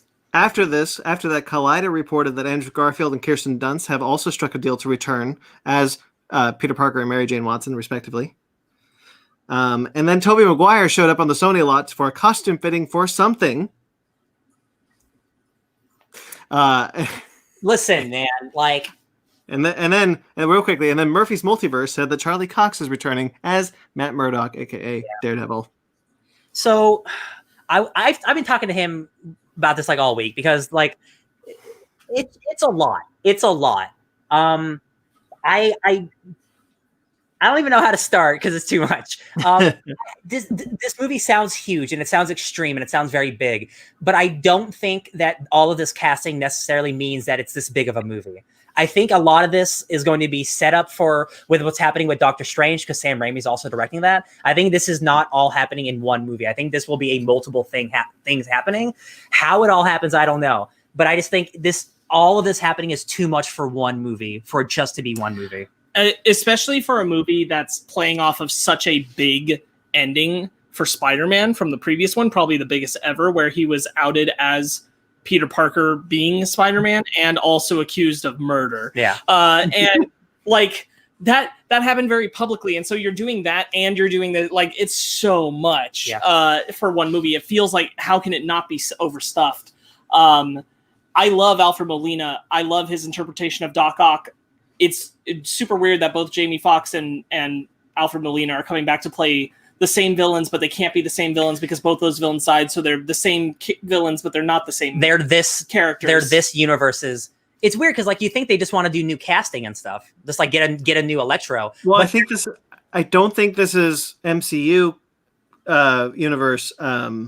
Jamie Foxx. I think it's like Amazing Spider-Man adjacent universe. Jamie Foxx. Like, I think this is all multiverse still. Yeah, I think you're probably right. I don't think they're the ones inherently living in the MCU. Although one of them could be. There's no reason they can't. Yeah. I don't think they all are. I mean, it is like, you know, J. Jonah Jameson is played by the same person. It's because those are the dead characters. Those villains are dead. So like it's which way do you want to go about it? It's but weird. it feels right, and that's the other thing is like you're wanting to work off audience familiarity with the characters, which I'm like that totally works for like Andrew Garfield, Tobey Maguire, Kirsten Dunst, but it doesn't work as well for also Emma Stone is in the rumors as well, but Gwen she's not Stacy. confirmed. Who's also dead. But it doesn't make as much sense when the characters are not going to be the same characters, and it's like I guess like shorthand familiarity with a similar version of the actor having played that role before, but it's not going to be the same. They've already said they're going to reinvent Electro. Yeah. Who knows what Doc Ock is going to be? I'm sure he could. Man, I'm sure not the same one. He could just be like Otto Octavius, like just the again. dude. Like I think all of this casting, like these characters might be in it for like 3 minutes. Like I don't think like. I think this is the setup. I highly suspect that the villains are in it for more. Yeah. But I agree with you about like Tobey Maguire and Andrew Garfield and that kind of stuff. That stuff feels like Crisis on Infinite Earth stuff to me. That's what I feels imagine. like. Yeah. That feels like Tom Welling. Yeah. Returning. Like return for like a big scene or something. Yeah, I think it's likely Tom Holland will be in Doctor Strange in the Multiverse of Madness as well. Yeah. Me too. I'm feeling. I wouldn't. But also, you got to look at like Charlie Cox is in this. So like the Daredevil helping Peter Parker to clear his name story is enough already. Yeah, right. And again, that's just Charlie Cox showing up for 5 minutes. That's just him showing up for him just being Matt Murdock. Yeah, but it says everything. Yeah, because the Netflix shows are valid again. Exactly. That's what I mean. I think it's all back on the table. Like this sounds like it's going to be as big as Into the Spider-Verse, and like.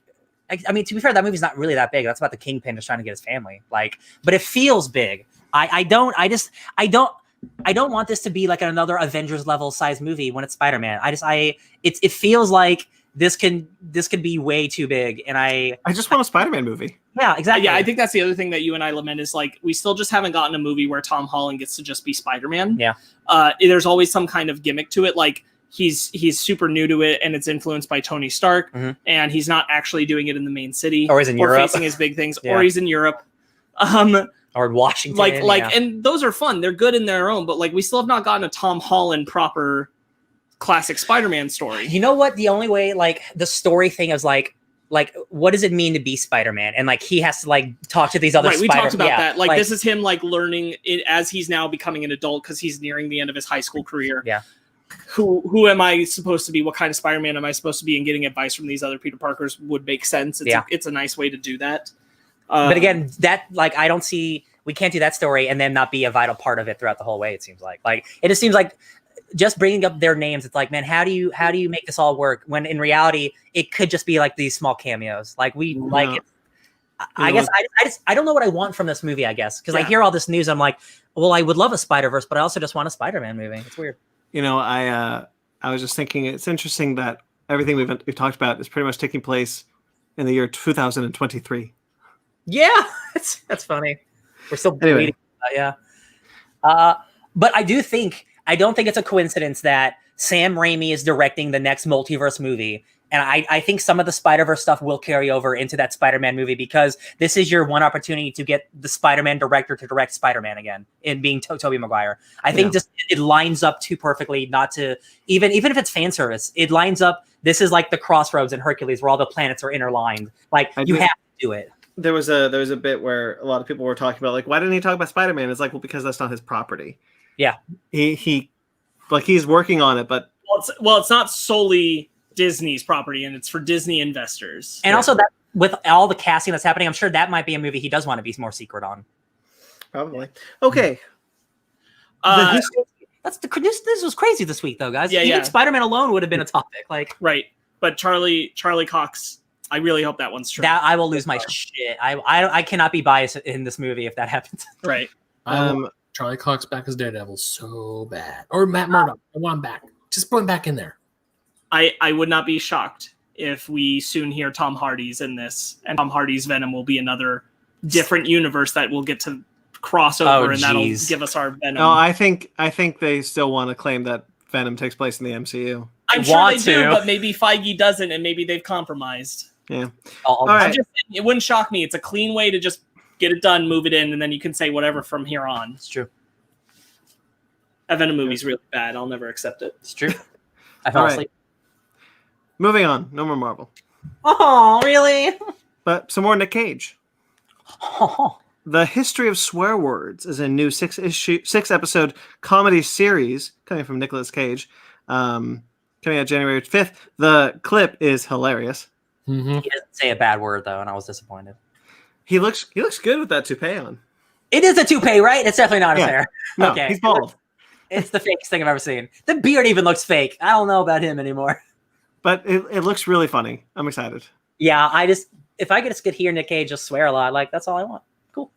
In that scenario, sounds really funny. Okay, this is probably one of the biggest things that happened in like a week of so many big things. But Sony has acquired Crunchyroll from AT&T. Oh, it's true. Oh. And they are going to fold it into Funimation, which they own. People seem to be happy about this. People don't like AT&T, I'll tell you that. Well, AT&T. So there was a whole thing about AT&T. Like obviously, Denis Villeneuve put out his essay, which I actually have a piece coming about it soon. And I would have talked about that if there wasn't so much shit. But AT&T is still trying to pay off their debt. So selling companies is what they're trying to get that run down that debt, and Crunchyroll is one of them. Mm-hmm. Yeah, because I found this out on Twitter. A voice actor I follow is like, hey, Funimation and Verve are possibly coming back together, or Funimation, Crunchyroll. Are we going to see everything back on Verve, which is one of my one-stop shops to watch a whole lot of anime? So I'm like, yeah, I hope so. And then some guy tweeted back, he's like, oh, I hope not. And I was like, well, screw you then.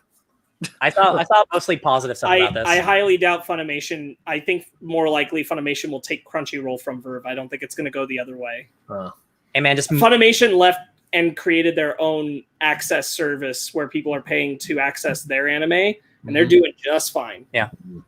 I mean, just bringing all the animations together. That's I'm happy about it. I'm cool with it. I have no horse in that race, unfortunately. Nay. But that's it for all the news. Now we're on to trailers. You will whenever the next Dragon Ball series is announced, you'll have a horse in that race for sure. Don't stop. Well, is it going to be a Crunchyroll exclusive? Then sure.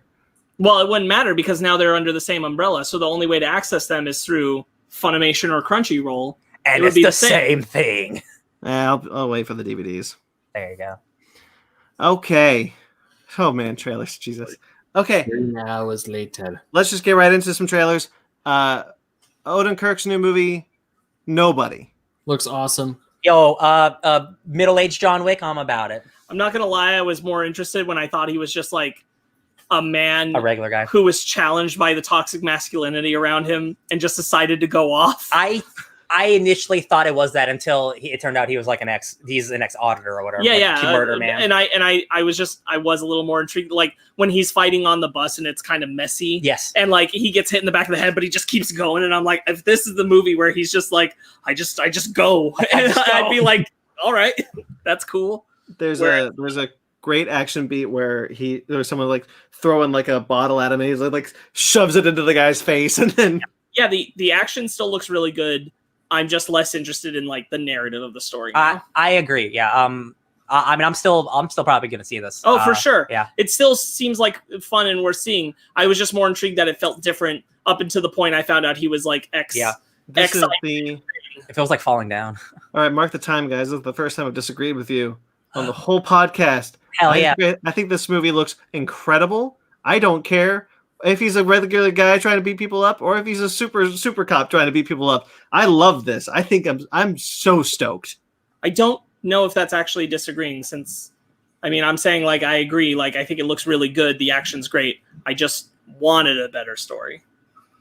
I don't think the story is bad. What I saw, I was totally on board for the whole thing. I don't have any criticism of what I saw. Ben, what do you think? Old man John Wick. He's kicking ass. But they're about the same age. That's the thing. Keanu and Bob Odenkirk are probably around the same age. Just Keanu. Okay, let me rephrase. John Wick, single man, out on a mission. Bob Odenkirk, or the nobody, married man, protects his family. There you go. Could this be a secret? Could this be a secret spinoff to John Wick? No, I doubt it. It did pose a lot of world building, and I was like, is this trying to be another John Wick? Because it's not as stylish as John Wick. But it's David Leitch producing it. Yes. Producing it, yeah. Yes. I mean, they are doing that ballerina spin-off movie or something like the Continental TV show. I'll be honest, I kind of hate it if it is. I think they just would have told us. Yeah. I think it's best its own thing. I would rather prefer if this was just its own thing and it was by the guys who did it because they know what they like and they like doing this. Well, it's just David Leitch. I forgot to look up who the director was though. Does anybody know offhand? I got it. David Leitch is producing, but we'll see his director. Yeah. Yeah, I'm really stoked for this. I was really, really excited. It looks cool.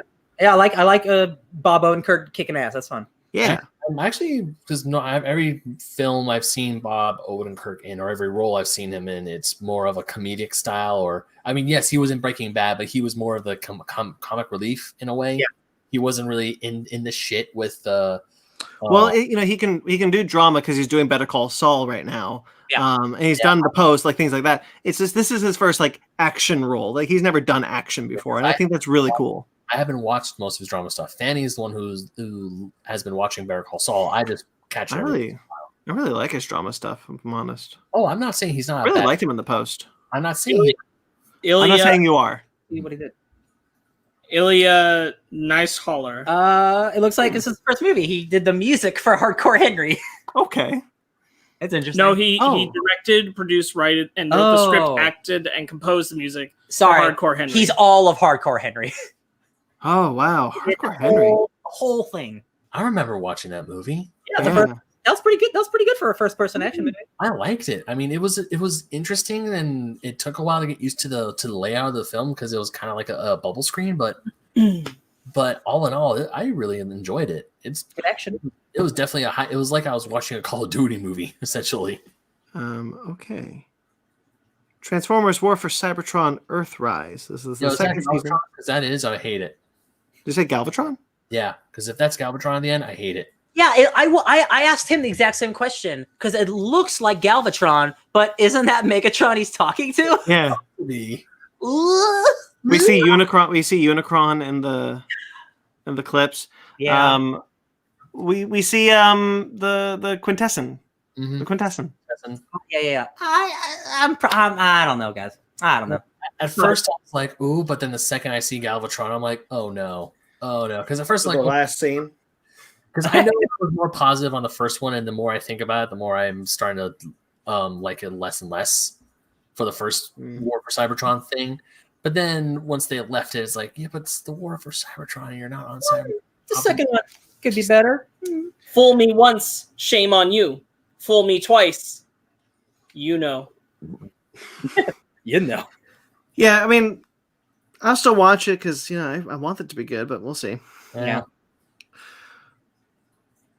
Lifetime's original movie, A Recipe for Seduction. What the goddamn hell is this? What the deuce? You know what it is. It's Love and Chicken, baby. It's the KFC origin movie you never knew you wanted. Love in the Time of Chicken. And I thought the craziest thing that KFC was to come out was the dating sim. Hell yeah, baby. I thought that dating sim was the craziest thing to come out of a marketing deal. Apparently, I was wrong. They're getting a Lifetime original movie. I think Sparks told me. I don't think it's a full-length movie. It's not. It's not a full-length movie. It's like a short. Just didn't say it's a mini movie. Yeah. Which I mean, we saw the trailer probably gave us everything we need to know. It's like a silly drama about someone falling in love with the Colonel. A hot Colonel. Mario Lopez is Colonel Sanders. Yeah, it's silly. Sparks hates it. Look, here's the thing. It's silly. The funny part was that the trailer was made. Yeah. I don't need the movie makes no sense. You make this trailer, that's the end of the joke. Yeah. There's no joke now. Yeah. There's no humor to be had in watching that mini movie. Hell yeah, this is exactly what I got. I got the trailer and I'm happy. How long is it? They call it a mini movie. How long? I bet you it's like 15 to 30 minutes. I bet you it's not long. It's got to be like just short and stupid. I bet it's like 45. It's like an SNL trailer that got too big for its britches. Yeah. Nothing. Okay. Dating sim, because at least that dating sim, you could die in that dating sim. Mm-hmm. Okay, Shadow in the Cloud. There are 2 trailers for this one that are out. I saw both. I'm assuming you guys just saw the one that is just like on there. I think I just saw the one. There's a second trailer that starts with a PSA about gremlins, which cued me into what the movie was going to be a lot sooner than the second trailer that came out. I wish I would. Is this the plain one? Yes, with Chloe Grace Moretz. I'm super intrigued. I kind of wish they didn't show half of the things they showed me because I feel like I now know the trajectory of what the whole movie is. Yeah.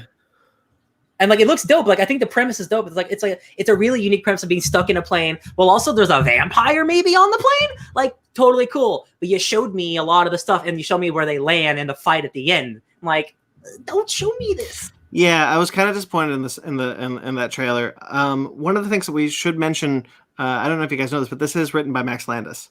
I did see that. Sure did. Yeah. See that. So it was written by Max Landis. However, it was rewritten heavily by someone else when Chloe Grace Moritz joined the project. Yeah, I think the director who rewrote it and directed it. Yeah.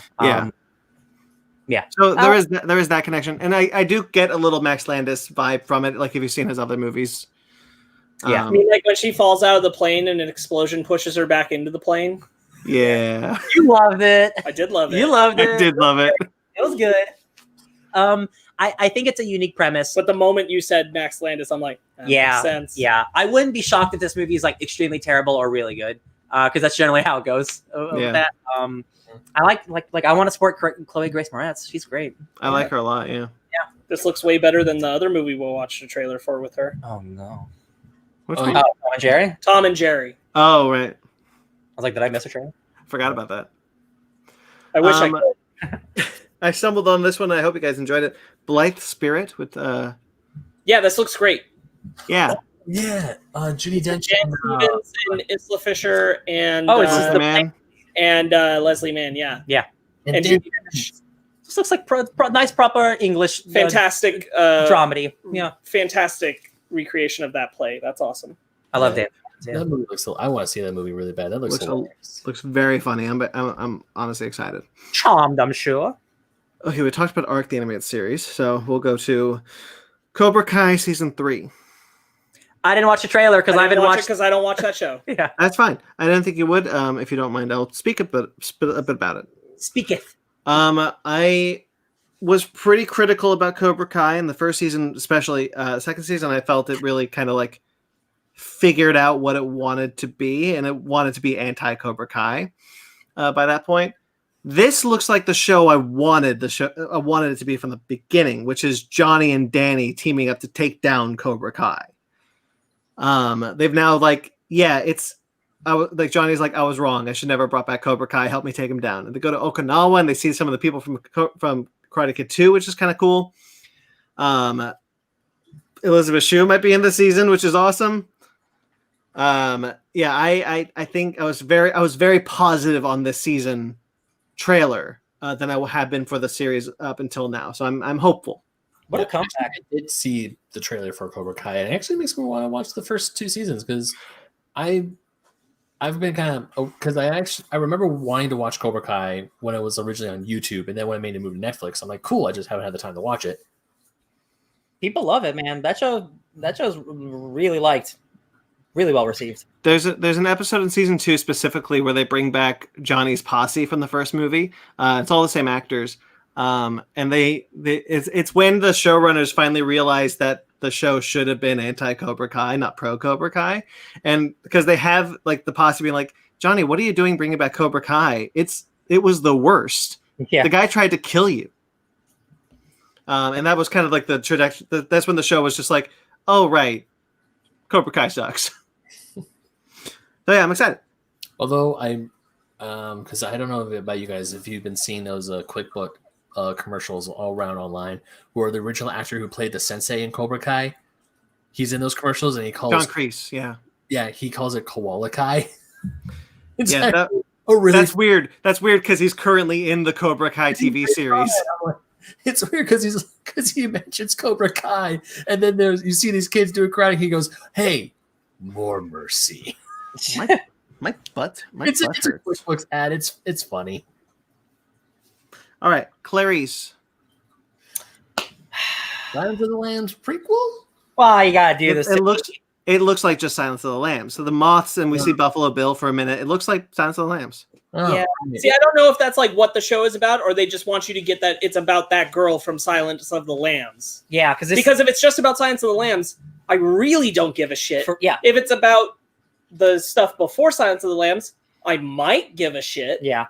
Because I honestly probably considering we the last show we had was Hannibal, which is one of the greatest TV shows of all time.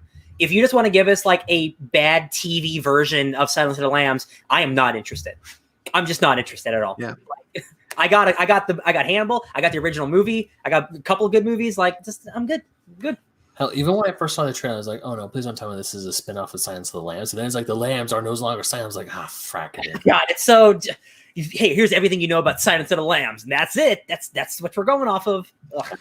If they've cast Hannibal Lecter, boy, I don't envy that actor.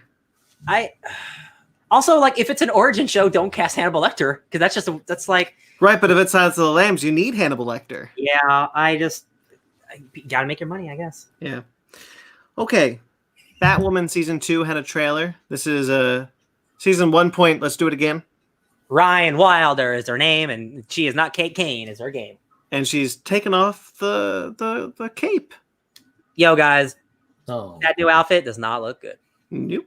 It certainly doesn't look better. I'm sorry. Yeah, she's wearing like the outfit before she changes it. I'm like, yeah, it looks not bad. It looks pretty good on her. And then she changes it. I'm like, no, you should have kept it. Oh no. the only members of the Bat family that could rock no cape are Red Hood and Terry McGinnis, Batman Beyond. Nightwing. Excuse me, 3 Nightwing. Don't forget the dick. I didn't watch the first season. Besides, like, the first episode? And like, And whatever of Crisis you watched. And Web Crisis, yeah. Like, Sparks has said it best. Like, there's no you say it. You say that, yeah. I still stand by everything I've said up to this point, which it doesn't make sense why they recast Kane in a show where the entire ensemble cast is based around their relationships with Kate. And now she's not on the show, and they're like, "Oh, maybe she's dead. Maybe she isn't dead." But we'll look into that. And it's like, yeah, but I know she's not coming back on the show, so you're never gonna find her. So why do I care? So this is stupid. This is really, really stupid. And we're shoehorning in this new character who's going to be this new Batwoman that everybody's supposed to involve. And the worst part about it is that Alice is still a major player. Yeah. And you just lost the entire sister dynamic, which was what the show was selling itself on in the first season. So the show has to reinvent itself, but it can't reinvent itself entirely because it's still got all these cast members. A baggage. So I don't know. It kind of seems fruitless to me. Like you should have just recast Kate. This was silly. Yeah. This trailer did not give me any excitement to want to watch that new season. No, neither did I. You know what's dumb? They're supposed to be twins. You could have just had the actress playing Alice play Batwoman. You could have just done that, and I would have just been like, sure. That's beautiful. And then eased Alice out of the show and just had her be back. I would have bought it. Yeah. I wouldn't have had a problem with it. This is stupid. I don't hate it. I really want to be clear. I don't hate it because it's a black Batwoman. If anything, that's the only reason why I kind of still want to watch it. I hate that it's just so obviously silly and all of these things, hoops that they have to jump through to justify we are working around not having that actor anymore. And it feels so entirely fueled by that, even just looking at this first look trailer. I don't. Yeah. No, I agree. A Creepshow holiday special. Murder Santas. Murder Santas. I was so into this. Me too. I'm a weretortoise. Oh, we're gonna see. I mean, we saw the were cheetah and like the were whatever, but like we're gonna see a were turtle. I will watch it for that alone. Are you kidding? That's so dumb. I love it. And I love the picture of evil Santa Claus. Looks really cool. It's Shapeshifters Anonymous gets targeted by evil Santas who are like out to hunt werewolf people. Just a great premise. I'm into it. And they're controlled by the real Santa Claus, who's this evil malevolent being. And like evil reindeer. Yeah, it feels like an R-rated Doctor Who Christmas special. Yeah. I'm into it. Yeah, me too. The very excellent Mr. Dundee. Oh, fuck! I forgot to see this one. I thought Paul Hogan was dead. Nope, he's very much alive. Ben, you didn't miss much, I promise. Hey, everyone needs a new pool. You know what I like to say. People need money. People need the projects to pay the bills. Well, I initially didn't put this on here because I saw it and I was like, oh, that's fake. That's a fake thing. I'm not going to watch that. Yeah, and then I saw people talking about it. I was like, wait, that's not the Danny McBride thing? Yeah, no. It's someone who was very famous in the 80s and the 80s only, just really trying to recapture some of that love. And I just don't think this generation has any love for Mr. Dundee. He is playing a version of it's Paul Hogan playing a version of himself who is a washed up actor because he was Crocodile Dundee. And now he is they're trying to reboot Crocodile Dundee in one scene. They're like, we want to give you a son, we thinking Will Smith. And then John Cleese is in it, and that's funny because he's not problematic anymore. That's the thing is, like, it definitely feels like it's just made for a very specific generation because it's got John Cleese and Chevy Chase in it, and it's about Paul Hogan, and I'm like, this is clearly for, like, old, out-of-touch white people. This is for, like, 55-year-old white guys who really liked big knives in the 80s. I'm not that. No, I never really cared about Crocodile Dundee to begin with. I really don't care about I saw all three of those movies. He made one in the 2000s where it's like Crocodile Dundee comes to Hollywood, and it was bad. It's a bad movie. I never saw them. I just remember the Dan McBride, Chris Hemsworth. That's Super Bowl commercial. That's the best thing that's ever happened to that franchise. And even in the Super Bowl, they revealed it as like, wait, this isn't a trailer. This is just an ad for Australia. He's like, yeah. It's a good ad. Okay, now we are going to review Freaky. So full spoilers for the movie Freaky. Is that all the trailers? Yep. Cool. Only 4 hours in, baby. Cool. I am kidding. It is now time for the book club. If we want to do it now, 4 hours into the podcast. Grab your blanket. Yeah, baby. I can't grab a blanket. I'm ready to talk about this. I read this 578 or something. 82 page graphic novel. I read the farks out of it. You when you suggested this, Zara put this on my lap and I was like, here you go. I was like, oh, and I texted you immediately. I was like, did you mean the whole thing? I did mean the whole thing. Yo, I still read this as fast as I would like almost a regular trade because there's not a lot of words. That's what I was saying. Yeah. I didn't think it was that any more challenging than what we do on the usual. But as you know, I texted you later and I said I ate the whole plate. Yeah, you did. He sent me he had the book sitting on his lap. He's like, I ate the whole plate. Proud of you. The whole thing. All of us. All of us read all of it. Ben also successfully read all of it, which I think proves because he did it in this one day, this was not too long to digest. Like really half of it was just like montages of like pages of beautiful art.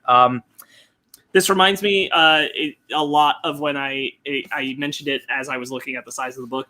This reminds me a lot of Essex County, which I did way back in the day, which is also a book about this dense, but also mostly art over word. Blankets by Craig Thompson is autobiographical. It's a very personal story about growing up, about first loves, about letting go, about blankets, both blankets that are physical blankets and blankets of snow. Emotional blankets. Oh my God. I was like, why is this book called Blankets? They've only mentioned 2 blankets. Then she makes him a blanket. It's the snow. It's the blankets of snow. Blankets of snow, yeah. And it's also about kind of the toxicity of growing up in a overly dedicated Christian environment. Mm-hmm. There's a line where he's like, please don't go to church. Please don't go to art school. My brother went to art school and he was like running straight into temptation, and he had to draw naked bodies, and it drove him to pornography, and it became addicted to porn, and then even worse, he killed people. He's a homosexual. Yeah. I think the strongest thing that Thompson captures here is the really scary and gross way that children are indoctrinated into Christian religion. I don't think that I really want to preface it with I don't think there's anything inherently wrong with believing in Christianity.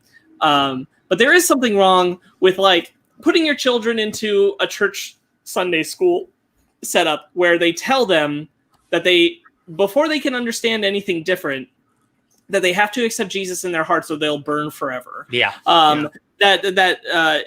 doesn't teach the moral lessons. It teaches the suffering first in order to scare you into staying in that belief system. And the way that kind of wreaks havoc on someone when they take it to heart as a child. I love that. it's much later in the book, but when Craig like he challenges the priest, and like, wait, so like this part of the Bible is written like 600 years after like this part, so like why is like you guys are picking and choosing? He's like, oh, but that's what the Bible is, baby. You just blah blah blah blah. And he's like, oh, so this is all bullshit. So right? I was talking to Megan about it, and I said that this really like accentuates in a big way one of my biggest problems with like hardcore Christianity, because hardcore Christianity follows the really true Christian belief that everything that's there is true and everything that isn't is a lie. Yeah. And you can't believe that and also leave other pieces up to interpretation. You either follow it 100% or you don't. Yeah. And because that is what the belief system demands of you. So if you are not giving into that entire belief system, then you're not really doing it. Yeah. And then if you're not really doing it, I don't know why you hold certain aspects of it to such high acclaim and say this must be the truth. And I'm like, no, because you hypocritically don't believe this other part of it and don't celebrate that. Yeah. So your religion doesn't allow for that kind of interpretation. So And this book really, really displays that in I thought a really beautiful way, in a really painful way. Yeah. Go ahead, Ben. no, just you talking about that, and even some parts reading this book, is I did go to Sunday school when I was really little, and my parents we went to a church, and then after a while we just bailed. I'm glad that I never got that far in my Sunday school, because I was a horrible Sunday school student. I don't remember jack shit of what I think the only thing I remember they taught me was Noah's Ark, and that was it.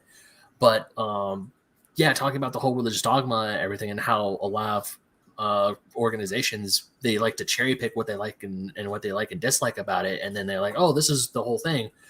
My sister, she sent me a really funny TikTok this week about it was essentially like kind of bashing, is like, hey, that's all, what you're saying is bullshit, because this one dude who's like, hey, I remember what, according to the Bible, homosexuality is a sin, and then the same person's like, oh yeah, also this is everything, and it like quotes eating shellfish, like yeah, it like quotes the line too, and like the original one is like that's all the stuff they do. So it's really West Wing has a similar bit.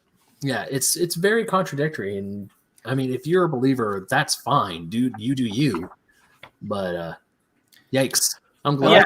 I did not grow up in a hardcore religious household. I really like how he spends a lot of chapters with the relationship with Reyna. Man, that stuff is it's so good, and it's like everything in this book is so real. One, because obviously it's autobiographical, but like it just feels so real to stuff I'm sure we've all experienced in different ways. Especially when you're young, and like the emotions you feel as a teenager with love are so extreme. And like when you meet your first love, you feel like this is it. This is the person I'm gonna spend the rest of my life with. And how quickly, like just like the next day, you guys will be like, oh, actually, I want to break up with you. And like specifically like the breakup stuff, like the breakup scene in this, like after they spend 2 weeks together and they slowly realize that like we aren't meant for each other, but we're pretending to be. That is so real. And then like when he leaves and then she calls him and breaks up, and it's like that's the end of his world. I'm like, man, this is so relatable. It's insane. Especially like all the religious stuff. Like I grew up in a religious household. My mom told me she wanted to take me to a priest to get me fixed when I told her I wasn't religious. Like this is all stuff that's like for religious people, it's kind of second nature, but you don't really realize it until you're an adult. Like, wow, this is all really messed up. Yeah. Truly indoctrination. Like I remember going to Bible study for the first time, and they had this thing called Bible bucks, and it's basically if you're like do good stuff, they give you money, fake money to like buy stuff at like the church store, like buy candy or something, right? My first day, somebody stole my Bible money, and I will never forget. This happened at church, and I'm like, oh, this is all bullshit, right? This is like, I'm like 11 and I don't believe any. Okay. All these places, and then they just steal your money. No, for real. And like, it was like, I've never been a religious person as much as I try to. And it solidifies like some people will believe in anything because they think it's right, but also they'll do anything when they think it's right when it's wrong. And it's some of the adults in this really piss me off because it's so real. So another one of the things that, I mean, I do enjoy this book. I enjoy this book a whole lot, but also one of the things that kind of, I mean, I don't know why it spoke to me or what I saw, because like the scene when Craig is going to Bible camp with all like the rest of the kids, he's seeing how at church you're supposed to like feel accepted, but he felt even more ostracized at Bible camp than he did at school. Yeah. Because even when you're in the first scene where all the boys are in the bunker and they're talking about how it's like, oh, did you feel up her tits? Yeah. And it's like, hey, this guy's reading his Bible. It's like, you're in a But kids don't care. It's what he's talking about. He's like, I wanted to believe this so badly, but I didn't understand why nobody else did. Yeah. There's a lot of like what I related to was like a lot of the self-doubt that he felt. The idea of like, I feel uncomfortable in my skin because I know that my soul is here temporarily, and so that's why I nothing here matters.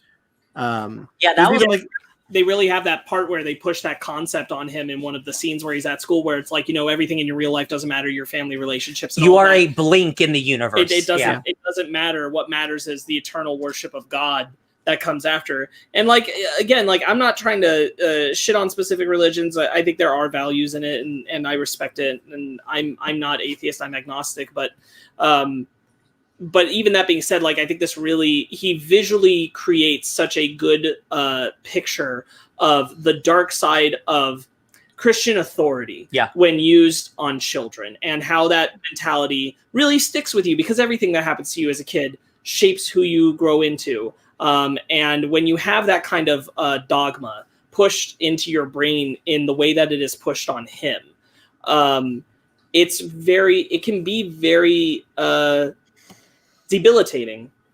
And I really like the way that he visualizes that later in the book through the moments where he's interpreting Bible stories, and they're getting more twisted into his reality as he's going through them. And I thought that was a really great way of how, like, these things just haunt you when they shouldn't. Like, it's just adding this anxiety of this thing looking over you that doesn't need to be there when you're already this wound up at that age.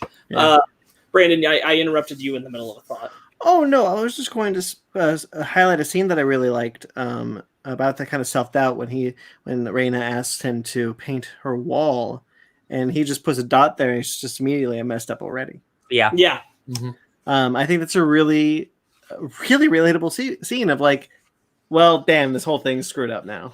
Yeah. Yeah, and she's like, you just did a dot. It's fine. Yeah. All the stuff with Raina's family was so good, and all those characters feel so fully realized and alive, and in like the divorce that's happening in the background, which for Raina and the family is the foreground, that is their life, but that's just something that Craig is just coming into. That is all, again, like, as a parent of divorce and all this, like, it all felt so real, and like the parents don't want the kids to get involved, but like they are involved indirectly and stuff. That divorce scene hit hard for me. I mean, and it's not like, especially between the character Ben, not because we share the same name, but because I feel like I shared a lot of Ben's anger when my parents got divorced. Mm-hmm. Was that I was like, even though mine was like it was a little different from what that family went through, but at the same time, I still felt the anger and the rage. Is like, how dare you do this? You're not supposed to do this. Yeah. Right. The art is also just. I was about to say, I all the characters, especially Raina's family, her siblings, are drawn with such love. Yeah. Yeah. Go ahead. No. I was just going to reiterate what I said. There's a simplicity to the designs that he uses, but he puts a lot on the page. I think this is actually one of my favorite moments is that accentuates it really well, is when Raina's father comes into the bedroom after they've spent the night together. The alarm wasn't there, and the whole bottom page is just 4 panels of like the expressions on his face changing as he tries to say something, and he sees how happy she is, and he just gets embarrassed. Yeah. And he feels for her, and he leaves the room silently to go look at photo albums of when his family was in better shape. Man, that's some good shit.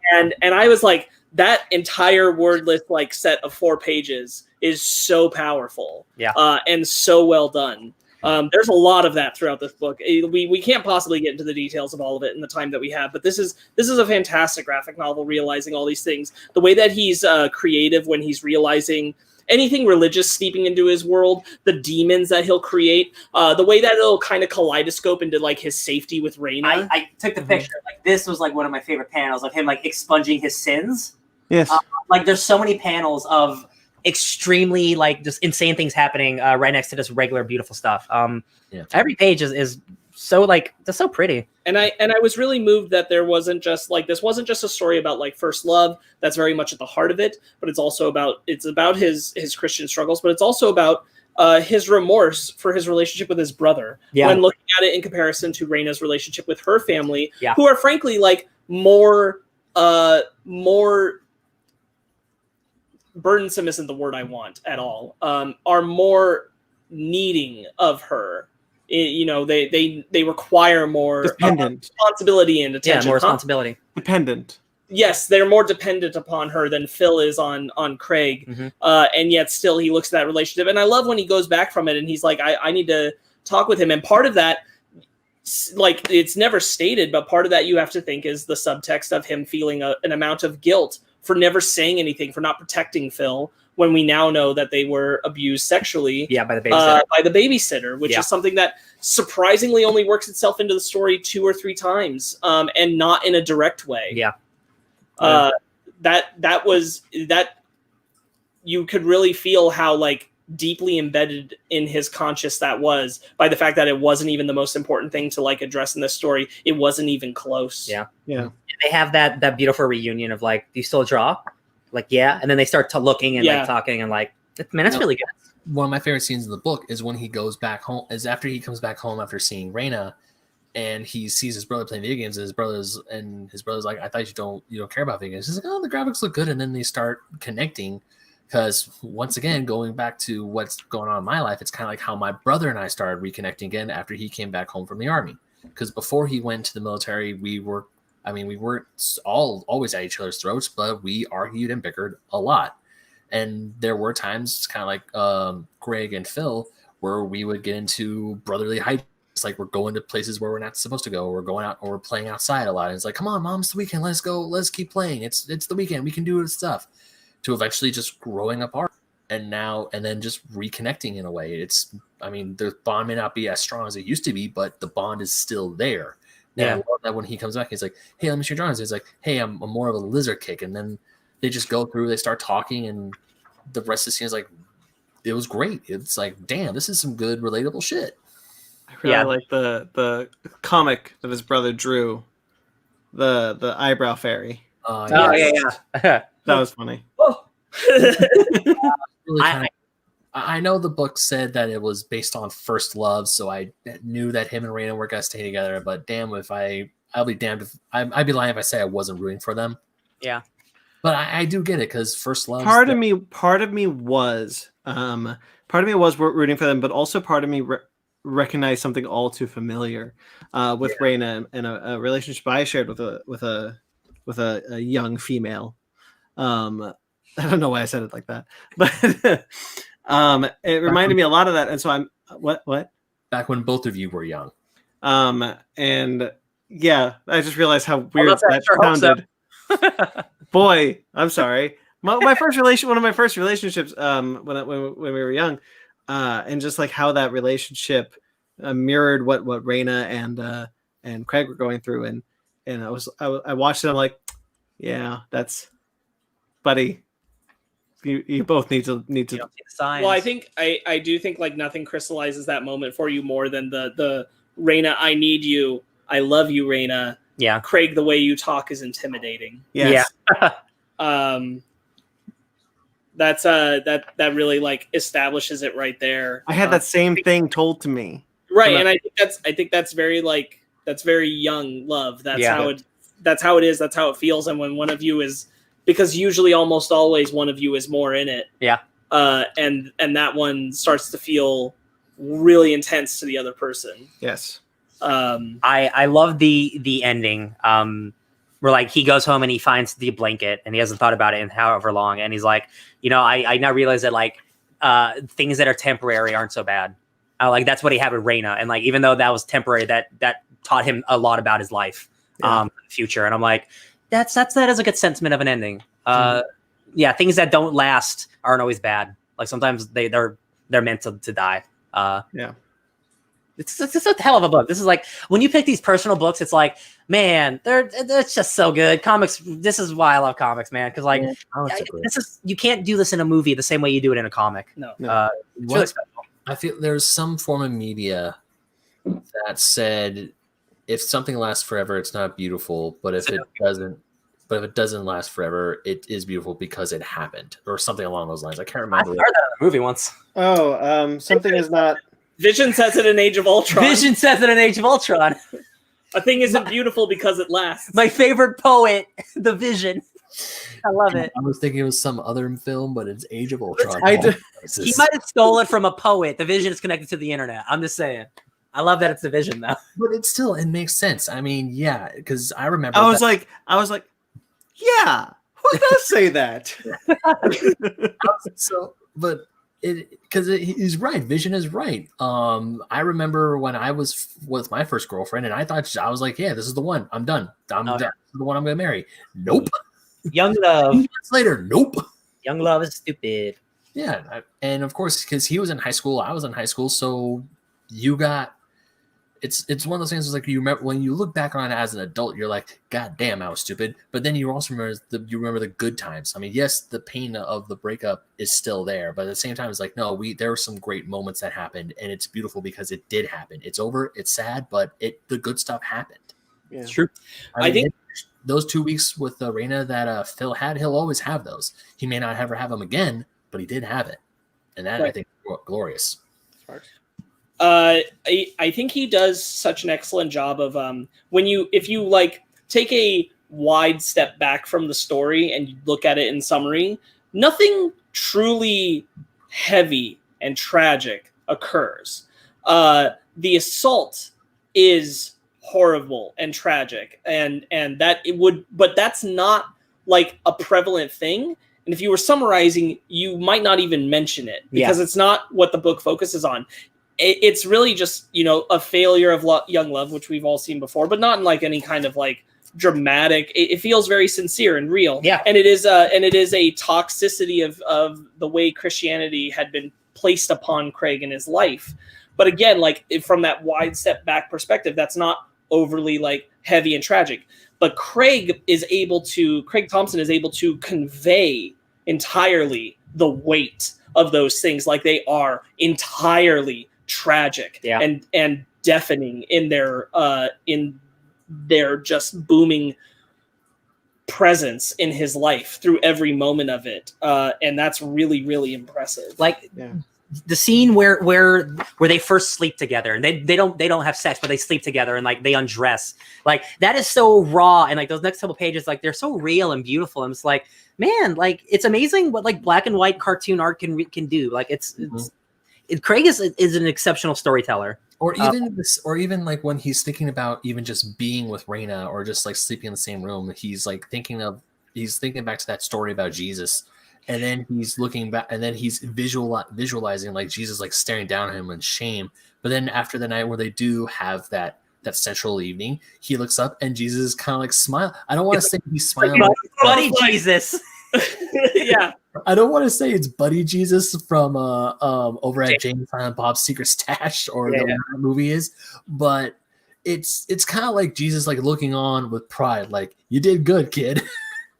Which is funny because growing up in that sort of environment, you would think that they would like, even his mom mentions about how bad sex education is or all this other stuff, and you would think that Jesus would be like, boobies, how dare you? But at the same time, here's Jesus looking out, I was like, my man. Yeah. Oh, and side note, heaven sounds like it sucks compared to that 5th grade Bible study teacher, because she's saying you're just going to be constantly worshiping and praising God, and you're going to work and you're going to like it. I'm like, bitch, you don't know who I am. I hate work. Heaven's not a beach. Yeah, with a cold drink in my hand and a bunch of things in my room. I ascribe to the a good place mentality. Mm-hmm. Yeah. I like to anyway. I think he's also incredibly thoughtful in his conception of Raina's siblings, Laura and Ben, who are both special needs. Yeah. To different degrees. They're both on different parts of the spectrum. And I think he does a really great job of capturing them, expressing them, especially the whole section he devotes to just talking about how beautiful Laura is. Yeah. And how easy it is to see it when you pay attention, and not be put off by like her lack of coordination and things like that. Yeah. I think he does a really sincere and thoughtful job of that. Which was another nice thing to read in it. His whole interaction when he stays with the family, that whole part of the book, which is a big chunk of it, is extremely well done. Yeah, that's my favorite part. I mean, like, it's all great, but like those 2 weeks together, there's so much great character stuff. God, both in the highs and the lows. I mean, the way he's only in like, I think a total of 8 pages and not always speaking, but her sister's husband, Dave. Oh, what a, yeah. Because he constantly refers to his daughter as the baby. Yeah, the dentist, man, he sucks. And that's all you needed. Like he just will never call his daughter by his name. We came to get the baby. They're always on vacation. He's just always like that attitude about it. Yeah. And that told you everything about that guy. Why that guy and even when Raina is talking to Craig, is like, yeah, they've been married for 3 years. It's been a short. It was like a year. I was like, they're newlyweds almost or something. Yeah, like they haven't been married for a very long time, and they're already talking about divorce. Yeah, I was like, I think they said like a year or less. Yeah, it's like, yikes. And then she's the one who's caring for her niece, Sarah. Yeah. Like, I know I want to be a father someday, and you know damn well I'm not going to be calling my kids the baby. Like, no. I dare you to name your child the baby. The baby. No, I'm not. My daughter's name is Zelda Rose. That's already established. Damn. We're still deciding our son name if we have a boy. Ben. Who are you deciding this with, Ben? You're not married. Ben, the way you talk is really intimidating. Oh, no. I don't see no ring on that finger. Not yet. Ooh, spicy. Oh, Fanny. Animal Crossing or asleep? Yeah, Blankets. Hell of a book. Highly recommended if you're listening to this. I want to leave us on this nice little bit, which included stuff because it happens at Christmas. But it's a nice little thing about when you wake up from a dream that Craig's describing. For a while, you feel like a ghost, not fully materialized and unable to manipulate your surroundings. Or else it is the dream that haunts you. You wait with the promise of the next dream. But the act of waking is dependent on remembering. We use ritual as a mnemonic device, holiday as a ritual with meaning, and the seasons as increments of measurement. Yeah. Happy holidays, everybody. Yeah. All right. So I recommend this. It's awesome. Oh, yeah. So next week is our last episode of the year. Ben. This is the penultimate episode. This is the penultimate episode. Yes. Ben, make next week's book club a good one because it is our last of the year. I'll try. You don't know what it is yet?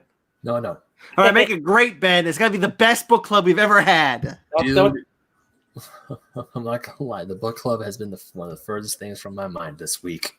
Don't worry, baby. You got time.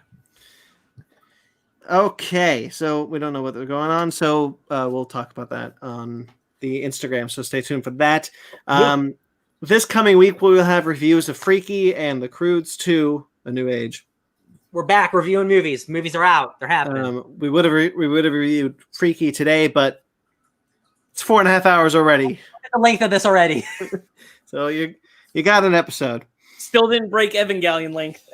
We can review Freaky right now. No. Next week is our last episode of the year. Good night. Oh, good night, Meg. Meg, why are you still awake? We're very entertaining. Have a good night, guys. Stay safe. Later. Hello, Meg. Thank you. Okay, yes. So next week will be our final episode of the year, and then it will be followed by our holiday annual. We do one every year. You guys know what to expect. Cool stuff. Also, probably sometime before next week's episode. I don't know. Mandalorian, maybe. We're thinking. Maybe. I don't know if it'll be before the episode, but we'll make Mandalorian happen. Yep, Mandalorian will be our last of the Fake Nerds Watch series for the year as well. Any Basement Arcades coming down the pipeline before? Not this year. Probably not. And as well as the Fake Nerd Book Club series, we'll pick that up again in the new year. Yeah, with Little Char and the gang. Well, you never know. We might find time before the year ends. We have way too much shit we want to do already. No, I'm saying like that's something we could record like days after Christmas. That wouldn't be hard. We're all virtual anyway. All right. Next week we're gonna be talking about Tenet. The movie came out like 8 years ago, didn't it? I can't believe I haven't been spoiled on that movie at all. I still know what the farts that movie's about. Yeah, I don't either. Oh. So yeah, Tenet is finally coming on to Blu-ray, DVD, 4K, digital. We'll be reviewing it. Is that coming out on HBO Max? No, Probably not. Not yet. Cool. So that's all the stuff coming. Maybe we'll fit in some other stuff before. We'll see. We'll see. I'll be in touch with you, Sparks, about whether or not we're doing it or not. it all comes down to me because I'm in finals. Well, and Ben's working 6 days a week. Well, let's hope I'm not working 6 days this week. Fingers crossed, boys. Fingers crossed. Okay, I'm really tired, so I'm going to try and do this coherently. We have masks. Guys, pandemic's still happening. I know, vaccines look great. We're so excited. Vaccines are coming. But still wear your masks.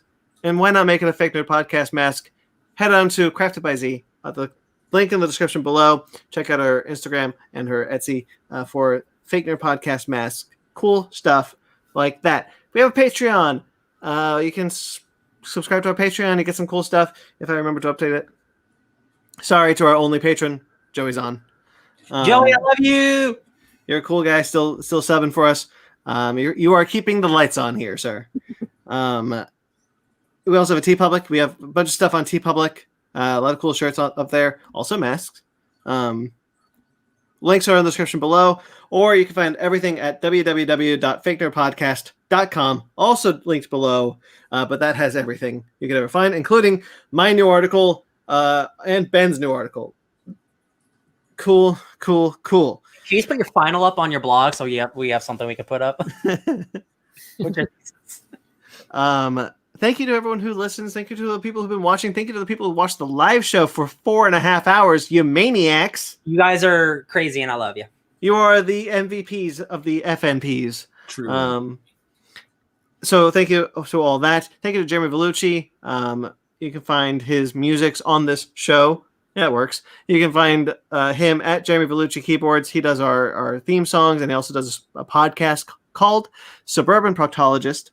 You can find that on iTunes, obviously, or facebook.com/Suburban Proctologist Official, or Instagram at Subproc Podcast. Thank you to Mike Matola. Mike, we're so sorry we couldn't get you on before the end of the year. It's just too busy. Like we said, Ben's work schedule, Sparks' work schedule. Ryan and I have no life, but hey, whatever. But we will get you on in the new year if you're listening to this, which you're definitely not. But you can find him at Mike Matola on Instagram and Twitter. He did our logos for Fake Nerd Podcast, Fake Nerd Book Club, and the long-lost Miscellaneous. You can find us on Twitter, Instagram, Facebook, all at Fake Nerd Podcast, fakenerdguys@gmail.com. If you'd like to get in touch with us personally, I'm at BT McClure on Instagram and Twitter. Ben? You can find me on the internet, dying slowly from the inside from all these insane work hours at BenMag27 on Instagram and Twitter.